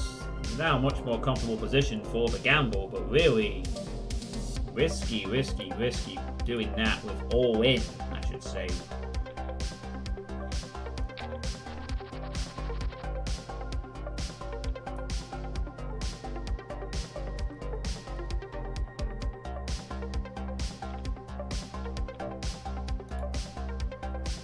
Not getting much of a hands here at the moment,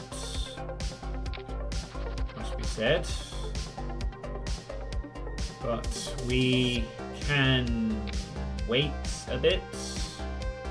We have about 14, 15 big blinds at this point. So we're not in a rush to gamble necessarily. Just need to find the one good spot with the one nice pair or big hand. And we'll be back in it. Jacks versus tens. That's it. This time, the jacks, the better pair holds and Drunwiz is out. Bit unlucky there. Tens is not a bad hand to shovel in with. Just fair to a better pair. What can you do? And we have now bettered our position. We have now officially at least going to better our finish from last game. 21st. We finished 22nd in the last $1 game, so we've now officially gone one above that. Can we get to 2 tables? Can we double up? Another big all-in. Looks like action was... Was it a polarizing bet there with the full house? So many min raises I'd like to punish with better hands.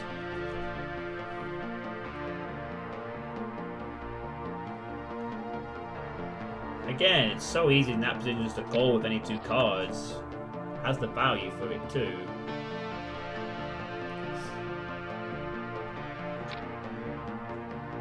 Then min bets on that board. Seems to be enough to take it down. Okay, that was an auto. I mean, unless there was some lag there, that was an auto min bet. Intriguing. So many min bets in this game. We're now the second shortest stack, but that doesn't necessarily mean anything. We're not like the shortest stack by a clear margin now.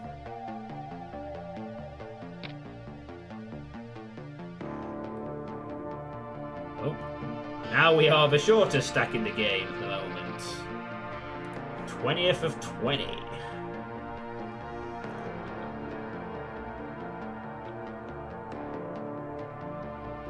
Two off the double, 2 off 2 tables.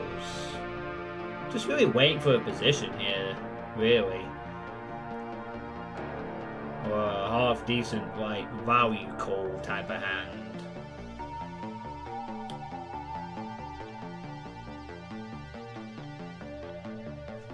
a few players fall into these min bets, surprisingly, too, occasionally. Seems to be some intriguing passiveness, occasionally.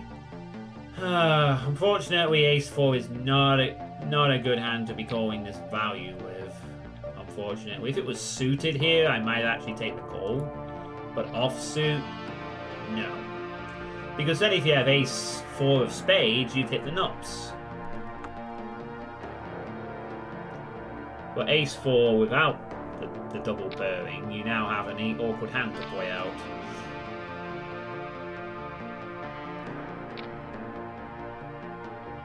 Okay. God, we are so card dead right now. But let's not panic. One double up gets us to 3,000, and that would put us back into a respectable contention again. Again, we don't need to be worried. You reckon all in on the next hand? Well, if I get the right hand, maybe? So how you doing, Bofers? We've at least managed to do better than our last game on Dope Whips on Saturday. We finished 22nd and 35th. We're in 20th at least tonight. In our one and only poker game I'm playing. Don't think we played too badly tonight. We just haven't had a lot of hands to work with. Ooh, 2 pair. Oh, full house, sorry. I wasn't paying attention. I'm afraid Queen 8 offsuit, even on the button, is not going to be an all-in call here, Bofers. Sorry. Queens, maybe?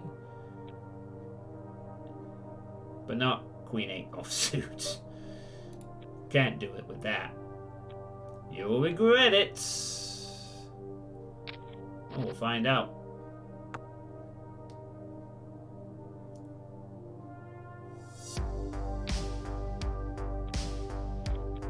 I don't want to hear a single word. For fuck's sake, Bofers. How would you know that flop was coming? Jeez. I'm sure Bofers will reimburse you if you bust out, right? What, put the $1 back in my account? That was just a lucky flop.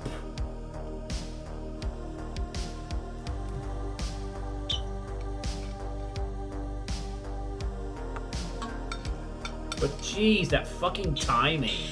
Bofers timing. You should go all in, you'll regret it. It reminds me of what happened in the fucking regional where the dealer said I've dealt you the winning hand. Can I really keep going off windies though, as a player? Flames! The fires! Well, regardless, we've made it to 2 tables. We're no longer the shortest stack either, which is nice. At least I don't think we are.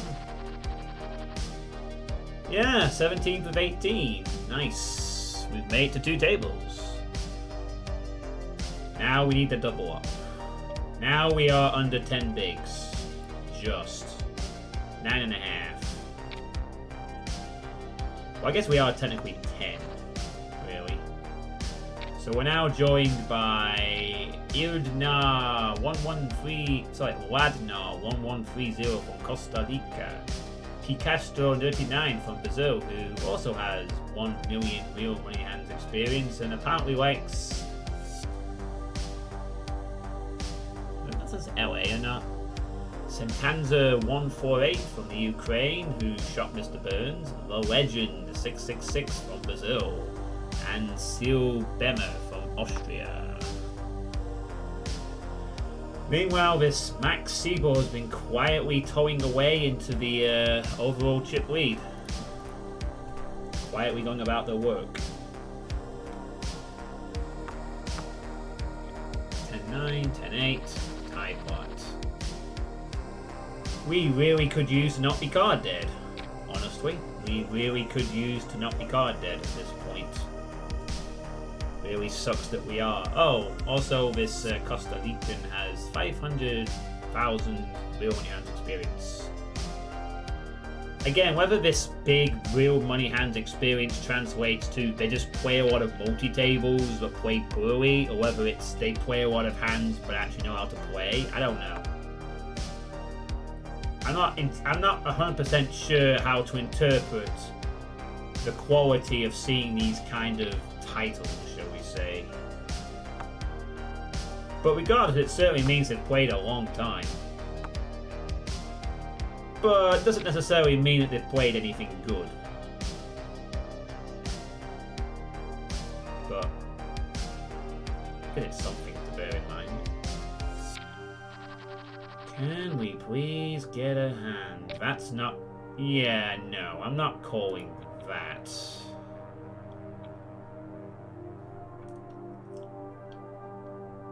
Now Silbama goes all in. If it's the same type of thing I've seen from the other players, my underpair isn't any good, sadly. Oh, gee, Jack. Ugh, this is such an awkward position. Though. Well, we have to free exit, I guess. Oh, not wins, just plays? I don't actually know, to be honest. It's a good question. I don't know if it means they've played. Oh, for fuck's sake. And that means an ace. 100% that's an ace. He's the big blind. He's Brazilian. He has an ace. Or a small pair. I essentially have to decide if I want to flip on King Jack off versus that. I'm not beating a lot of hands, but if I fold... So you reckon I should call? Well, he might be bullying me, but he might have a better hand, both of us, and King Jack isn't the greatest. Nope. That was a horrible, horrible mistake on my part. I should not have even called that free. I was way too exposed from... The thing is, he could have ace-3 and it'd be ahead. That's the disgusting thing. If he has a medium pair, I'm flipping. Nah, my mistake there was even playing King Jack like that. At my stack level. I should have either gone all in or folded. There was no middle ground, given my stack size. I don't think that was the best spot. Especially since it was offsuit, I could have folded that. So that was a bit of a mistake there. Yeah, maybe. I don't know if it means that they've actually got involved with a million hands. Or whether they've just been, you know, like... They could have, like, folded a lot of hands and it would count. I don't know. Yeah, that was on me. That was a bad mistake on my part.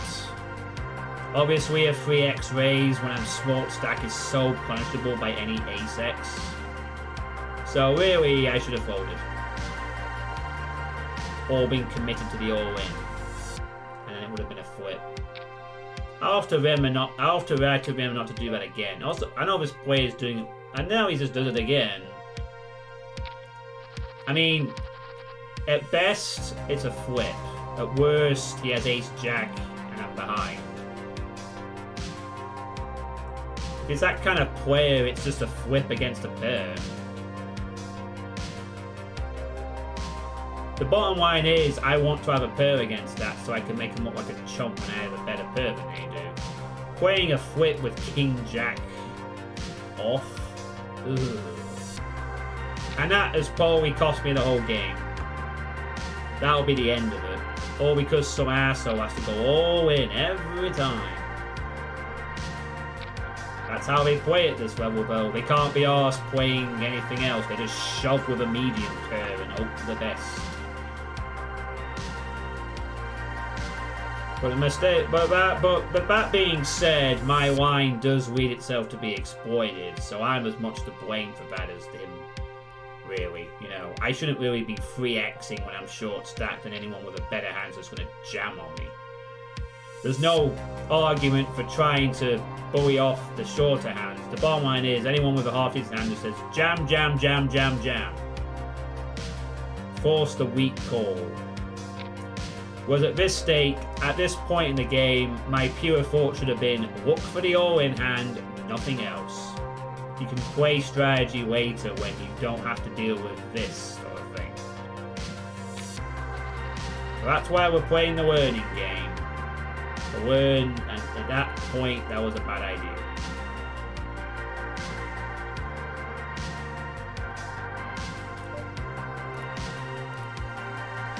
So now we really do have to wait for the next big hand.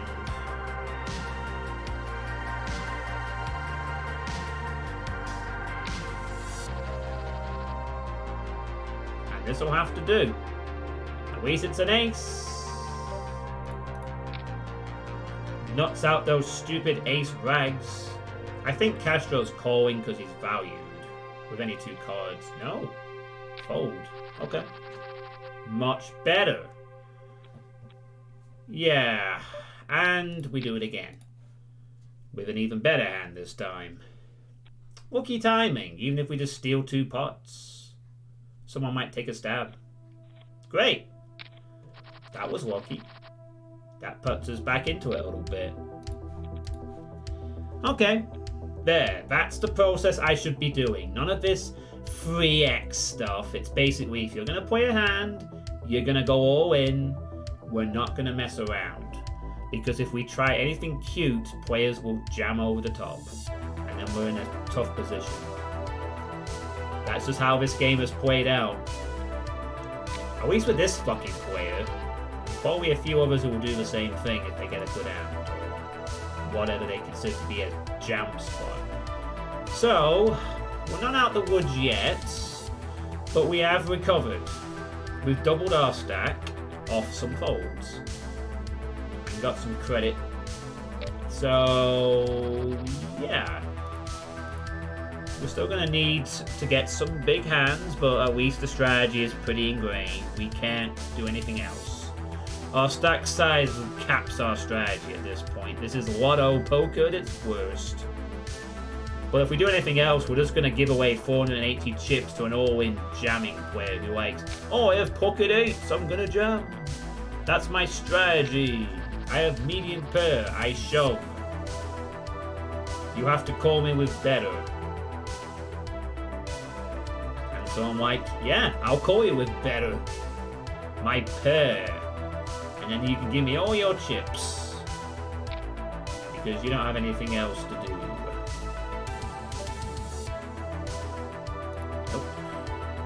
No value there with 8-10. Now we are 5 big blinds. I'm not going anywhere. Not without a big hand. Yeah, right. He calls only 2 cards with this stack size against mine. Ugh, come on. Could it not have been suited at least? If it's suited, I might have called here.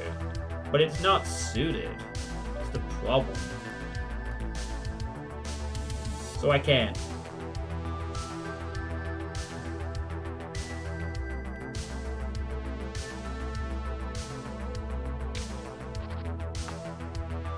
Yeah, that's fine. There was also something rather suspicious about the min range there too, but maybe not. This is really boring. There's no commentary. I'm just literally just gonna wait for the first hand, and we're just gonna have to jam as many times as we can get a bluff. Well, not a bluff, but a good hand through or double up.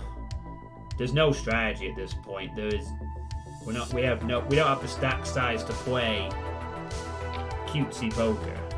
Just, oh wow, triple. He hits an 8 here, he's laughing. Oh my god, he actually faded 2 8s? Wow. That is a really good double kill there for Pete Castro with the 8s. Double elimination. Takes us down to 14 players. I mean, we might whimper out the tournament, but we're gonna get a good numero position. Oh my god. Oh, not twice again. He decides to back out of that one. Well, WizKid has been called by a better ace. And suddenly, the table are just whipping players off. Wow. Suddenly, Everyone's just disappearing from the table. Can you believe that? And I'm just still here with my short stack, and 3 players with good stack sizes have just literally donked off their tournament. Life. And here I am with not much to play with, sadly. I don't want to fold there, but we've seen that this player is willing to... yeah, we've lost there, so it's a good fold.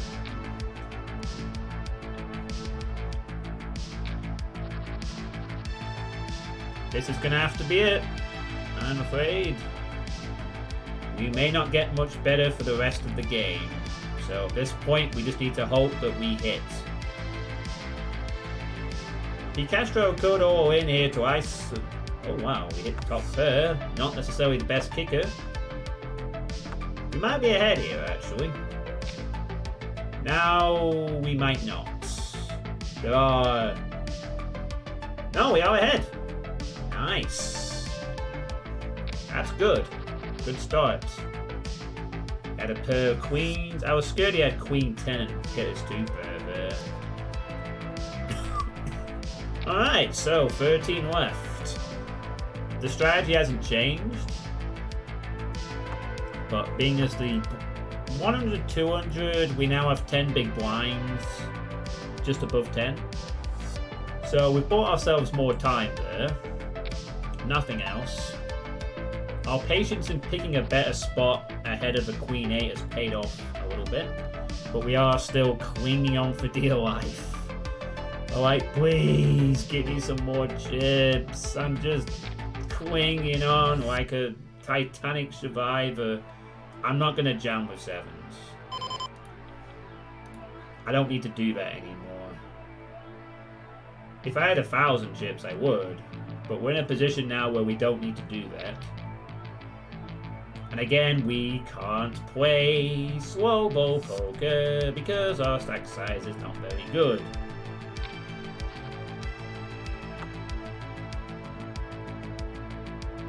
Tens are better, I shove. Obviously. We're also in a 6 max situation as well, so we could be a little looser with what we choose to go all in with. So I'm going to switch to my 6 max range for a moment while we're down to 6 players. Oh, 12. 2 tables of 6 left. If we get a final table from this, that will be an accomplishment of itself, honestly. Considering where we've come from, you know. Being the real short stack after a really set of good fold, after recognizing our mistake. That's the kind of thinking that I want to be doing. Not just going, oh, well, he's raised me, I have to call all in with King Jack off. Because I've raised, guess I'll have to gamble. That's the kind of smart poker that I need to be showing, really. You know, granted, the cards may have to cooperate a bit, and they have so far.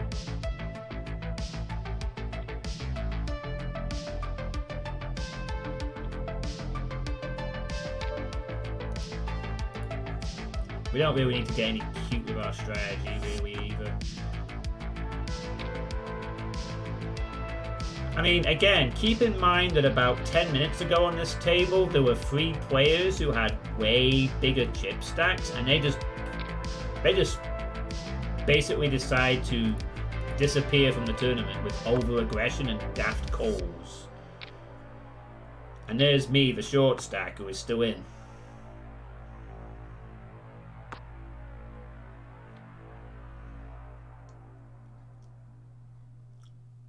So we're basically just down to the look of the cards at this point, but also having the patience to make. Can't really say anything more. Can we get lucky? Can we continue to get lucky cards when we need them? We're going to need it.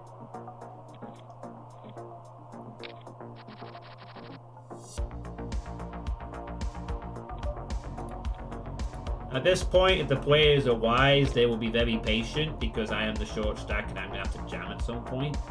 The thing is, if my stack is about 1,000, I can make a dent in some of these other stacks. they'd have to call with some pretty decent, what they would perceive as decent. I mean, Dermo and Sil will be taking a bit of a hit. The other three would probably happily call with any decent cards. They'd be more inclined to call just for the elimination.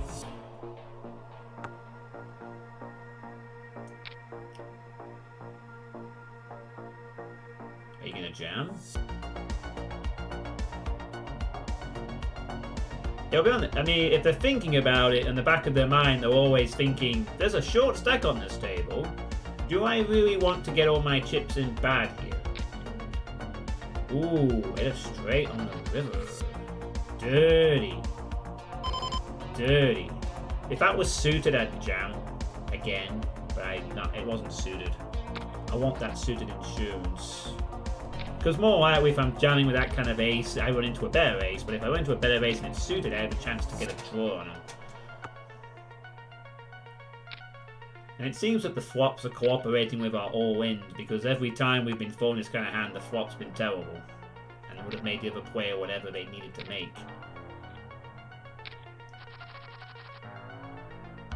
Still, we really do need to get a hand at some point. So we wait. The problem with being 6 max is the orbits spin around quicker. So, although all our good work earlier of getting the timings has paid off... Oh, did I say that? Trip 6s against pocket 9s. Another player falls suddenly. But that's not good for us, because now the blind will go even faster to us. Man, we really could use a good hand now. We don't really want the elimination on this table. The legend hits a set. I don't think we're going to make it, guys. I think we're going to crash out 10th or 11th here. Still possible we could, though. Especially if Mac takes out Dermo here and balances the tables a bit. We might have a chance to get 10th. Maybe. Well... Do you have it? You're getting cold. Oh, quads. Wow. Wow, my fucking god. Fucking quads. Oh, that is sick. And he flopped it. That is disgusting. Jeez, this Max Sybil run good. We're on the final table bubble, by the way. Final table bubble. Well, you don't flop quads often in this game. Alright, this might be it, guys. The all-in final table bubble. The flip. The flip. The flip is lost. And that's it. About as good as we could have got it there, honestly. Against a player who seems to be running very well. Well, we made 10th. Final table bubble. Yeah, considering the situation we were in, absolutely not. We were short-stacked.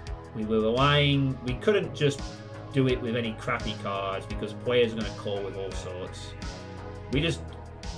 Not much we could do. We did well to hang on as well as we did, and at least we went out on our own terms. I can't really complain about that. The only mistake I really made there was that King-Jack 3x raise when it was a short stack situation. If I don't do that, maybe my all-ins have a bit more... I'd have had a few more chips to play at the short stack stage and we would have maybe squeezed 9th. But considering where we were at, it was basically just a case of we need to find the first good hand and jam with it. There was no real strategy. It's just pray the cards call for you, and Ace King versus 10s is a standard flip you gotta win. So that was really the only mistake I think we really made there. The King Jack may be a bit tight in some spots, but according to the strategy, we played accordingly. So I think we played alright, considering. Can't really complain really too much. We gotta be more careful at the later stages with the short stack thing. And yeah, we got 10th. That's not bad. Almost final table. Maybe next time we'll hit it. a good amount of chest points, I guess. Not that really means a whole lot. So, yeah.